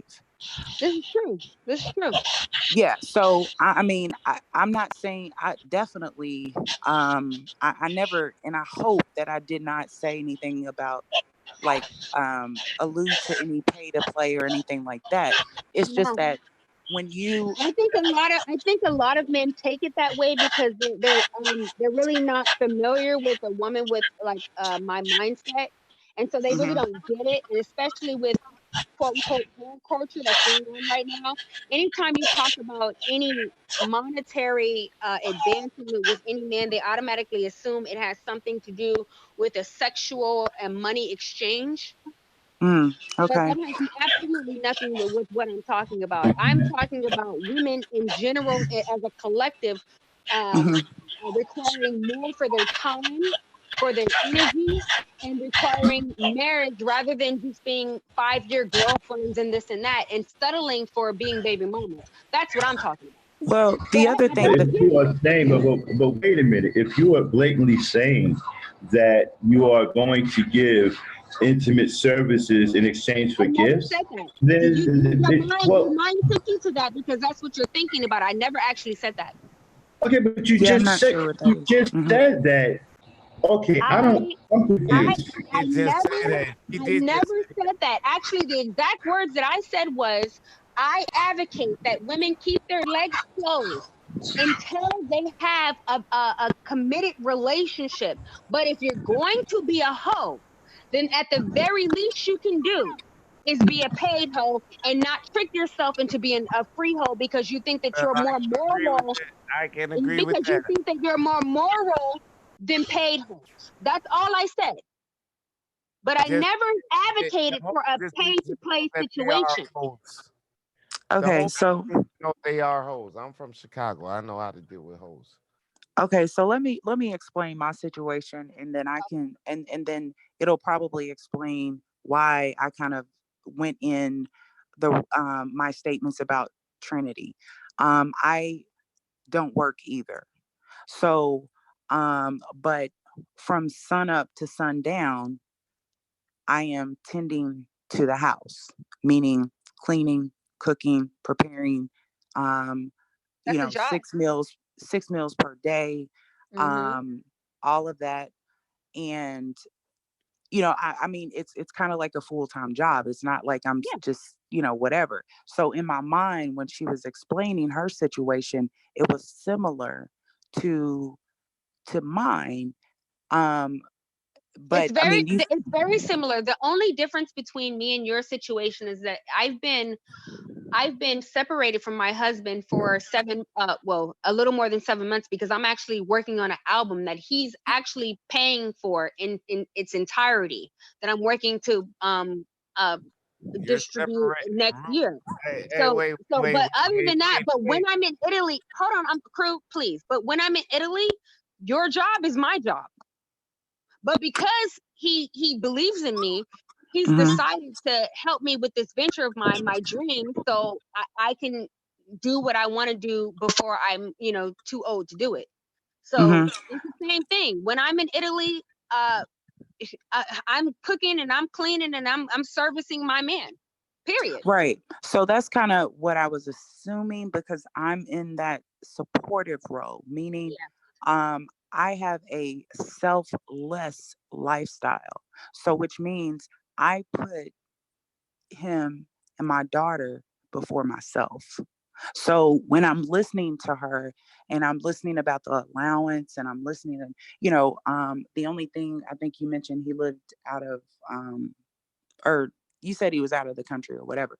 And so My husband is. We live in Italy right now, but I'm actually in the States right now working on an album. That's the only reason why I'm doing that, like to for my own artistry. But Mhm. everybody's situation is different. But Yes. the whole point is this: our men are needed for our protection and for our financial security and to reproduce and this and that, but if you have like ideas or whatever and hobbies that you want to explore, then you should be able to explore that. My thing is, I'm so glad that I did not waste my time being a 5-year fiance or a 10-year girlfriend or a baby mama to some guy, because I would be fucking miserable and unhappy. Mhm. Well, Oh, that's what I give both of y'all, right? But what'd you say? I do not understand how the niggas paying for your album and Well, I don't know about that. separated. But I have been married. First of all, we're not separated. I'm just in a different country. Yeah, I think when you said Oh, separated, he probably y'all thought you married, meant, y'all just not in the same country, but y'all still yeah. married. Listen, let me tell you something. He wouldn't be paying for my monthly bills and my allowance if we were truly separated. So whatever I tell niggas That's what online, that doesn't make. that's I what troll niggas all day online just for my own glee. You understand? So whatever I tell niggas online doesn't really matter. What actually matters is what's actually going on. Really, Mhm. YouTube people are not even supposed to know what I actually have going on. But since you want to put me on blast, crew, I had to go ahead and No, let you I'm know what not the fuck putting it you really on was. blast, Trinity. Well, Put I'm you on letting you know what it really is then. So But since what you I'm want to do saying that, is, if he is your husband and that's your husband, yes, he you is. I can upload the motherfucking video right now. We got like married. Like, boy, like I stop. said, Drew, you're drunk. that's what you're Drew, doing. Cool. please just That's stop. cool. Just stop. All Just I'm stop. saying is, Because I don't want to embarrass you. I really you don't. can't. I You was just can't. gonna say real quick. I think that when people hear the word separated, they automatically think that you are estranged. But what you're Okay. saying is that he's just in another. He's in Another you're in the country. States and he's in yeah, But yeah. I'm completely fully provided from. Like, how can I live in the richest city in the That's all world I'm and saying. not have anything? That's hey, Supreme. That's all I'm saying, right? You could have been my wife, and you could be in Japan, and I would be paying for you, and you're all the way across the country, all the way across the world for me. As long as you are still my If wife, there's an agenda, I if will there's be a with set you like agenda, that. everybody, everybody's different. Nobody's the same. Relationships are different. People, they have different agendas and different things that they have going on. Right, right. And I just want to clarify that for Max as well, because I know audience, for the audience's purpose, for the purposes of the audience, I'm sorry, um, that was far from my mind. Like the whole pay to play Max and all that stuff. Like that Yeah. was not. I kind of just assumed But the reason why that I didn't it push was. back Mhm. on it is because I'm so used to it. Whenever I get to talking my quote unquote rhetoric, men automatically assume, because this is what they think, they're used to their $40 whores and this and that. They automatically think that I'm talking about some sexual play for transaction situation. It's like, and at this point, I don't even feel the need to argue back and forth with men about their own personal fantasies. You know, I know that I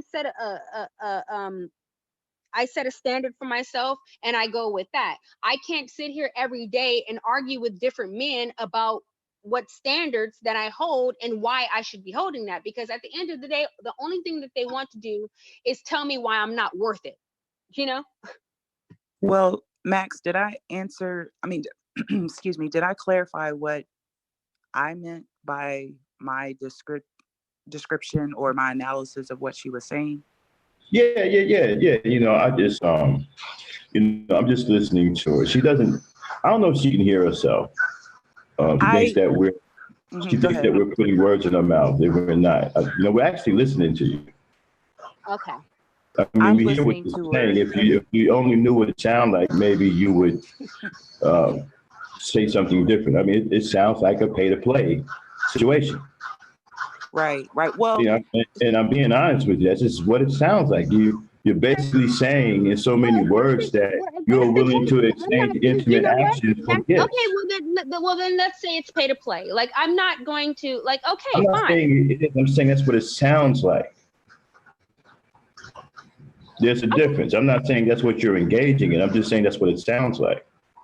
But I'm married though. So okay, I guess it doesn't matter. It doesn't matter. Like, I don't care Well, really. that didn't come You know? into after. We didn't hear that until after the damage was already Right, done. because he busted me out. He tried to put me on blast, and I really didn't want nobody to know I'm married, other than the 3 people that I wanted to know. But since, you know, Right. Okay. Well, no, that's fair enough. Fair enough. yeah. So, anyway, I mean, I'm not trying to take over the panel at all. I'm gonna just No, go Phil, on you're mute. fine. You're fine. You're welcome. And I am unapologetic, but I do apologize. Trinity, I just said what I had to say. it's okay. I'm not tripping off you. Kels, I want to let you know that I really appreciate you for being a very classy woman, and also I want to commend you for being a submissive woman to a man who deserves it. I really appreciate that out of Black women who are secure in themselves and who can submit to a man who's doing the work and providing and protecting, because that really, it says a lot about you. Thank you so much. I do a lot of trolling in the chat, but once I get on the panel, it's a totally different. It's cool. No, Wait a Kels, minute, totally you different. troll? Kels is You a supreme troll? troll. No. Kels is Yeah. a supreme troll. Kels, look, I just want to ask a favor from all the ladies on the panel. Can y'all hear me? Mm-hmm. I always wanted to do this with a panel full of ladies. Y'all ready? Y'all gonna get the joke as soon as I say it. Okay. The ladies ready? Yeah. Mm-hmm. Where's Ruby? Can Ruby hear me? Ruby, where you at, girl? Ruby. I'm here. Okay. I always wanted to do this with a chat. Okay, ladies, on 3 when I say it. Y'all ready? Cocaine Yeah. Kells get on it too. It's a woo. It's a woo.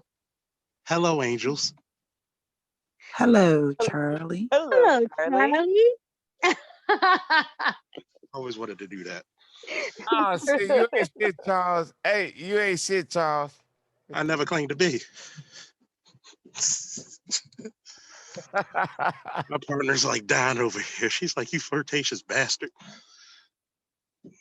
Well, I was just gonna say, Ruby, you don't have to be quiet because I came on the panel. You all Oh were no. talking before I got here, so I'm gonna go on mute though. Oh no, okay. I just figured you came up to address Trinity, so I was like, all right, well, I'll allow y'all to do your thing then, and eat my dinner in the meantime. Hold on, what did you cook, Ruby? Basically, slow cooked pork and some veggies, and then Oh kind of made no, like a you blue and cheese LMP pasta with sauce. that. No, you and LMP with that pork. No, I can't go. Love pork. Y'all Canadian people. I can't do that. I Well, apologize. I wanna say, Ruby, you know I love you, right? You know I be talking shit, You but know I you love know you I too, really like you. Trinity. Yeah, I really like you. I think you're very intellectual. I admire you. I love the way you speak. You know, I think you're very feminine, and I don't want you to think I'm trying to come at you, but you know I just be getting in it and I be talking my shit. So I don't want you to think, you know, I was coming at you. No, no, like I said it in the chat. I'm like, I love you because, Yeah, you're so passionate, but you're young enough to be passionate about everything that you think and feel. Like you got passion behind everything you say. Um, that's true. we've always had this issue of like okay, can you shut up while I'm talking? Okay, yeah, That I will. And then as soon as it's my turn now, we'll do the same thing to each other because we're terrible at it.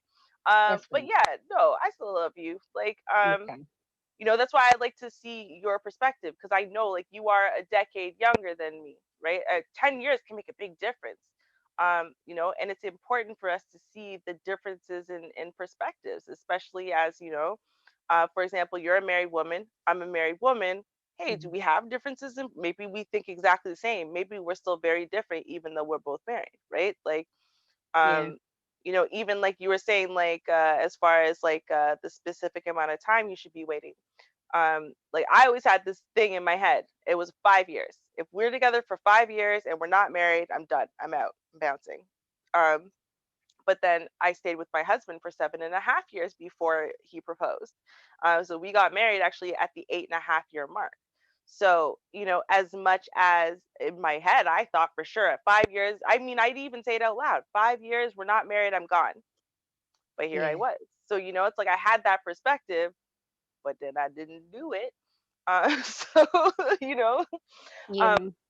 but then you had because y'all were together for like a short period of time before you got married, Yeah, right? hella sure. Really, I'm go ahead and be honest with you, Ruby. Like I was a hoe. That's why I tell you I'm not mad at wholeness or whatever. I'm gonna be honest. I married my I fucked my husband on the first night. I met him in Italy. We fucked on the first like we had like he bust like 7 nuts. I went to France, Nice, France, which like not too far from Italy, and I was out there. He called me. He was like, oh, I can't stop thinking about you. It's way too much to be talking. But anyway, he's like, I can't stop thinking about you. I'm going to come to you wherever you want to go. And he took me all around the world. And 3 months later, he asked me to marry him. And I did.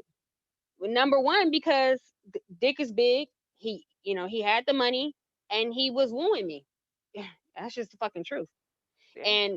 And ever since then, I mean, it's just been a dream, but I had to let him know that I still have this dream, as far as like, my music and shit, whatever, and he's supporting that. But yeah, it might be like a short amount of time, but everybody got their own story. Hey, Hmm. Trinity, that's why I was going at you like that. Like it wasn't. It was because you were going at Ruby, but I know what the fuck this shit is. You give me. That's why I said it. Mhm.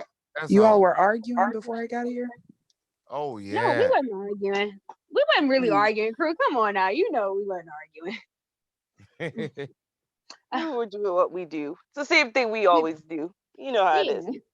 Um, but then see, my question is, right? So, because you talk, and I love the fact that you are now using the term freely, irredeemable love coupons.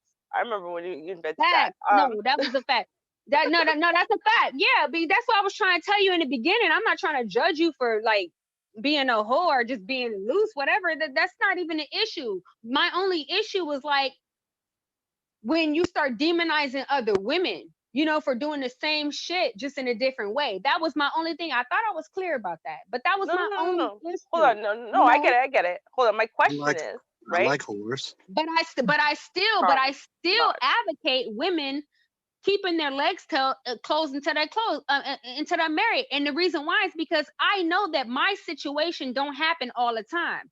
I could have mm-hmm, very easily got played. You mm-hmm. see what I'm saying? So I'm See, not that's going to my advocate question. that you just go with the flow. Obviously, I'm going to advocate that you get married. But if I'm gonna keep it real, yeah, I fucked my husband. I mean, it was on. I was on some. I'm in Italy. I'm popping this pussy, and this and that. But it just so Supreme happened to work out for power. me. It just so happened to work out. So But that my doesn't question happen for is, everybody. Trinity, so I have a question for you, right? Yeah. Because we talk about the irredeemable love coupon. So my question is this. Now, how did you know that what he was saying to you and what he was promising you and what Okay, I'm y'all gonna were tell doing you. was I'm not gonna tell irredeemable you love what it coupons. was. Okay, I'm gonna tell you what it was. When I had never had a one night stand before. When I got to Italy, I touched down and I was like, yo, I'm about to get one of these Italian men. I'm gonna go ahead and keep it real. I'm gonna get one of these big dick Italian mans. I never did no shit like this. Don't nobody know me out here. I'm about to bust it wide open for somebody because I had not had sex for a minute. And so I had went to the African spot of the town or whatever, and it just happened that way. He took me dancing, we had a great time. I mean, I had this beautiful ass red velvet like two-piece on. I mean, I was looking good as a bitch. I had my eyelashes on, my little rouge makeup and my red lipstick, and I was just feeling good. And so, we had a really long night of dancing, eating, and talking and flirting, and I never done nothing like that before. And it's my first time in Italy. And so I fucked the shit out of him. I mean, I swear we fucked like 7 times in one night. I mean, it was, and then, but in my mind, it wasn't like I was expecting anything from him. You know what I'm saying? In my mind, I was like, I'm about to, do this crazy ass shit and have something to come back and tell my friends about. And so he actually wanted me to stay with him after that night, but I told him, listen, I'm on a journey, and I said, I'm going to Nice, France next, and I'm just on a journey, I can't stop for you. And that was it. The very next day I left, I went to Nice, France. Boom. I was in Nice, France for like a week. He sent me a text message. He was like, listen, I can't stop thinking about you. Wherever you are, wherever you want to go, I got the money. Let's do it. Boom, boom, boom. So I was like, ooh, at the time, I really wasn't in love with him, but I was like, oh, he got the money and he got a big dick. Boom. So I took him, he gave me his credit card right away, and we just went hella places all around the world. And then 3 months later, I think it was in Africa. We was in Africa. He asked me to marry him. I told him no. And then okay, we went to Barcelona. He asked me to marry him in Barcelona. I said no, but it was funny because I got stuck in Africa. They wouldn't let me out of Africa because I was a day late on my visa. He had paid for the whole shit, which I was really grateful for. I was a day late and I was stuck in Africa. And so he had to come all the way to Africa to come get me because I don't speak Arabic. And so he had to come all the way to talk to the fucking judge in Arabic just to get me out of this fucking country. And he took me back to Italy, and then he asked me again to marry him.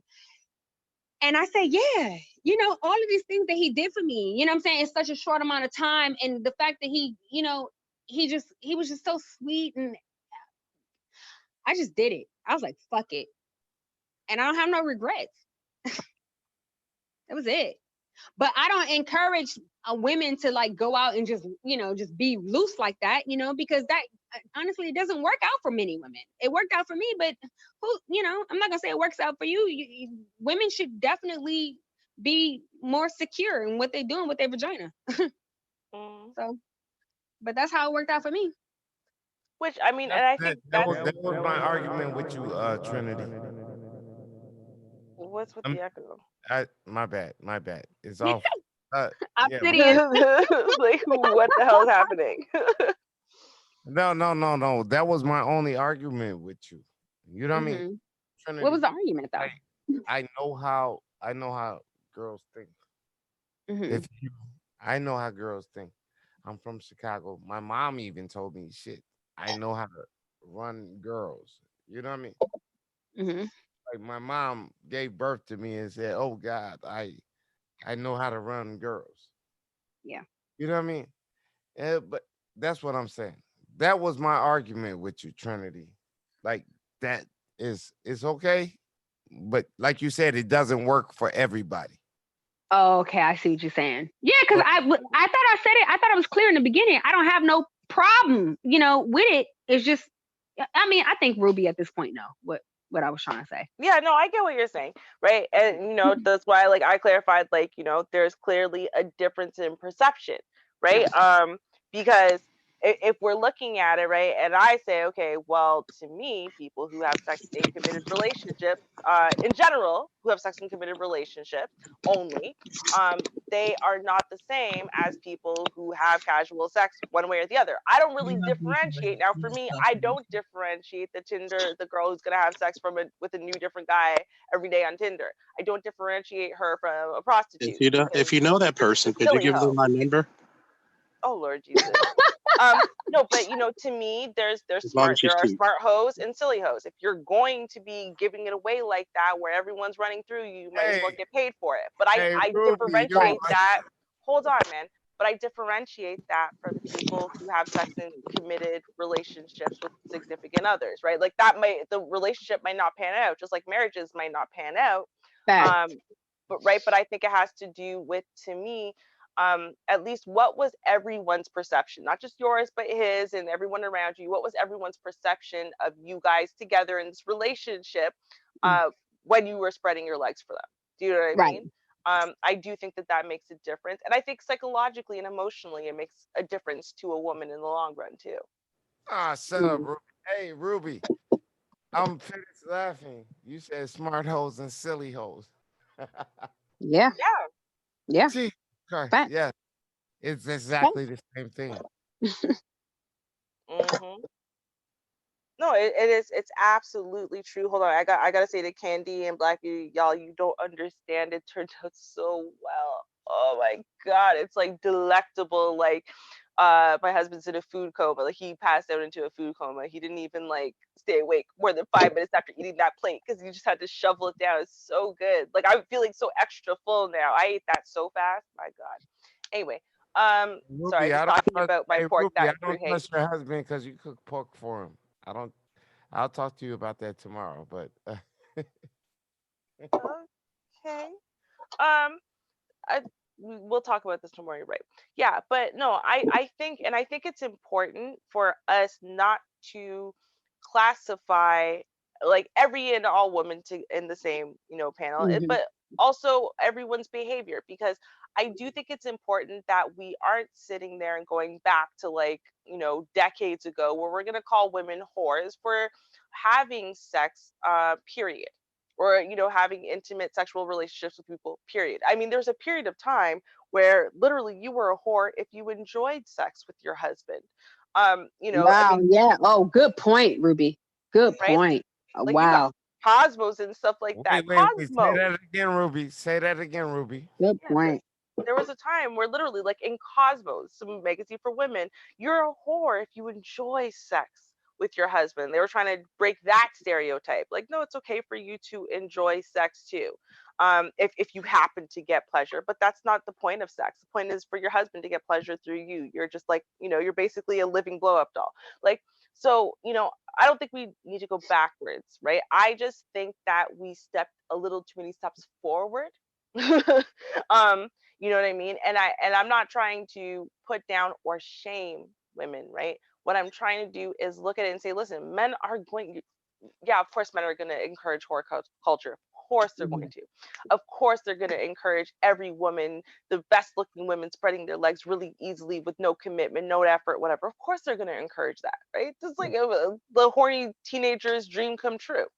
um and I'm not sitting there on the whole, oh, blaming women for everything, right? But what I do say is, hey, listen, ladies, we got to look at the impact from us, not just socially, right? There's Yeah. a social impact, obviously, but I'm talking about the literal impact that happens to us, right?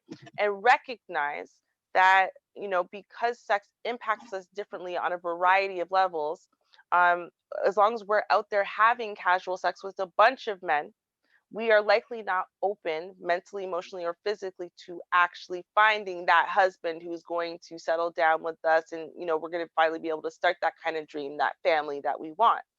Right. And then on top of that, we might find the right guy. And then, God forbid, you decided that the internet was a great place to post some of your hijinks, and they find that. Mhm. And then they go, you know what? I can't marry you. My mama might see this. Our kids might see this. We have to Mhm. start thinking about the long-term impacts of the decisions we're making today. It might sound like fun. It might be great.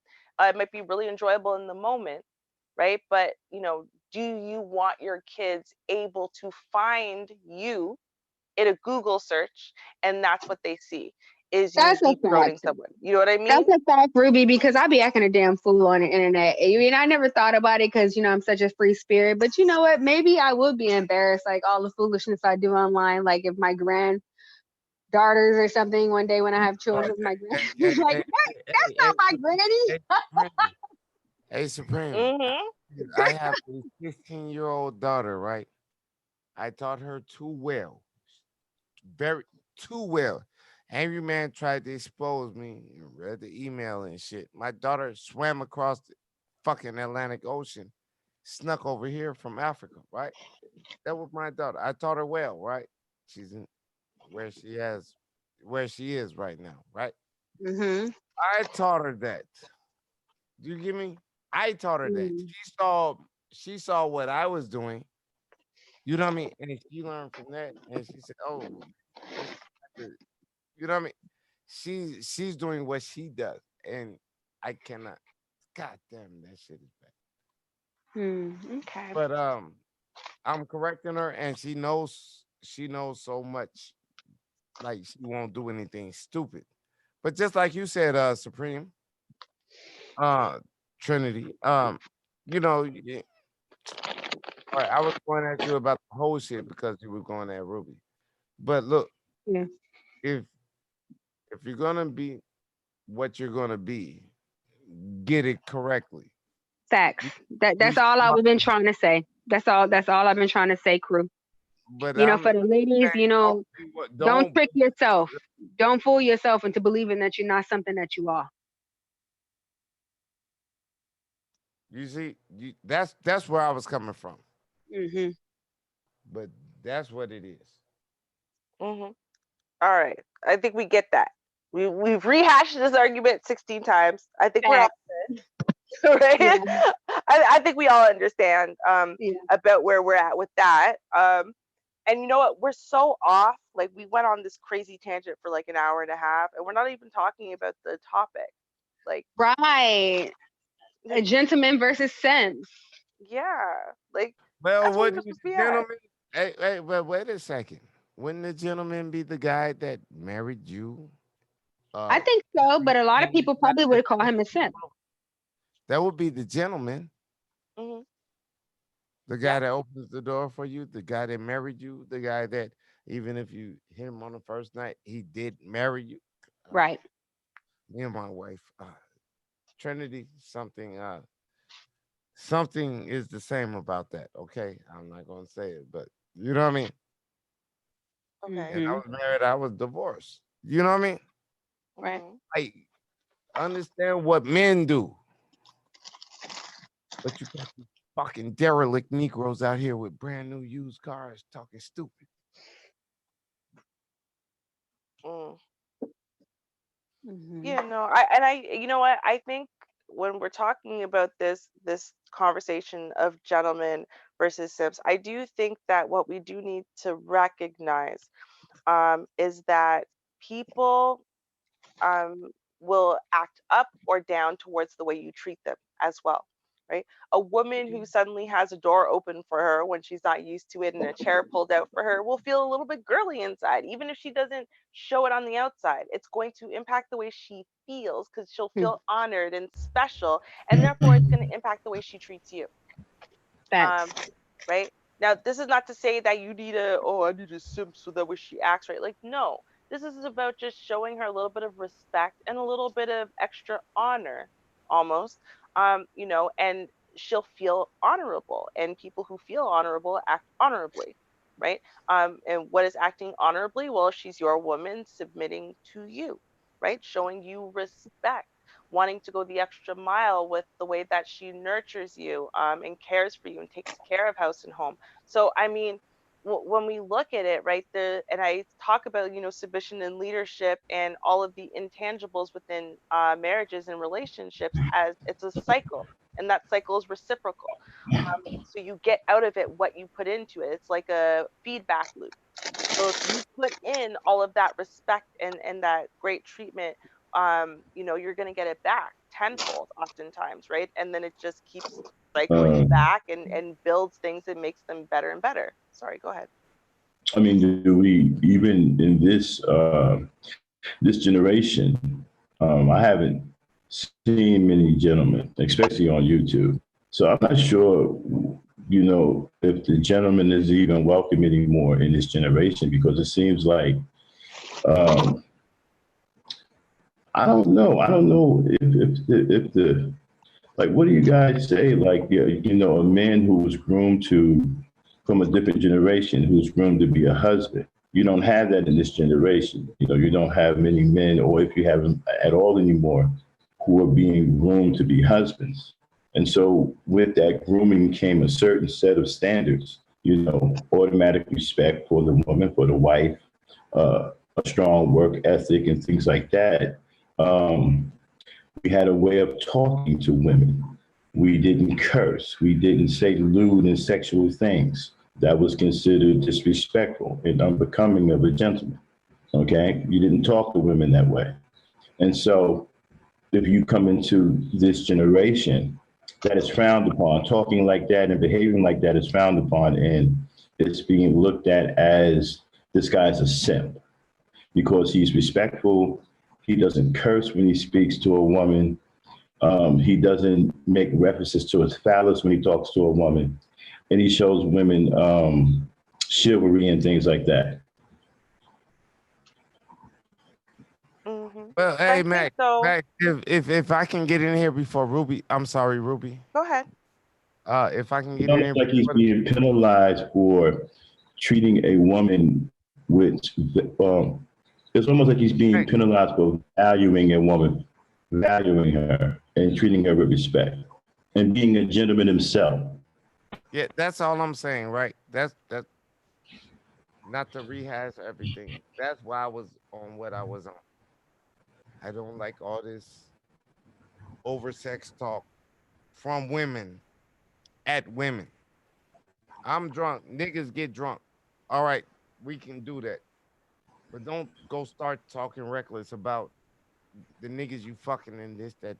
That is do you get me? Like, we have a code about this shit. You know what I mean? Like, we have a code about that. I will not allow that. I will not allow that for my daughter. I'm sure Max wouldn't. I'm sure all the other people that I deal with would not allow that. That is the code. That is still the code. But these new motherfuckers don't understand that shit. My bad. I'm done.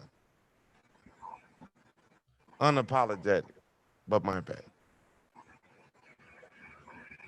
Well, yeah, what I was gonna say is that I think, first of all, like, as far as the standards of what's respectful and disrespectful, I mean, that's going to change a little bit from generation to generation. So what women are going to feel disrespected by and what we inherently know to be disrespectful, let's say in the millennials or the younger millennials, is different. But what I'm going to say is this: I think the majority of this foolishness, this outright foolishness, where we want to conflate things like masculinity, acting like a man, acting like a gentleman, with simping.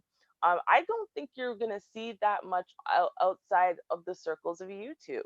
And to be honest with you, because if that was how men were really acting in real life, there would be mostly single sexless men, and we're not actually seeing mostly single sexless men. And as much as like the problems and the issues and whatever and these opinions are so concentrated on YouTube, so sometimes I think it can be misleading about what's actually happening in real society, insofar as, like, do we actually think, oh, hey, well, if I show a woman a modicum of respect, well, then I'm going to be a simp, so I can't do that? Is that actually happening in real life? Like, no. Are we getting a lot of disrespect in real life? Sure. But is that on the dating field? No, I think No, the place that we're well, getting screwed in dating is in the places where, hey, you got ghosted, hey, he made promises he didn't keep, stuff like that. I think that's more so where we're seeing issues, not so much in the respect and the gentlemanly thing. I think people still kind of understand that. I think it is. I think it is affecting somewhat in some areas in real life. I mean, I've heard young guys just 3 weeks ago, right, talking about how women are strags and they're 18 and 19 years old. Where are they getting that from? In real life, you've heard this? Yes. Oh wow. Okay then. I have a friend that I drive. Down the I street, you walk down the street, you went because I to have my own trucking thing. I drive across country, and I have a friend who drives too. Right. A year ago, he was a pro-black dude. Now a year later, he's on some. I think it's the black woman's fault. I think it's the black woman's fault for everything, and he listens to BGS. Mhm. And he wasn't like that a year ago. Well, see, that's exactly what I meant. See, unfortunately, this rhetoric is really pervasive and strong on YouTube. So, I'm not surprised when you said, "Oh, and he listens to YouTube." Oh, yeah, of course. There you go. That's the missing Oh link. no, nice. Did you hear this from the guy sitting next to you, or in the gas station, or did you hear that on YouTube? No, I didn't hear this from them. No, these are youths that I've seen, I've worked with. I know some of their parents, and they're talking this rhetoric. And Reggie, my friend, I've known for years. And I know for a fact he didn't have a mentality like this. Now all of a sudden, it's the black woman's fault. She needs to be held accountable. Now he's like that, and he wasn't like that a year ago. Oh, And he listens to BGS. these niggas is crazy and derelict. See, I think the thing is too, right? And this happens a lot, and we do this a lot as humans, is that um there's a problem, right? Okay, so one way or the other, we know there's a problem, we know there's dysfunction. We're angry or upset about it or whatever. We find people who acknowledge that there's a problem too, and they're angry, upset about it, and they've got this magical answer, this magical solution. Blame all women. All right, fine. So they're gonna latch onto that for a while, and they're Stop gonna be talking about angry. angry people, Ruby. You gonna get us in trouble. Let me finish. They're gonna be angry for a while. They're gonna be venting for a while. They're gonna really latch on to this rhetoric for a while. But eventually, what happens is you come to balance, right? And that balance is saying, okay, there is a problem. Yeah, you know what? Okay, women need to be accountable for their part, but hey, wait a minute, as a man, I got a part too. I got to be accountable for that. And so I think eventually the majority of the good men who are just, they're just pissed off right now, that's why they're latching onto this rhetoric. They find that balance, and they recognize the role that they have to play in order for things to go better, right? It's just the same thing that I said with the women, as far as who you're attracting towards you. Is it your fault that he ain't shit? No, it's not your fault that he ain't shit. But at the same time, could you draw a better type of man towards you? Could you draw in and attract a better, higher quality of a man with a better quality of thinking? Absolutely. But you got to heal that pain and that damage internally that is allowing you to put out beams to these shit dudes. Okay, you know what I mean? You got to look at the role that you're playing as well. Or maybe you got a dysfunctional way of attacking some things, or whatever it is. Maybe you can't trust someone enough to submit to them, which is causing dysfunction in the relationship. Like, there's all these parts of relationships we can play a role in them going wrong. So we have to recognize that we play a role too, just as much as the other person who's also at fault for stuff is playing a role, right?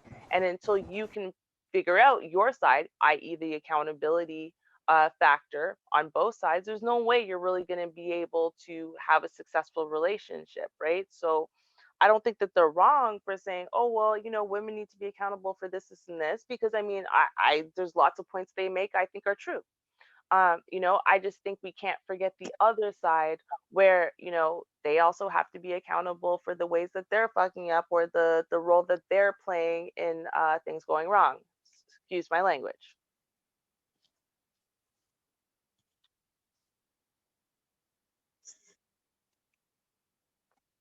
Ooh, Lord, it's 5 o'clock in the morning.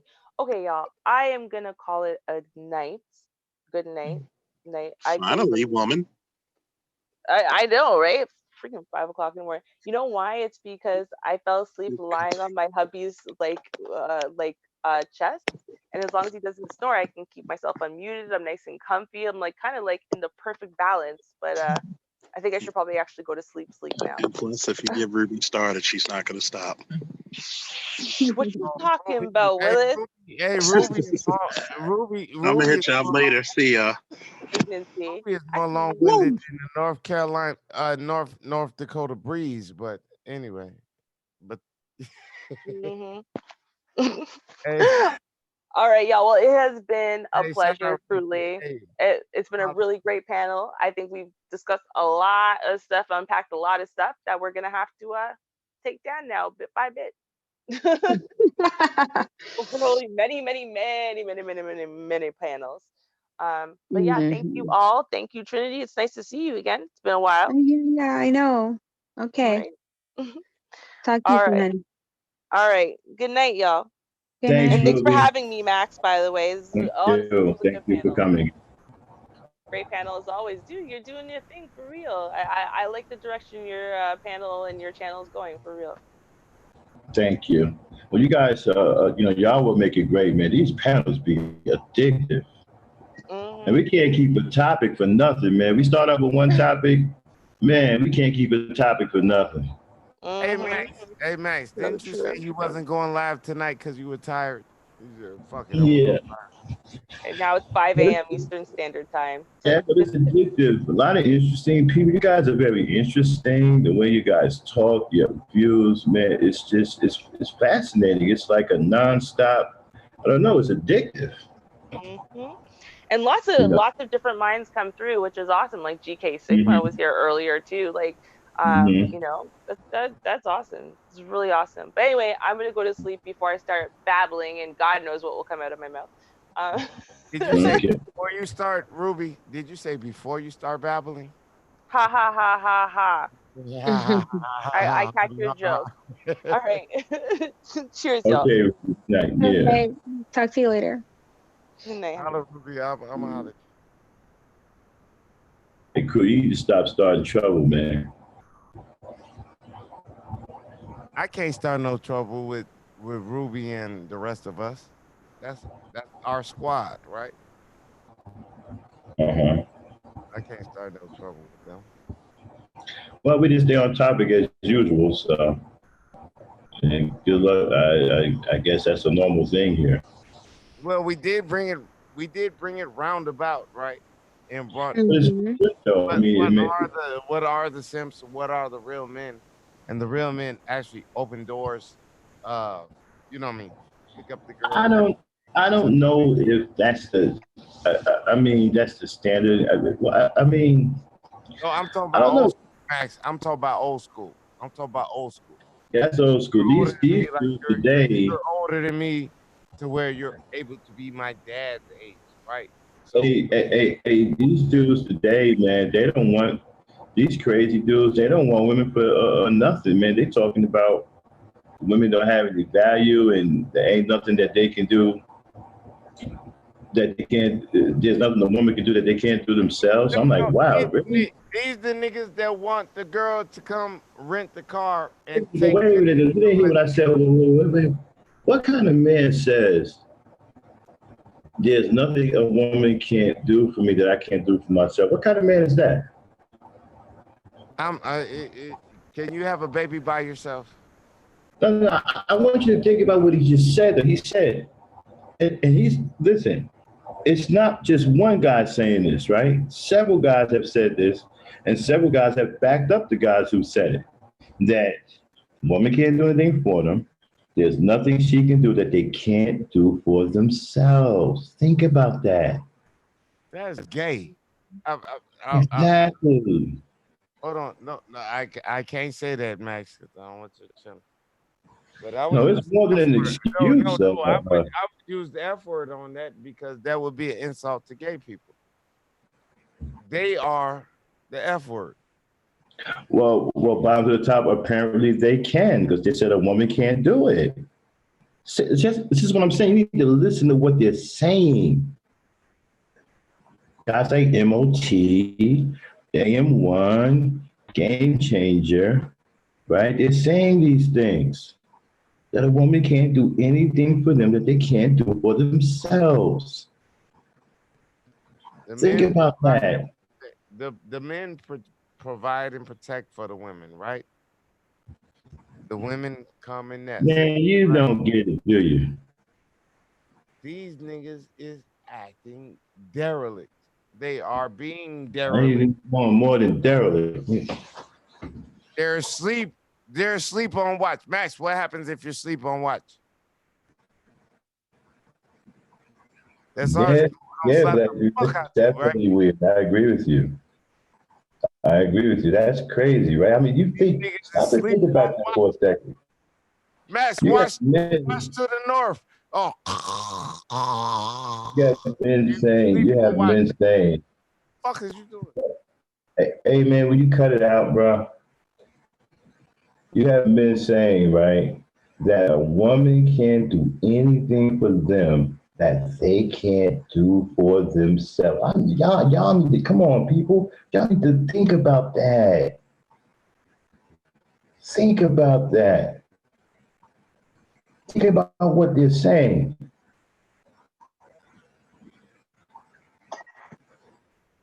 It says a lot. Does it?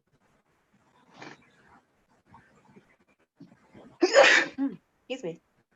Bless you. Hey Trinity, that one video you put up, what was it? The one which you was on a fire escape, I think it was. Which one? That had, I think the one you had on the fire escape was looking really cute, and the music was fire. I wanted to know the name of the song you was playing. I meant to reach out to you about that song. That song was fire. I was trying Which to one? find it. I could. The one, I think the video you did where, because I'm subscribed to your channel, so I get an alert every time you throw up a video. Well, I think it was, you don't never leave me no comments. So I don't, yeah, I never comment. you talking about the one when I was trolling Cerulean, or are you talking about the one where it's like it sounds like a guy voice?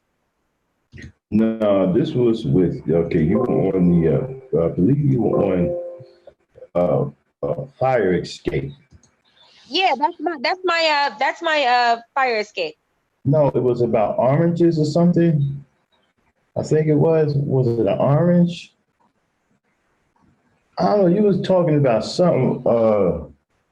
Oranges. Let me see. Hold on, let me Oh, see. shit, I got a bag of oranges in here. What can I do with my bag of oranges? I think it was. I think you was talking about oranges or something. You was on a fire escape, and that music was fired up. Okay, let me see. Let me see.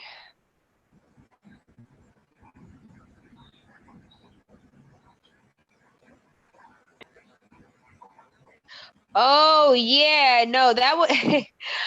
I actually got a video. You want to see the video? That's so funny. No, that's cool because I think I've seen it already.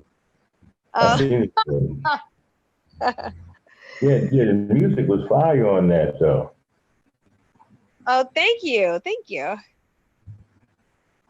Was that you or somebody else, or was that somebody already established? Who was that? That's me. You made that? That was very good. Okay, let me see. I'm about to drop the link. Hey, yeah, drop the link. Drop the link. I'm dropping the link. I'm dropping the link. Hey, Trinity. Do I make music? God damn it. I wanna fuck with you on some music. But ooh, this gonna be bad. Oh shit. No. Hold up.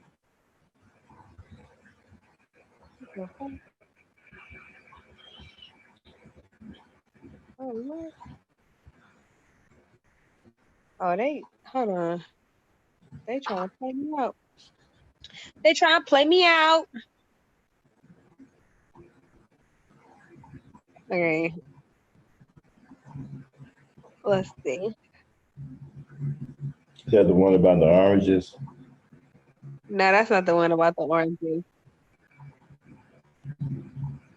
Shit, hell to the no. Hey, Trinity, I've been having those same problems as well. You gotta Oh, get let What? me go to your correct. website real quick. What kind of problems? I've been having the same problems when I try to go live or I'm on Max's channel or Cerulean's channel. Yeah, And they always trying to play me out. like, where's my track? Where's my track? You know what I mean? It's like, Mm-hmm. shit, where the fuck is this shit? And they always Hey, try to drop it. hide Hey, it. type stuff in the chat, Trinity. Huh? Let me go to your page real quick. Okay, hold on.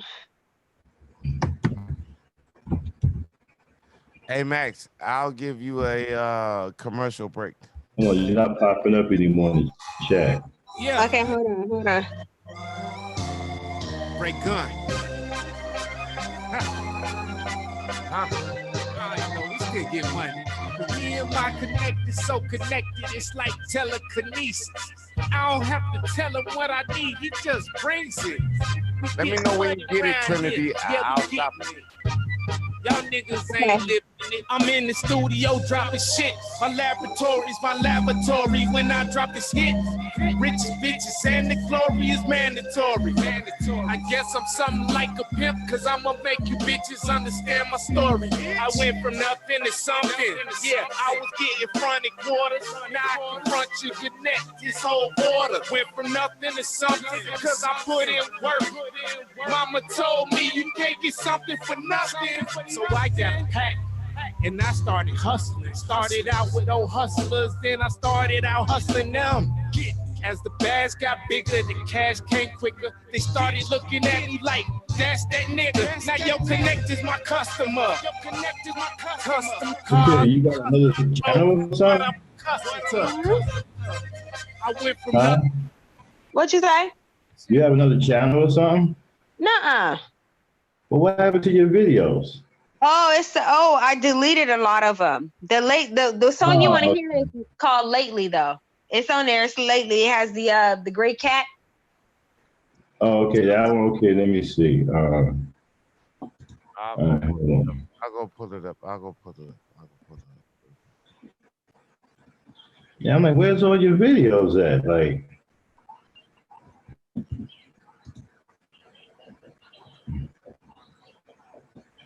I thought I explained to you before, Maximum. I wasn't planning on being, on that channel. It's temporary for things.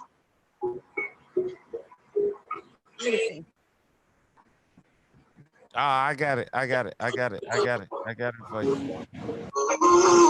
How many days, how many ways, how many games do I gotta play to get in your face, read your face, see your face, turn up your time, like a place, bitch, no time to be replaced. My little bitch was telling Glaze, boy, the Thursday might be your birthday. Should have been me in the first place, it's the champagne and birthday cake. I get a full thing for some baby, for her, and not a repeat. The truth that they both pretend you know. Maybe you can take me, bitch, as a lady. You can teach me how to ice cream. So we can take a little trip on a space and you can give me a baby. Hopefully my next one, my period, baby. We can go to Paris, Hollywood, live it up in Vegas at the Mandalay Bay, and spend a whole life in a holiday. You know what it do. hey, you know what? You shot out. Okay.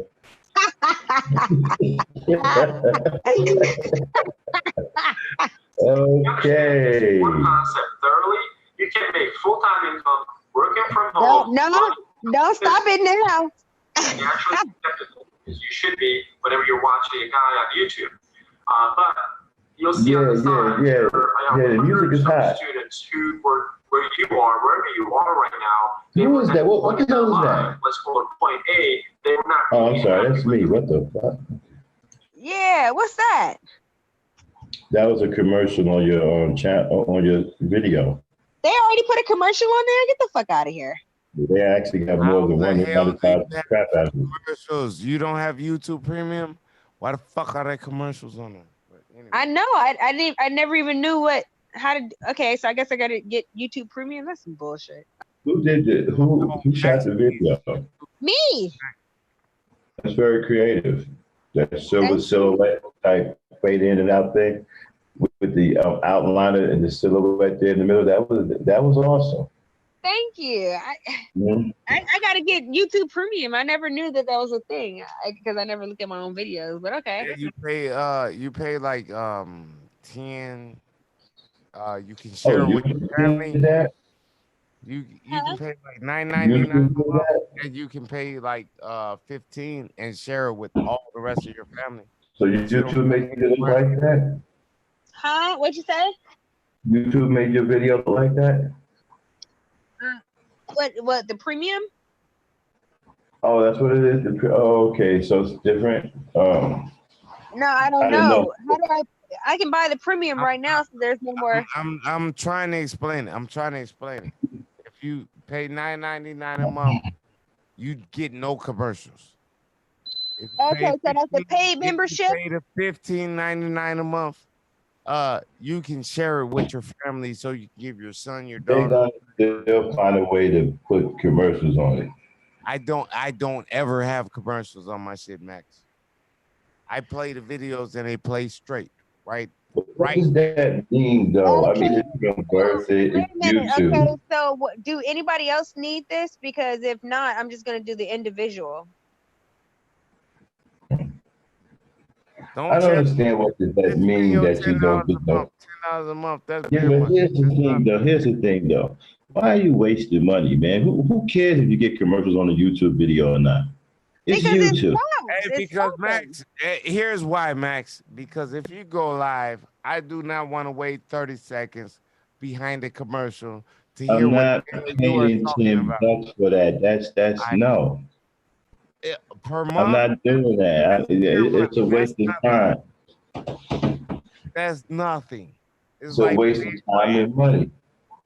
it's like paying for Amazon Prime. It's $12 a Come month, on, man. but your shit gets delivered Now tomorrow. you younger generation, y'all need to meditate, man. Y'all gotta relax yourselves. Y'all too Hey, uptight for Max, no reason. Max, I'm Huh? gonna put you on this. I don't even Okay, go buy listen. groceries. Okay, listen. No more talking. I brought it, so let's just play the video. I brought it, so it should work. What video? Play the video you're playing. It should play without any commercials because I brought the premium. Nah, that's okay. It's cool. I already heard it. So why did you get the premium? Oh my god.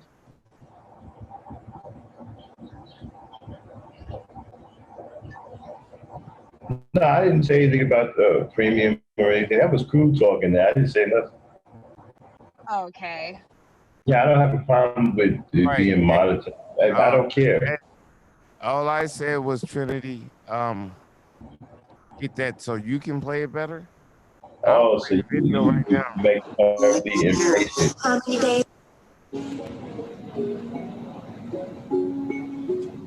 Yeah. How many days, how many ways, how many games do I gotta play to get in your face? Invade your space, take up space, time up your time, like a shoelace, like a shoelace, bitch, in no time to be replaced by a little bitch with style and grace. Boy, let me Thursday, might be your birthday, should've picked me in the first place, put the champagne in the birthday cake. Gotta get a full pay for some baby, before I spend out a romantic, girl, should've met that cool potato, tsunami. Maybe you can take me fishing at the lake. You can teach me how to ice skate. And we can take a road trip out of state. And you can give me a babe. Hopefully by next month my period late. We can go to Paris, Parlez-vous Francais. Live it up in Vegas at the Mandalay Bay. And spend a whole life Vegas a holiday. You know what it is. You know what it is.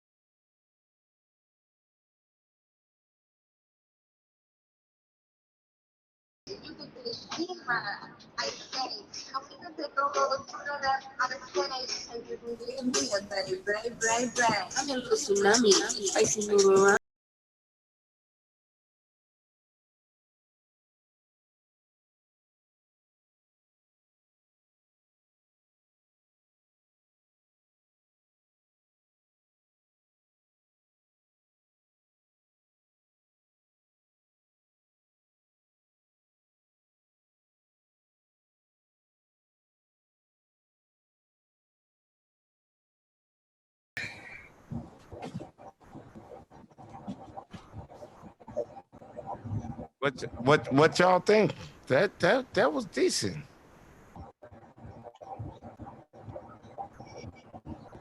I like that.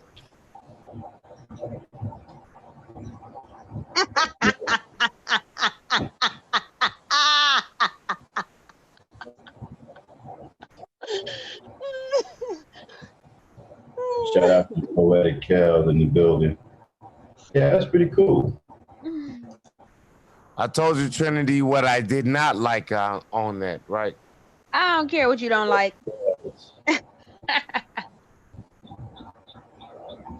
But I told you what I do like. Did you see the video? I was watching the video. That's how the audio came through. Okay. Because I was watching the video. Just enjoy just enjoy the art. Shit. But there was a line in there that was Crew, Trinity actually made my first she actually made the intro to my first video. She actually helped launch this channel. That is all good. That is very good. That is awesome. Right, you get more views than you have subscribers, right? Me? Huh? No, I'm talking to Max, right? You get more views than you have subscribers, right? She put together the intro that I advertised to open up the Maximum Overdrive. She actually helped launch Maximum Overdrive. Yeah, she's good with that. Trinity, you know what you're doing. Oh, that's good. Don't overdo it. You get me? What? And don't overdo it. Let me tell you something, True. You do what you can. I do what I want. I wrote that. It's on one of my songs from 8 years. I know. That's why I had to recite it back to you so you know who you're dealing with. I said that shit 8 years ago. Yeah, trust and believe that. I'm paying attention. You get me? Yeah, I get you. I told you it was one line in what you said. I like. Do you get me? Hey, y'all hold it down. I'll be right back. I'm going on mute for a minute. Oh, I'm finna play Gabby Douglas. Okay.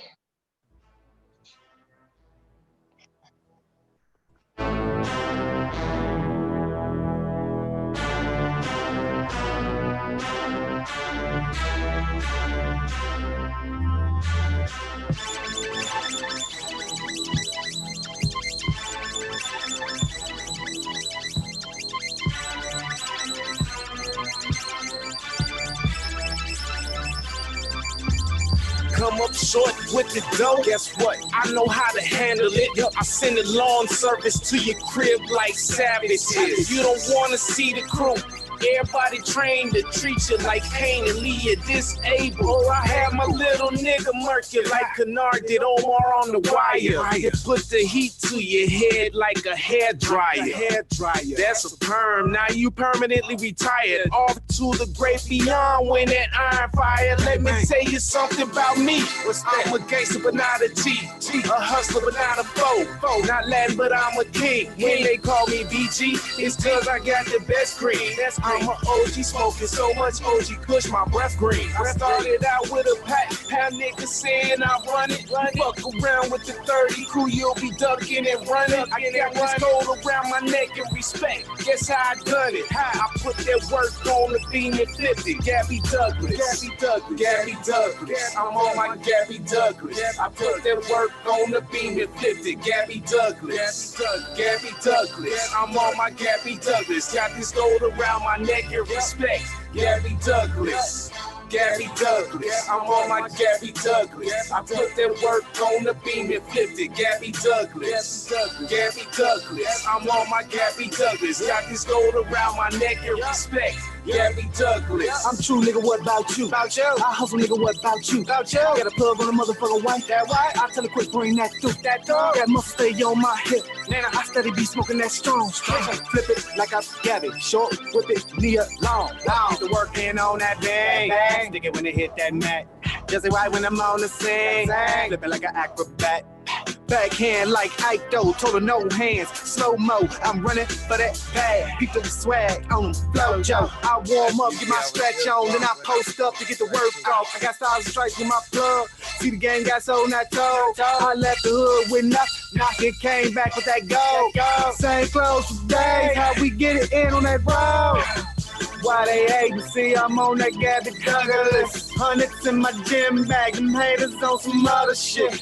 Fresh off my box spray, I was born to fail. I might have failed, but in the end, I still won the shit. Gabby Douglas, I'm on my Gabby Douglas. I put that work on the beam and flipped it. Gabby Douglas, Gabby Douglas. I'm on my Gabby Douglas. Got this gold around my neck and respect. Gabby Douglas. Gabby Douglas, I'm on my Gabby Douglas. I put that work on the beam and flipped it. Gabby Douglas, Gabby Douglas. I'm on my Gabby Douglas. Got this gold around my neck and respect. Gabby Douglas. G-A-B-B-Y. Duh, so that's less swag for y'all. I balance things on the balance beam. Ain't no more falling off. Out for the gold. So keep your bronze and silver, cause bitch, I came to deliver. And I'ma eat good like a Christmas dinner. Your boy can't lose. Oh no, I'm a winner. Woo. Ice cold like winter. I'm after the shit. You can call me Splinter. Get on bullshit. And I got my ninjas. I mean my niggas, yeah, that's my team. American dream, #1 top spot, so I can't flop. So when a nigga drop, that's non-stop cream. I'm about that green. Dreads on my head, fuck color my hair. I'm a natural up, that's red, ain't fair. Nope. Oh my Gabby Douglas and a nigga gotta love it. On the shit probably above, give a fuck if y'all care. Came a long way to just back out now. Competition here, might as well back down. Watch me flip the trap like a nigga flip a plaque on the block. That side till it got locked down. This shit real, so I represent it. All thoughts intended. I know my business from start to finish, but I never finish. I go on and on like the on and sentence. Too much swag, it's all in the bag. Guess I'm on my gas with my gift for gas. So throw in your flags, I'm showing my flag. By blowing the gas, you know it's swag. Gabby Douglas, I'm on my Gabby Douglas. I put that work on the beam and flipped it. Gabby Douglas, Gabby Douglas. I'm on my Gabby Douglas. Got this gold around my neck and respect. Gabby Douglas. Gabby Douglas, I'm on my Gabby Douglas. I put that work on the beam and flipped it. Gabby Douglas, Gabby Douglas. I'm on my Gabby Douglas. Got this gold around my neck and respect. Gabby Douglas. Like I really appreciate it, Sister George. I really do. Oh.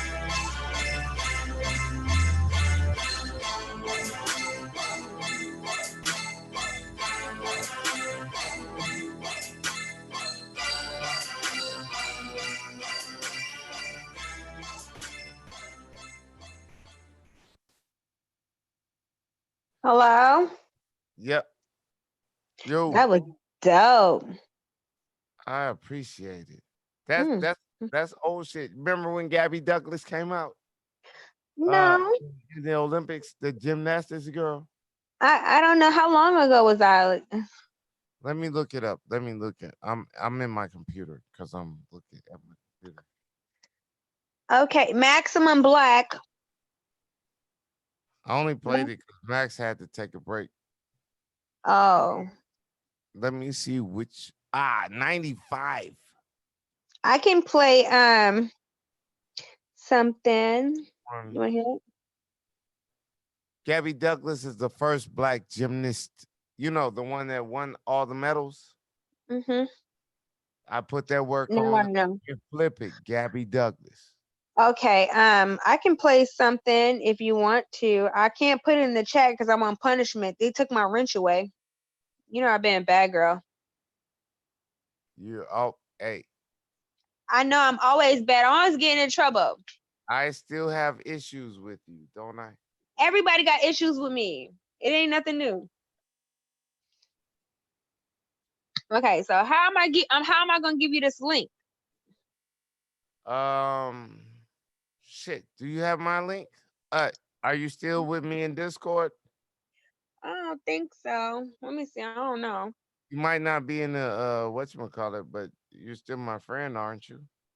I think so. I don't know. I haven't been in Discord in months. Yeah, you can send it through that. I can download it and play it. I've got the best shit to play shit on YouTube. Oh yeah.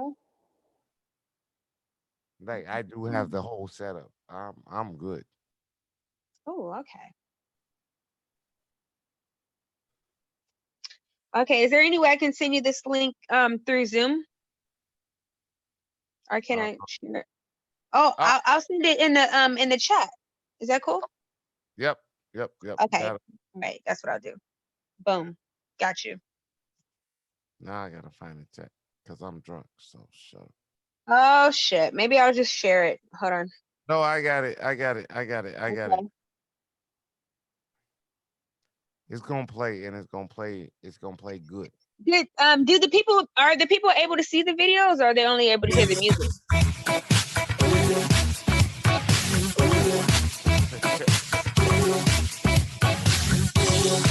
Here we go.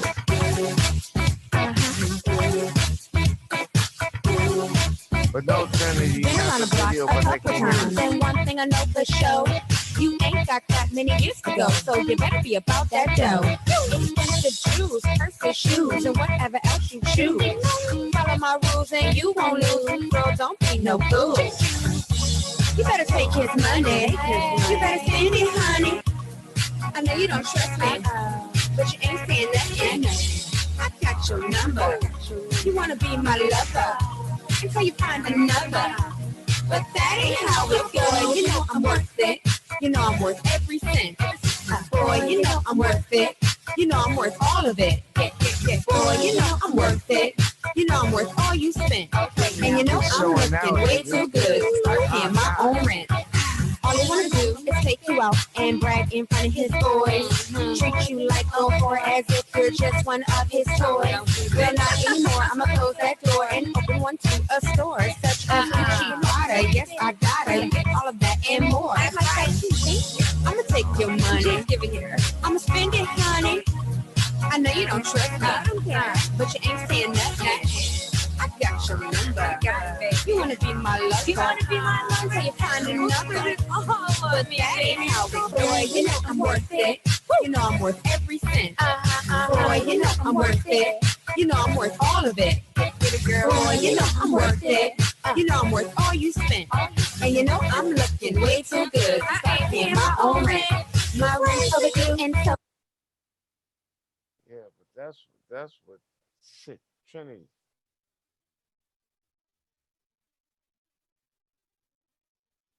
Trinity. Hello? Hey. Yeah, I'm gonna play it from my phone because they can at least see the video like that, okay? Okay, but is that okay with you, crew? I don't okay. mind. Yeah, because they can't see the video when you play it for some reason. So I'm gonna play it from my phone, okay? Okay. All right.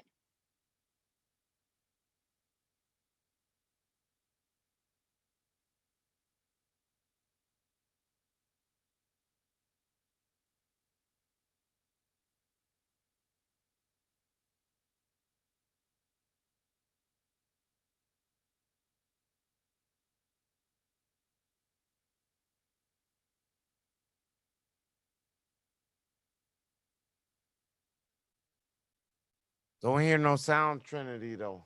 We don't hear no sound, Trinity.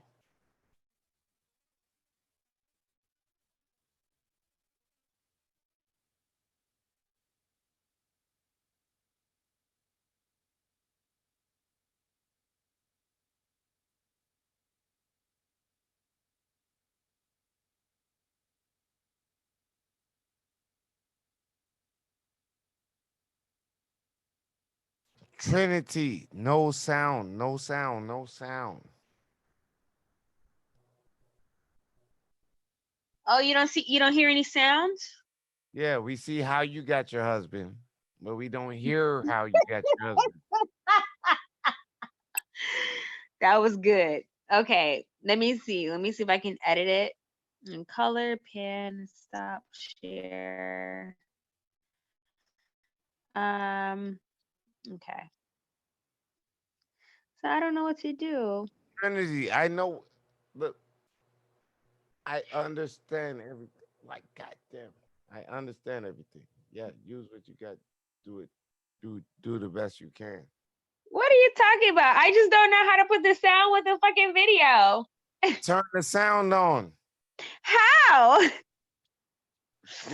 You can't be that fine and be stupid. Turn the sound on. You don't have to insult me, sir. Okay, let me see. I'm sorry, lady. Because I was sharing the screen. Because I can hear it, but I actually did drop the link to your video in the chat. Okay, so maybe they should just go see it, by themselves. But you can play the video if you can. They just didn't have the You sound. know what I'll do? I'll play the other video, the lately video that we just heard, so they can get the visual. Let me see. Background play is on with the okay.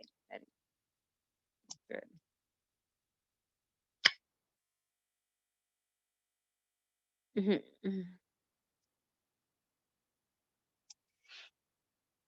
And don't let me get to working, because if I go start looking for my music, oh God. Oh shit. Oh. It's gonna be bad. Why is it gonna be bad? Because I have so much music. I know, I'm sure you do. It all sounds good. Okay, here we go. You tell me if you can hear this. I don't know if you can hear it. Can you hear that? Can you hear that? No, hello? No. I can't see nothing. I see your screen. But okay, but what I'm trying to can I ask you a question? How do I put it to where the music is can be heard? Let me try to figure this out. Hold on. I think you know what? I think I know. Okay, yeah. I think I know. Hold on. I think I know. Whoop. Whoop. Now, listen, when I play this, let me know if you can hear the music in the chat room, because I'm not going to be able to hear you here. So.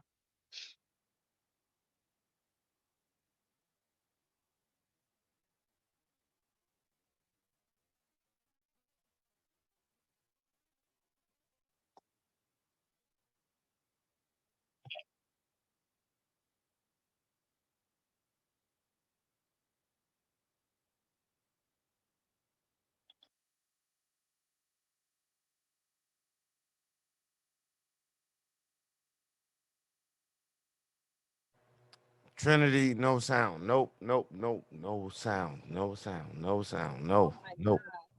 So no sound. Wow. We can see the video. We can see the video. Okay, just 1 second. But no sound with it. Okay, well, let me figure it out.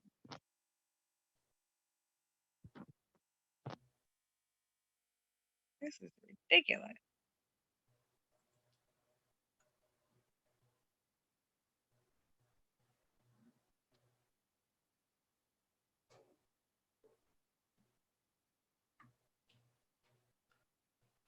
Hey, what? Trinity. Yeah.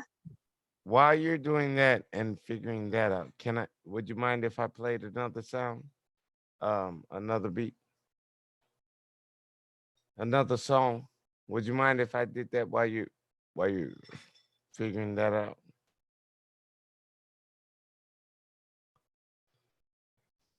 Huh?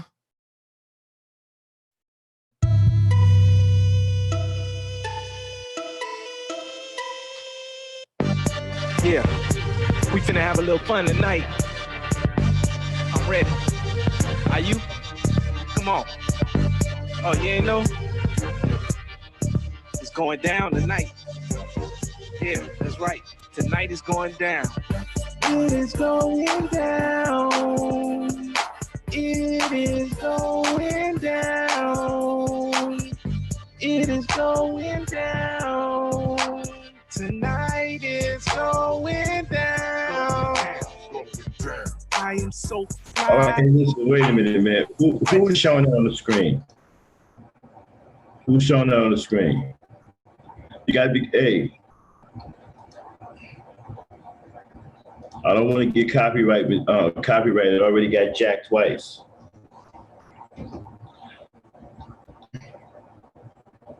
You guys listening?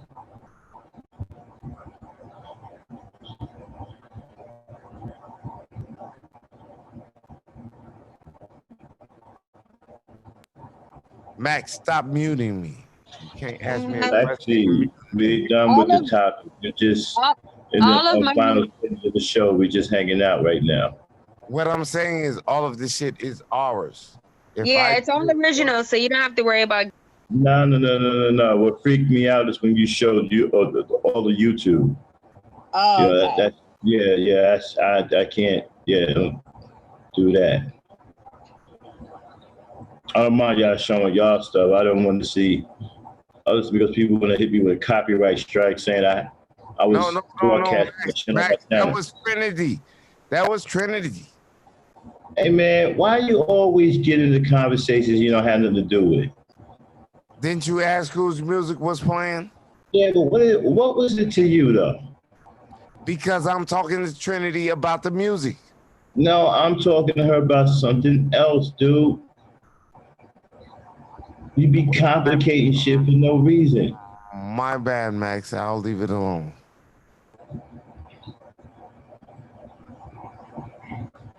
Max. So we was trying to figure out a way to show the video and the music. Do you know how to do that? Because I don't know how to do that. The video and the music together. Yeah. Just show you. Yeah, just share your screen. Okay, I tried to do that, but And play the video. Yeah, there was no sound with it. There was no sound with it. She tried to. There was no sound with it. There was no sound with it. I just played it. What do you mean there was no sound? There's plenty of sound. Well, I'll try one more time and see if I.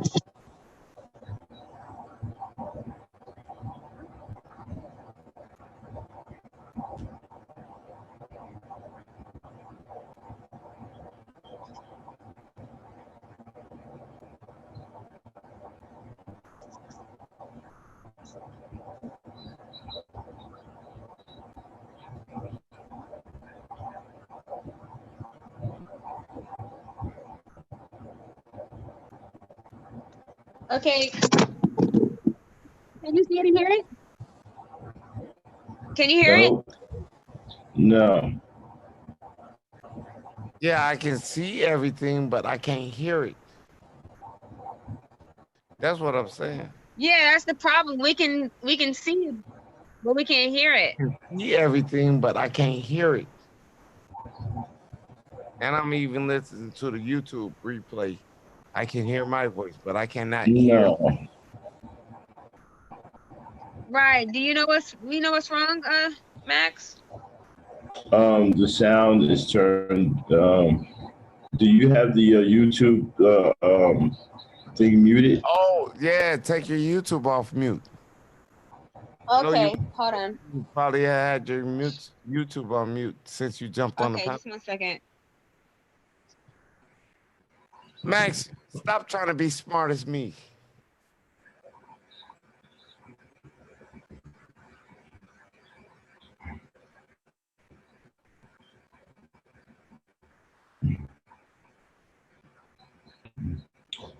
All right, I'm gonna grab a smoke. I'll be right back. Don't y'all get nothing to get me copyrighted, please. Okay. Hey, will we play any Okay, bogus wait. music? So Yeah, take your YouTube on your phone off of mute and play that shit. Share screen. I'm trying to. Hold That'll work. on.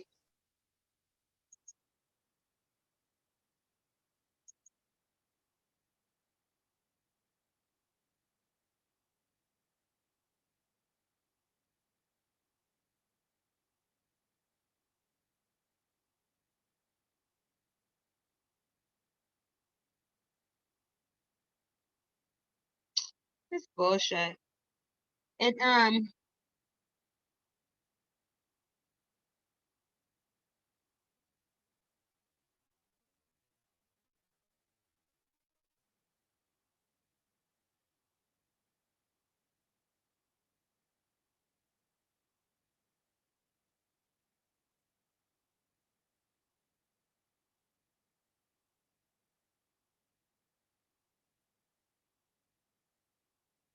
can you hear it now?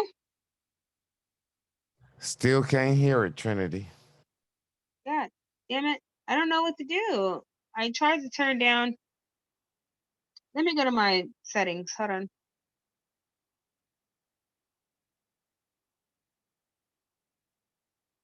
You know, what if I put on my earphones? I would say don't have your earphones on. Just share your screen, share your mic, share everything, and like, but why the hell is your sound not coming through there? Is the sound coming through now? No. I hear Okay, hold your on. voice. I don't hear the shit that's playing from your YouTube though. Okay, I get it. Just 1 second. Let me try to figure out what's going on here.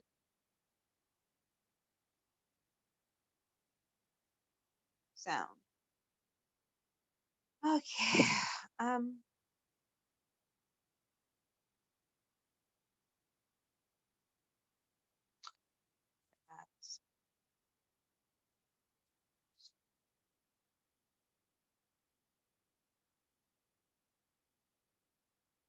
Does anyone know in the chat know?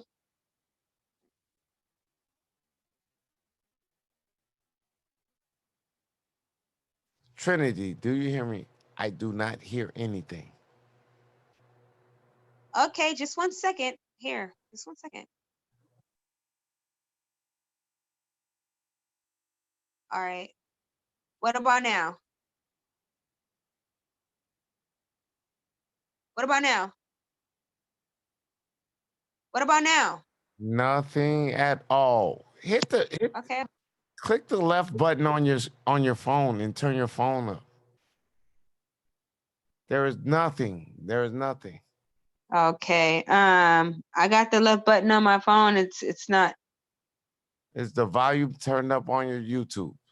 Yeah, it's turned up as far as I know. Shit.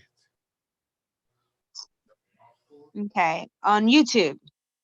Yeah, see, it's on No, YouTube. And yeah. If you got your volume turned up, if you're sharing screen, the sound from YouTube should go to this stream right now.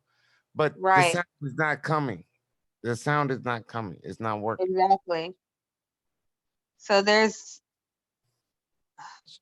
hold on. I'm too drunk and it's too early in the morning for me to like work that out for you. I know how I can figure that out at 5 in the morning. Not at 5 in the morning. Okay, well, let's just let the shit go then. I just don't understand why the fuck it ain't working. I don't understand that either. I don't understand that either.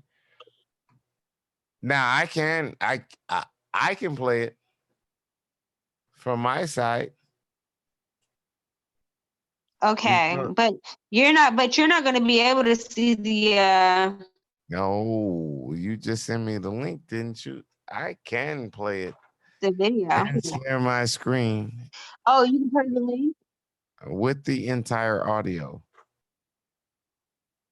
I believe. Okay.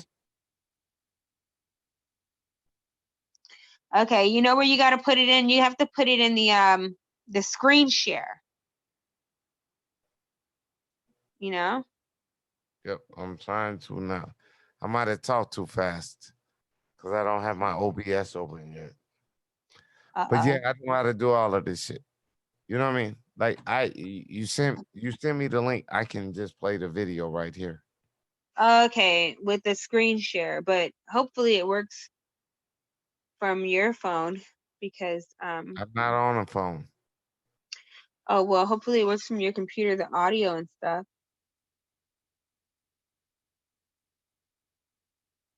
All right. I don't want to tell on everybody, so I'm not gonna share it yet. Let me get this shit correctly. Okay.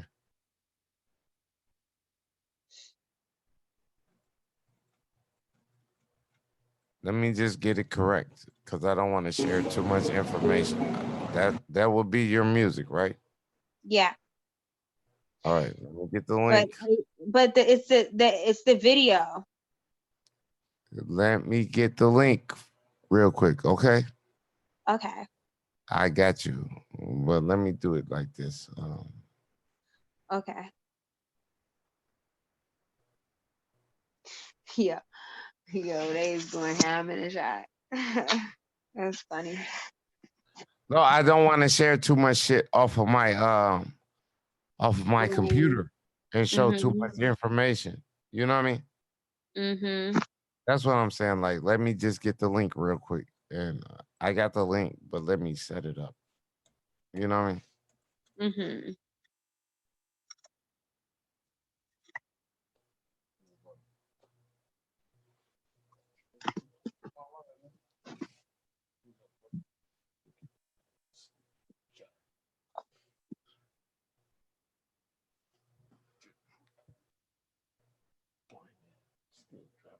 Shut up.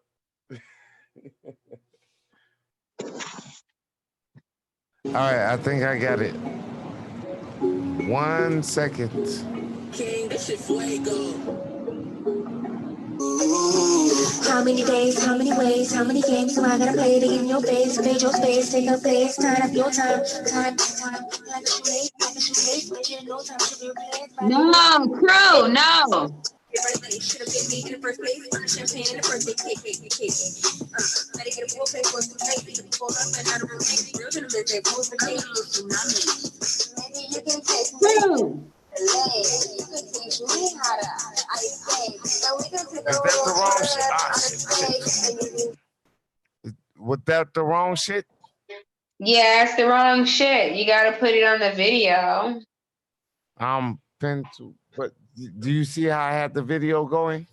I see the thunderstorms. Yeah, I had it going, but was that the wrong track or what? No, that was the right track. It was just the wrong video. Okay. I have my OBS going. That's how it works. But like you can see the track, right? You can see everything. No, but you don't see the video. That was the whole point. They already heard the song. How many days, how many ways, how many days, lady in your face, invade your space, take up place, turn up your time. Oh, shit. Yeah. It's not showing the video. I can get it to show the video, but it's okay. Since we're talking and I'm trying to set it up, it's gonna play it. Come on, man, because I'm ready to close down, bro. I'm dead tired. Okay. Well, Max, can I give you a track to go out on? Since you like you want Xbox. I've got a PlayStation. I got a track, yo. I'm getting ready to play the one I want. Guess what? Guess what I got?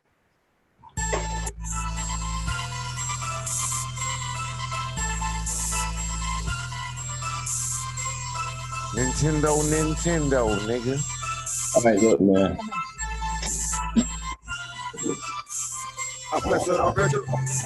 Nintendo. I'm smoking this petrol. Nintendo. Nintendo, my friend from Japan. Nintendo.